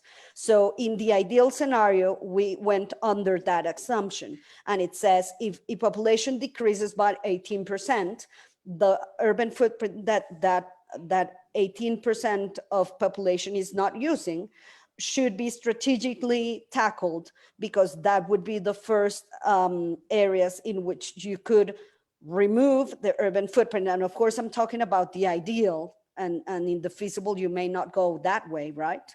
But you could remove areas that are so critical and exposure is so critical that you could restore ecosystems, that you could restore areas that should be just pure hydrological regulation, should be forests, should be landslide protected areas, should be ridges protection. So yes, the short answer is yes, we are taking into account population projections for both the ideal and the feasible. So the numbers are associated with that. But in the current trends, we're saying in the USVI islands, it doesn't necessarily matter how the population is growing. What matters is all the pressure that you have from the economic development, and that creates a trend in which if you keep going that trend, you're going to consume, quote unquote, all of your land, and your population is not going to have a resilient territory. So if you want to work for your population, you need to find a balance between the two, because you also need the economic development. You can just close the door and leave it that way, right? But just you have an advantage compared to other places in the world working on adaptation to climate change and risk mitigation, which is your population is decreasing. So it will be easier for you to cluster development and to densify areas. Whereas in some places, in particular in the not so developed world, where population is increasing and urbanization is growing so fast that you have both phenomena occurring at the same time. So I think that answers your question. Yes, thank you very much. Okay, thank you. Thank you. That was it, and I think that's still a very good point to close that out on. So thank you, Adriana, very much again. Chris Hale, I just wondered if you had some thoughts to weigh in on this panel. Good afternoon. Can you guys hear me? Yeah, yes. Thank you. Hi, guys. I have been wanting to jump in. This past two presentations, I think, really intersects nicely with the work that my team did. I don't know, I think we're a little behind schedule, so I don't want to hog any more time. I do have slides, but I wanted to share that, building off of some of those recommendations that Dr. Wenner presented earlier, I was really excited to see that there was a suggestion to focus on monitoring and evaluation. And then, of course, hearing from you, Dr. Vega, with your scenarios is really exciting. I can't wait to hear or read more about that when that data is more available, or if it is already, I don't know. But the work we did was look at ecosystem services in relationship to those land use changes, right? So that model you showed of it changing from 1985 to 2018, we kind of took static pictures of that here at Texas A&M University, Corpus Christi, and we wanted to look at, given that there's changes in land use and land cover over time, how are those ecosystem services changing? And knowing how those services are changing, I think you mentioned cultural heritage. Obviously there's many other services that our healthy ecosystems can provide. But given that those are changing, how do we make decisions going forward? Also considering those scenarios, how do we move forward? And so my team spent some time with the communities this past summer. We had some workshops. Some of you here today probably participated in them and have seen some of the models that I've got to share with you all. I don't know if I have the ability to share screen. I do. You do. Okay, great. Let me share it real quick. And while you're doing that, Chris, can you just briefly define ecosystem services? Yeah, very generally speaking, they're the benefits we receive, that humans receive from the environment, from things like forests, coral reefs, etc. And our task was to focus on the ridge to reef, right? From top of the island to the bottom of the ocean. But that's a really huge area to cover, right? And so our task 2 was also to identify some of the more important habitats that make up that whole ridge to reef ecosystem, and then from there identify the services that they provide. And so what I'm showing here is just a real general overview of this sort of system. We've been hearing and talking about systems the past 2 days. There's another depiction of a system here, but how these habitats in the ridge to reef flow together, right? So we know that from the ridge to reef structure, we've got biophysical functionality, we've got ecological functionality, and those deliver certain services. And they're not all listed here, but just to give us a general idea, how do those ecosystem services become human well-being? How are they connected to our well-being in the islands specifically? Also, given that the culture of each island is different, the habitats of each island is different, and we've been talking a lot about the 3 islands, but of course we've got Water Island as well. They're all very different from each other, but how do we make decisions from a territorial perspective, knowing and understanding those differences are at play here? And so I won't spend time too much digging in these because you just saw those from Adriana's presentation here, but given these land use changes, that means we have change in well-being over time. And so we spent some time with subject matter experts. We conducted interviews with them. We pulled from those interviews to help direct our research and what habitats we should focus on, what services we should focus on. We also produced ridge to reef profiles. You heard from Christopher McDonald earlier today. He focused more on farming and fisheries, I believe. And so we did address a little bit of that in our work, but we also looked at some sort of non-managed habitats and resources as well in our overall profile. So we wanted to give a sort of status of these habitats in our final report.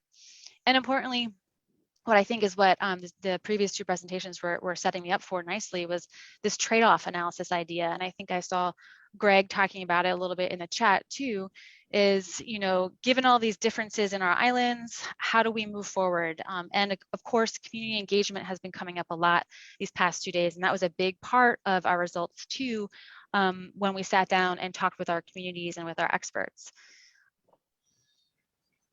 So some of the key themes from our experts, again, the community engagement piece, we sat down and methodically coded all of the conversations that we had. And you can see some of these key points that our experts made. Some examples of what they were telling us here was that above all, attitudes, perceptions, and behavior have a huge influence on, of course, how we manage our resources. One quote here is, people have opportunities to get involved, but there is a disconnect. There's inconsistent attention to projects that are legally approved. There is typically a snowballing effect. Outrage on one issue leads to outrage on other issues that occurred under the radar. People tend to care intensely for a short amount of time, but then give up. So how do we make people care and see connections to the ecosystems? So I thought that was a really good example of what we've been talking about over the past 2 days here. And again, that's just one example of the conversations that we were having with our experts as it pertains to community engagement, since it was a major theme that came or arose out of those conversations. But again, you can see here the key themes on the left side. So we dug deeper on some of those issues and threats that were also a key theme. And in particular, of course, because of our ecosystem services approach, we wanted to understand the issues and threats as they relate to habitats and land use. And of course, we heard a lot of discussion about development, but we wanted to know where. And so wetlands, forests, coral reefs, guts and watersheds, freshwater, harvest, sort of, again, fishing and farming, beaches and paved services were the most common land uses and habitats that our experts were pointing to when we were talking about resilience and hazard mitigation. So we pulled from that in order to do our profiles. Again, these expert interviews were setting us up to focus in on some of these habitats. And I say that just because I know that this is a very high level. It doesn't get in very specific to different sub forest habitats and other areas. These are very high level images that one of our teammates pulled together. And again, I won't spend too much time on here, but we wanted to get at what these ecosystem services were and how they've changed. And very generally speaking, you know, of course, with forests, they sequester carbon, they mitigate effects of climate change, they prevent soil erosion and sediment runoff. They're a major habitat for a lot of animals. But we know we can quantify actually that there's been a 20% decrease in forest cover. And again, that was explained very nicely in Dr. Vega's presentation too, through her land use and land cover change over time. And so we access that data to talk about this in our workshops with our communities this summer, and that's also included in our reports. But it's important to note that with that decrease, of course, the extent and quality of local forests has decreased. And so of course, that means the services they provide are decreasing. And, you know, depending on which scenario we want to point to, that's going to continue. We did the same for guts, for wetlands, and for coral reefs. And so again, I won't spend too much time since we're behind, but I really do want to point to the ecosystem service logic model because it's a really good framework within the theme of systems. And we use this in our workshops this summer to present to our participants this idea of trade-offs. And again, because of COVID, we weren't able to visit in person with our communities there, but if we had, we would have done sort of some choice experiments and other traditional trade-off analysis workshops. So instead, we held virtual workshops, and we presented this framework as a way to think about the change in the system. So here is just the basic idea that on the left here, you've got our management action. And because we're talking about natural resources and ecosystems, we asked our participants to think about something like habitat restoration. And when a community goes in and restores a habitat in the system, then there's changes to the ecology, of course, again, the functional ecology, the physical shape and structures of the ecosystem in question. And then that has influence on human activity. And when human activity changes, then there are certain socioeconomic outcomes that result. For example, if you do a salt pond restoration project, there are implications for the salt pond quality, which then affects wildlife populations, and of course, then recreational changes, and that results in different cultural value outcomes, such as changes in knowledge or changes in sense of place, traditional and local ecological knowledge, etc. So this is a very simple logic chain as example, but that again plugs into a much more complex system. And so we presented this to the community workshops. And, you know, again, this is an example using salt marsh restoration, but there's a lot of things going on and interacting here all at once. Okay, so it makes the whole picture a lot more difficult to understand. And then you're left at the end of the day with, you know, how do I measure this? How do I measure the change?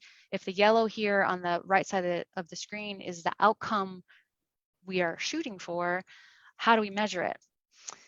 Well, here in the Gulf of Mexico, we also have suffered through a lot of disasters. My town was, you know, landfall for Hurricane Harvey. We're still recovering here as well. Of course, Deepwater Horizon oil spill, a lot of disaster risk and disaster experience. And out of that has come a lot of focus on how to monitor change. And we found through some of those disasters that we are also lacking in data. And we're not really great at measuring some of these socioeconomic outcomes. But we did, as part of another project, create some guidance using this logic model framework. And if you're interested, I can send you the link to this, but these are some metrics, such a screen snapshot of metrics associated with habitat restoration. For example, you've got, you can measure the socioeconomic outcome of cultural values, and you do that by measuring the number of people with additional knowledge of habitat effects. et cetera. And so there's also protocols associated with how to do that. This is one result of a Gulf-based project using this ecosystem service logic model approach. And so we shared this with our communities, and I think once we worked through that, we asked them to rank, right? To rate and rank their desired socioeconomic outcomes of restoration in the Virgin Islands. And we did this per island, St. Thomas, St. John, and St. Croix. And what was really interesting is that despite the differences between those three islands, the results of how they ranked the outcomes of restoration were almost exactly the same. And the most desired outcome was that of human health. So that's a very broad category type of a socioeconomic outcome, but folks were very interested in understanding how to do restoration projects and how to measure them so that we reach these human health outcomes. And I think that's a really important finding, one finding of this work, because it's something that we can all come together around as we plan how to go forward and how to monitor these projects so that we are motivated and inspired, again, using the term someone used earlier, one island, one VI approach to work towards a shared mission. And again, this was just one exercise in 3 workshops. It does not represent the entire territory and their interests, and it definitely doesn't represent individual or community level interests. It's the results of a workshop. But if this were to be done at a territory scale, perhaps we could drive change based on the interests of these socioeconomic outcomes related to restoration, because that's where the rubber meets the road when we're talking about ecosystem services and the connections between the social, cultural, behavioral aspects of these systems and the larger rich reef ecosystem. I'll stop there. I do have more slides, but again, I know we're behind time. Thanks a lot, Chris. I think just something that you were just saying that speaks to something we were talking about, well, yesterday, but all of this, which is the role of like location and understanding the incredible complexity of, it's one thing to understand where a problem is manifesting itself and who's impacted and that.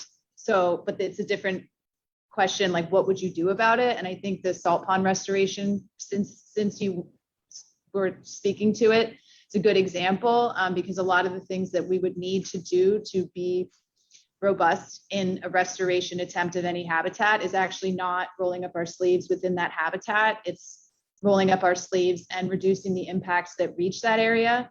But as you go further away from that area, salt ponds are already protected in the VI code. And so like they're sort of an easy site-specific area to be restored there. But if that's actually not the reason that they're not doing well, is not because we need to plant more stuff, we just need to like fix the hydrology. That gets, again, we're not giving up, but that gets very time consuming. We have to understand who owns the land where that stressor is coming from, what's the condition of that land, what's the willingness to participate, what's the level of understanding and who's involved. And I just think that, I think for unpacking for people attending here today, like those are some of the things that management has to unpack when trying to restore anything is what are the site-specific conditions that we want to improve, but a lot of times answering what we would do about it grows the place we would need to make an improvement to a different geographic pinpoint or more than a pinpoint. And so I like, you know, I just think that's an interesting nuance that has been brought up, and it affects like where we, to Adriana's work, like where would we want to protect stuff like upper ridges that have impacts down below. Those are all things that we are looking at directly by making watershed management plans. We're breaking up the Virgin Islands. We are using what has already been naturally designated as the watershed areas, the land subbasins, to look at what's happening within them and where the sources of those problems are. That's just step one, because the next few steps that we'll work with ODR and VITEMA to try and get, and Public Works and Waste Management Authority, it gets a lot more cooperative and collaborative planning and characterizing and understanding what we'd like differently feels like an excruciating step to do, but it's actually only like just barely the tip of what we need to do to manifest the change that I think all wanted to see. So I just wanted to, I mean, it still lends itself to everything you were saying, but I just wanted to make sure that's been getting back to some of this social systems, who's doing what around here to try and make improvements. It takes a village because it is the village that causes the stressor to begin with. So yeah, I just wanted to make that point. And I'm sure there's other points in the chat or other people would want to chime in with questions. Thanks everyone on the panel so far. I have one point. No, I can Greg, like myself. that's got it. Greg would like. Yes. What's that? What's that? Go ahead. No, I'm just changing the video. Just give me a second. But no, the point that I wanted to make. So thanks Adriana, and thanks Chris for your great presentations. There's 2 points that I wanted to make. The first one, Adriana, you talked about there's a change in the spotlight. Okay, so Adriana, you talked about the sort of business as usual or the sort of ideal scenario and stuff like that, and that was very interesting. The only thing I wanted to add was that the use of this term ideal is based on a series of values that you decided, and we might change that later in the final document, because ultimately, and that was one of the big takeaways of last year's workshop, which is that any discussion about sustainable development is the result of trade-offs and just different people coming to terms of how they want to use the resources. So we might want to revisit this concept of term of ideal, but I think the results were very interesting. And the other thing to sort of link Chris's presentation and Adriana's presentation is that ultimately, as we develop, and I think that was Dave's point, or I think that was his point. But anyway, I think it was Dave's point, which is ultimately, as we develop, we are having more assets. And the population decreases, but we still have more housing unit, more development, more runoff, more flooding, more assets to manage, more things that can break. And so this is a discussion that is very important for the territory in terms of how do we develop the land, how do we promote economic growth, and at the same time minimizing the additional thing, the additional burdens that we have, the additional pole that can break, the additional person. Because yesterday we talked about drivers of risk, and we talked about the fact that in the floodplain leave those most vulnerable. And Dr. Wenner said that the poor people, the most vulnerable people, have the hardest time, just in general. And now we are creating more and more and more sort of stress on them by developing all those higher level sort of regions. So I think there is these themes that just keep coming back about we need to integrate all of what we're doing and really think about what is our strategy? What is it that we value, going back to this ideal or not scenario, but think about the consequences that has on our ability to withstand or create more hazard for vulnerable populations. So just wanted to kind of, point that out, because I think those things, but those are hard questions too. Anyway. No, I'm. And I will move my stuff. No, it really is. I mean, and we see this, as we talk about having 7 billion people on the planet, the idea of growth, is that really a healthy direction? Or should we be focusing on progress or some other term that captures, whether it's the demographic shift we see here and the trade-offs, what is it that ideal? And those are, to Greg's point, highly value laden concepts, because we have been promoting growth. I mean, from the federal, international, all the way down to local, and yet what does that mean? And I think Smart Towns, the book and sort of philosophy behind that sort of captures that development isn't always, development and growth aren't necessarily positives unless it's managed and designed thoughtfully and strategically. And we are in this unique position with, a decreased population and a struggling economy. What is the smart direction or an intelligent direction that we might want to take? And we have to Greg's point, identify those values. I mean, we can call it whatever we want, but we better explain what that means so that people understand. If they disagree, come up with an alternative. But the reality is we do have some hard choices, financially, environmentally, and we have a lot of resources, funding potentially on the table to utilize to guide that direction where we go. But again, it comes back to that communication and engagement, because we need to hear from voices that have traditionally not been at the table. We also need to hear, from the people that have a great deal of influence, whether it's financial or in politics or what have you. But all of us need to be at the table, so to speak, to identify what is it that we share, what is it that we want, and then hopefully create a world that's a little more equitable, a little more fair, and a lot more sustainable. So I think we're due for a break. Okay. Dr. Wenner, our two panelists have their hands raised. Oh, I'm sorry. So Dr. Wenner, Kim's going to take a break. Dr. Wenner, we'd love to hear what you have to say. Took one earlier. Thank you. Yeah, no, it's not much. It's basically to reaffirm, what you guys are saying is that basically the field of economics for 35 years has been struggling to change to a better indicator of performance, one that's more integrative, that takes into account environmental services, human welfare, happiness, because our focus has just been on gross domestic product, gross national income, and highly inadequate and not appropriate for a time where basically we're living in climate change. The environment is screaming, and us, particularly as a small, island state that depends on marine resources, we have to value it. We have to have more of an environmental evaluation of everything and a sustainability metric, because GDP really doesn't mean anything.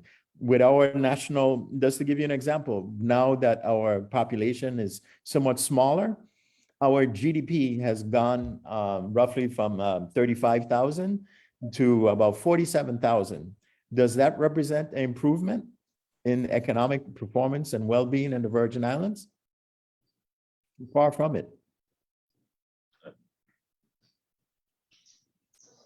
Somebody else in the chat? Yeah, or no, go ahead. Okay, so this is a question for the middle panelists. You mentioned in a hypothetical situation, you might want to restore a salt pond, but there are stressors upstream. So what I'm wondering about is what are the current solutions being employed, and are there any historical or international models of reference, say, where, I'm thinking like a first step would be an agreement. It's private land, that's an example, possibly an MOU with a landowner. But if you can't get an MOU, are there any examples where regions have exercised eminent domain because they've prioritized the need for, see what I'm getting at? Yeah.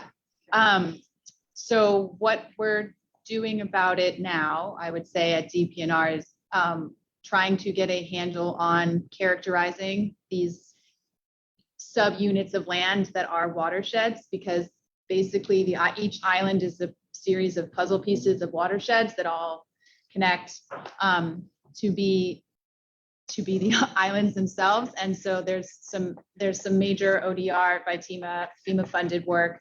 Specifically, step one would be characterize these subunits of land so that you're characterizing both what the problems are and what the stressors that lead to that problem are. And then keep going and keep up those collaborations and those partnerships and those plans, and take a look. Once you can characterize it, you say, what can we do? What's a priority to solve a problem? What is a priority because it's quickly feasible? So government land that can be focused on as areas for restoration. We have partners and contractors look specifically at land ownership so that we can, if there's things that we can do quickly because the government owns that land and we can get a partnership agreement or at least get people to the table quicker, we do that. But like, again, the first part is characterize what's going on. And again, not just what's going on at the site of an issue, but characterizing what's leading to that issue. That is the function of what we're going for in a watershed management plan, is characterizing the connectivity of what's going on from the upper areas to the lower areas, land class cover characterization, but also who's doing what there and what condition are those people in to do something differently. Is it already developed? And, you know, like there's been a lot of changes in certain places where we need to accept that that change has happened and maybe see that there won't be a hydrological fix if we don't undo something major. And then we go back to the table with our options and we meet with our partners who help work through what are the mechanisms, who can do what about drainage, public works, what can you know, like what matters to you, waste management and stormwater management, what matters to you, DPNR, managing natural resources, and VITEMA and ODR. Then we discuss and we say, here's what this looks like, here's what the options are, here's how easy, medium, or hard it would be to achieve this and that and the other.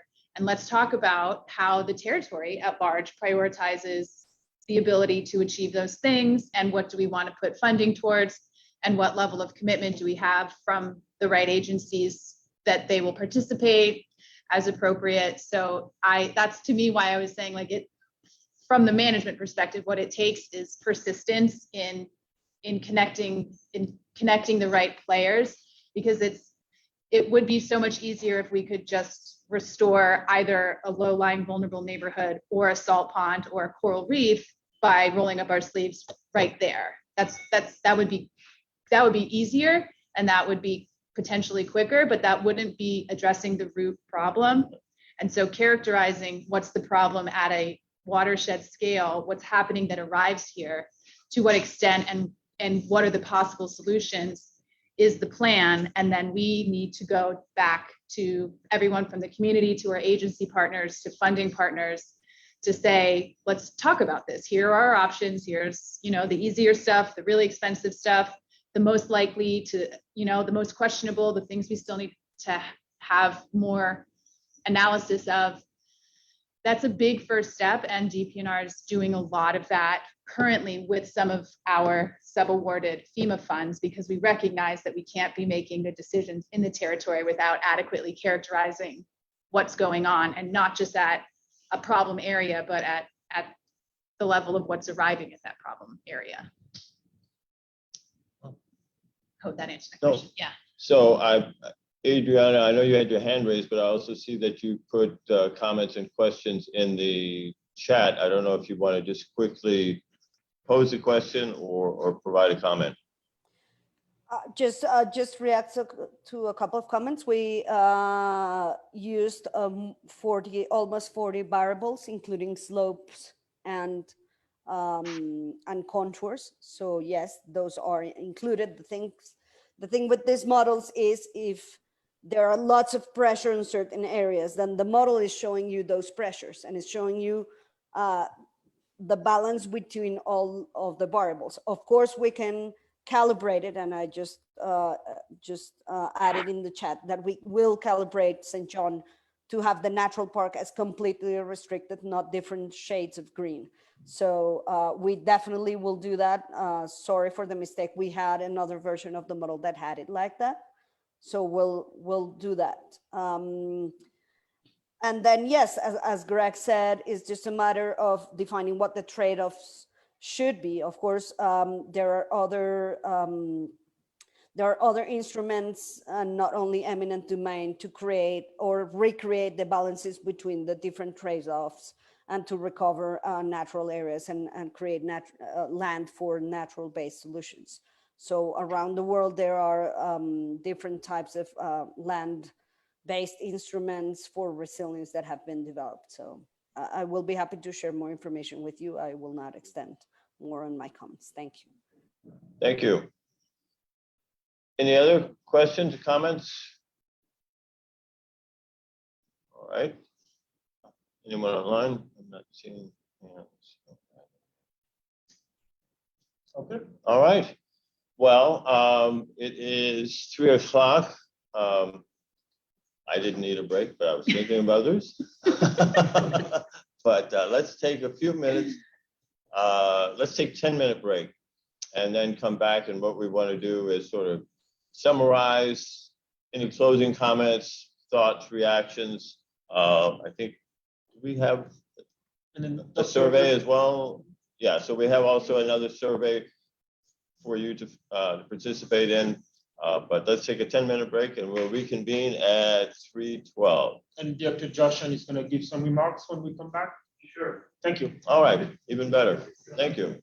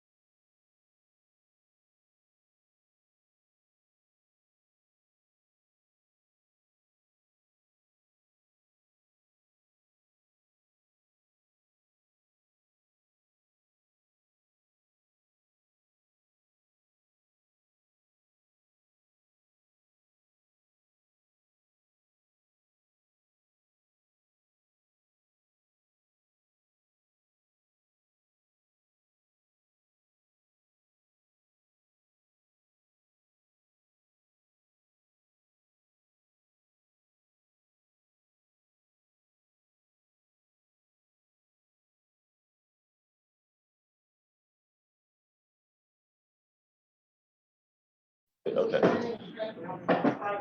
All right, everybody, we're back. We're winding down here. We just have a few more things to cover, but we are honored to have Vitima Director Jashin, who joined us here today, and he'd like to share a few comments and observations, and I'll turn it over to him for his thoughts. Thank you. Thanks, Kim, Greg, and everybody. Thank you for the opportunity to come spend some time with you today. I spent the last basically 45 minutes in the back listening and trying to absorb. I mean, this is a very distinguished group to begin with. You've been doing this quite a bit, and I love the enthusiasm. I love the analysis. I love the discussions that go forward. You know, as a director of the Emergency Management Agency by TMA, plus we work with ODR on recovery. This is fantastic opportunities. And of course, you know, the call to action, the next step that goes through it, what's so important, and the ability to have data to support applications, submissions for grants, awarding grants, management grants is what's so wonderful to have provided to you. Because if you talk to FEMA, you talk to the grant managers, you're like, well, give me the data, give me justification to go forward. So really from my opening comments, you know, I would say, you know, disasters bring opportunities. And is how you embrace those disasters, how you go forward. You know, seeing, you know, what happened in Louisiana constantly is a very frustrating environment to be down there, but you see opportunity comes out of there.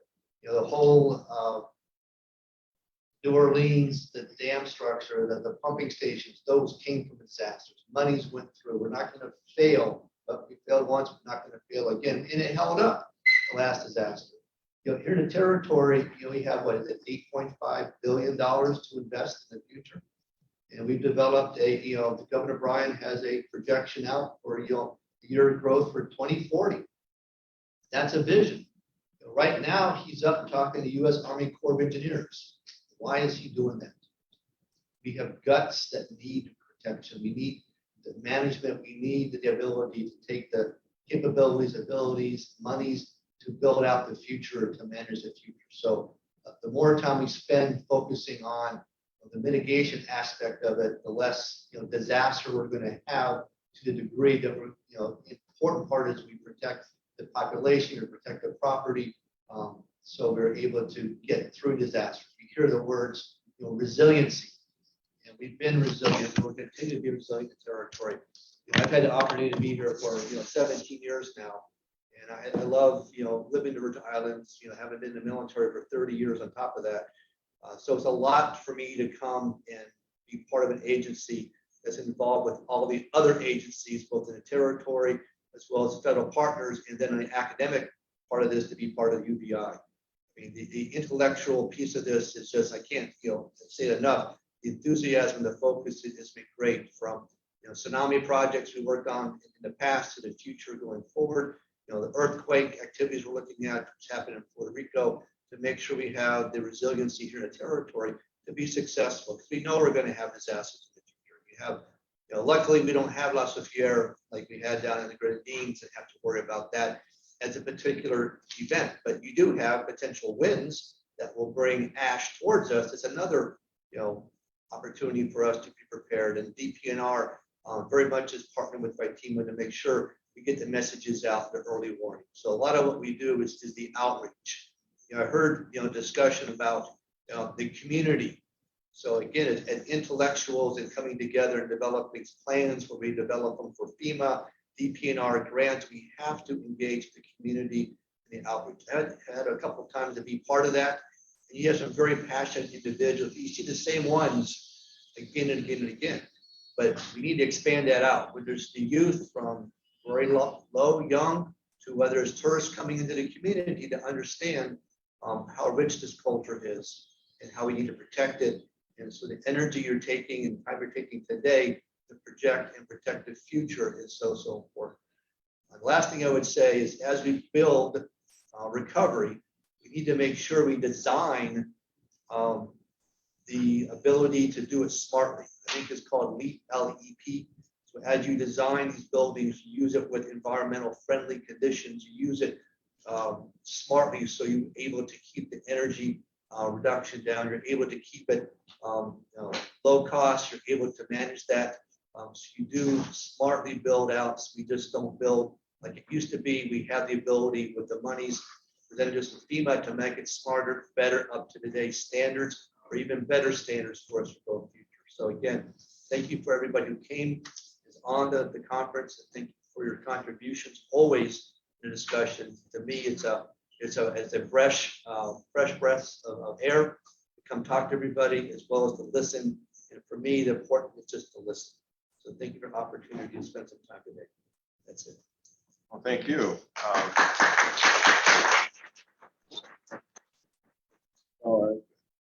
The relationship we have with Vitima and in this effort is absolutely essential. And we see you, as our champions within government to, take the analysis, the science-based information and take it to, help us get it to the agencies, especially those whose mission is tied to hazard mitigation, which frankly is all of them, but there are some more than others. But the idea is that with your help and your team's help, I think we can make inroads, because what we ultimately want is the opportunity to take these great ideas that come from the public, come from activities like this, as well as from the analysis from our colleagues from around the country and the world, and help inform the priorities and the decisions that need to be made.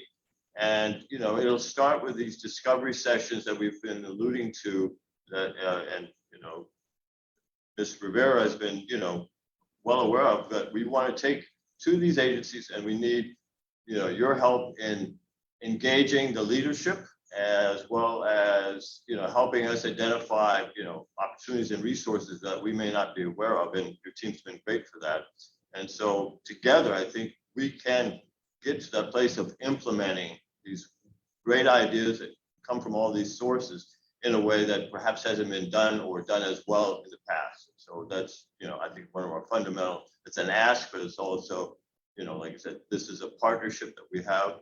And on behalf of the university, we're really excited to work with you to do these next steps, which are absolutely critical. Yeah. So, thanks, Kim. I think having a hazard mitigation officer like Graciela is phenomenal, and also having a deputy director of plans and preparedness, Regina Brown, is also incredible. So you have, my best group right here presented to you, talk about the future of what's going on. So you saw EMAT presentation, you saw the involvement. So you have definitely the endorsement from Vitima going forward with this, and the continued engagement definitely is going to be there. All right. Well, thank you. Thank you. Is there any questions or comments online? I don't know. I haven't tracked this. No, there was nothing. Okay. No, this is good. Okay. All right. So I just want to thank you again, Director Jashan. So we're going to close it. I'm just going to read out the result of the poll. So the question was the type of investments that would be the most effective to offset development-related risk. Imposing fine was the least favored choice. The biggest choice was to a aquatic mitigation project and grant. So basically, you cannot see the result? I thought it was share result. Okay.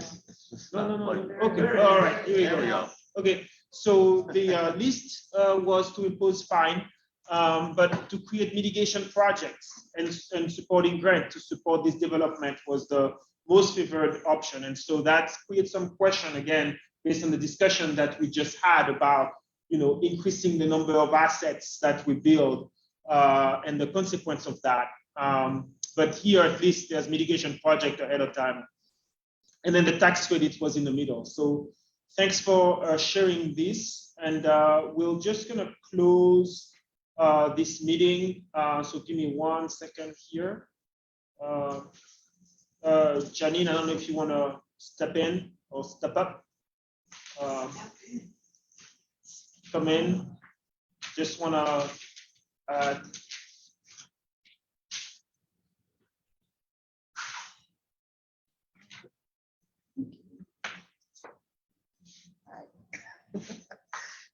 All right, well, once again, I'd like to thank everyone for joining our meetings. And I definitely want to just throw in that the discovery sessions, we talked about them a ton of different times. We plan on having these future consultations with, as a joint HMRP team with each of the agencies and within the sectors. We want to hear from you. We want to hear your ideas, your thoughts, and your challenges that you're experiencing that's preventing you from building resilience within your agency. So by you sharing what roadblocks currently exist in your world, what suggestions you may have to overcome these challenges, excuse me, and possibly who within your sector and or agency that can be assigned to help move some of these ideas and recommendations along. We want to be able to discover from you as an agency, as a sector, what it will take to get all these ideas and recommendations to be implemented. So I just wanted to put that back out there yet again, because you will be hearing from us in the very near future to set these things up. If you have if you want to volunteer to join any of our sessions, please go ahead and email us. You can send it through our website, resilientvi.org, and we will pick that up and reach out to you. So I just wanted to put that out there to make sure everybody remembers. Oh, great, thank you. So now, yeah, sure. I mean, Do we want, well, I think we're good. Yeah, I think we're we're okay. good. I think I wanted to share the sort of key messages, but I think we've driven them. We've driven driven them very home. hard. So I think you understand now the building blocks. Thank you, everyone.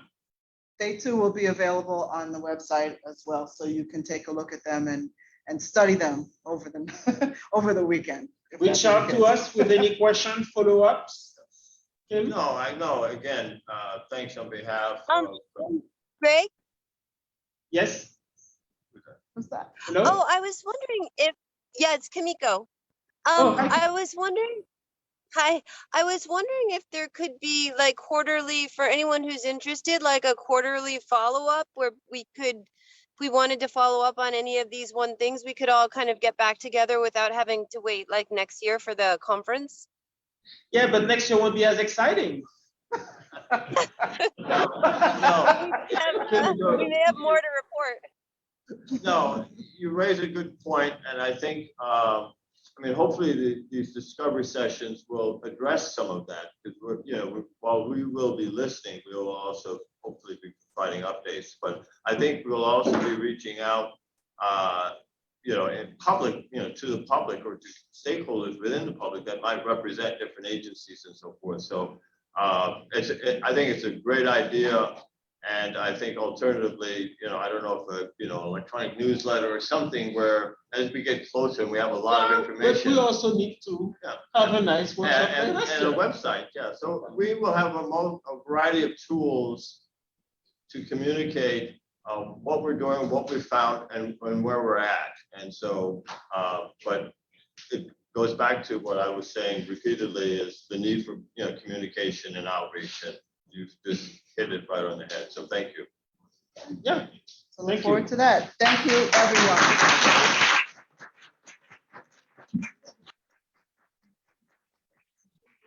Congratulations, everyone. It was fantastic, really. There's so much. Thank you. Thank you, Kimiko. Thank you for your support. Oh, Greg, this is Rachel. I just wanted to note some of these topics can be brought up in the quarterly watershed conference call.